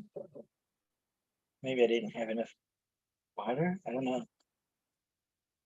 I think he might okay.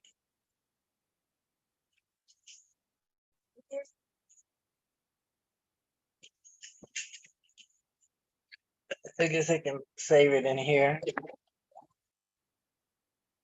Mm. Mm.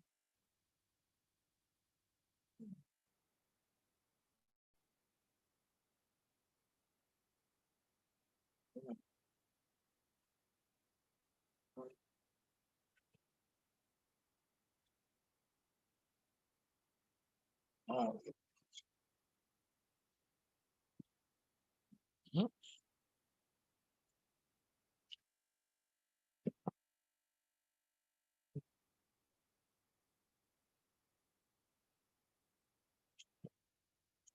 Uy, llegó. Uy, la Bertasilia se durmió. Uy, ¿quién? ¿Tú? ¿Quién?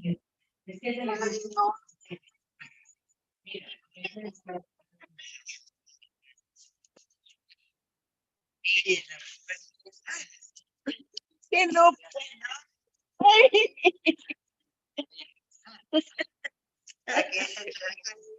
Esté cómoda. No Esté estamos qué. haciendo por mal. Es para que esté cómoda.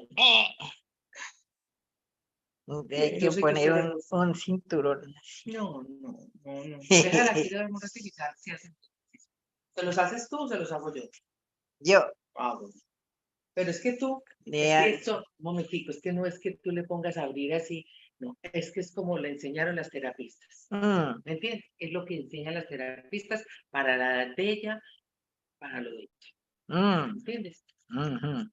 No es. Bueno, bueno, bueno. Bueno. Ay,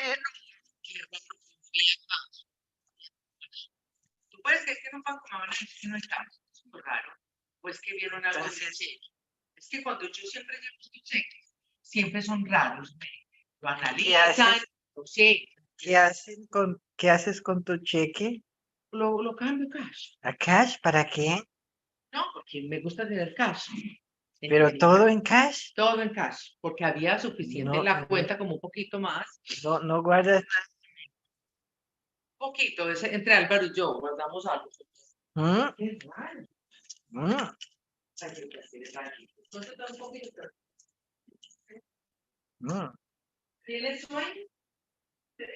¿Tienes sueño? Uy. Ahí está, yo no le creo. Yo no le creo. ¿Sabe qué es?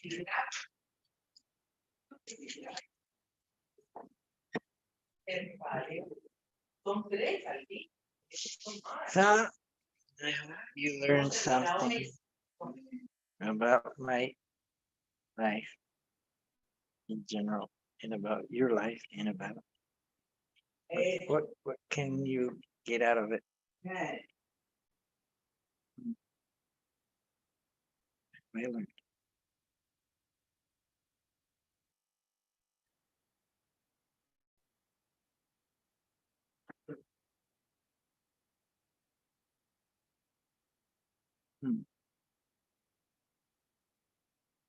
The concept of precious human life is difficult for Westerners to grasp.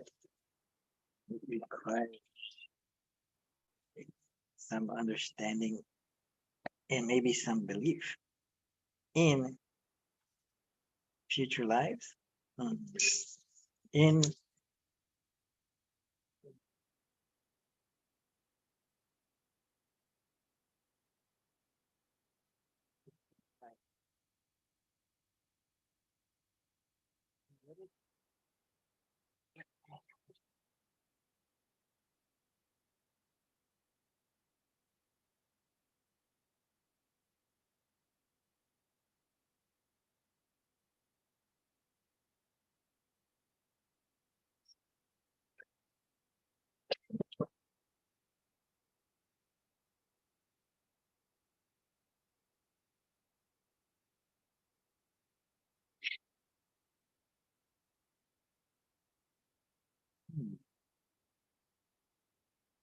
So, may all beings be happy. I dedicate this to all beings, all my kind mothers. Bye.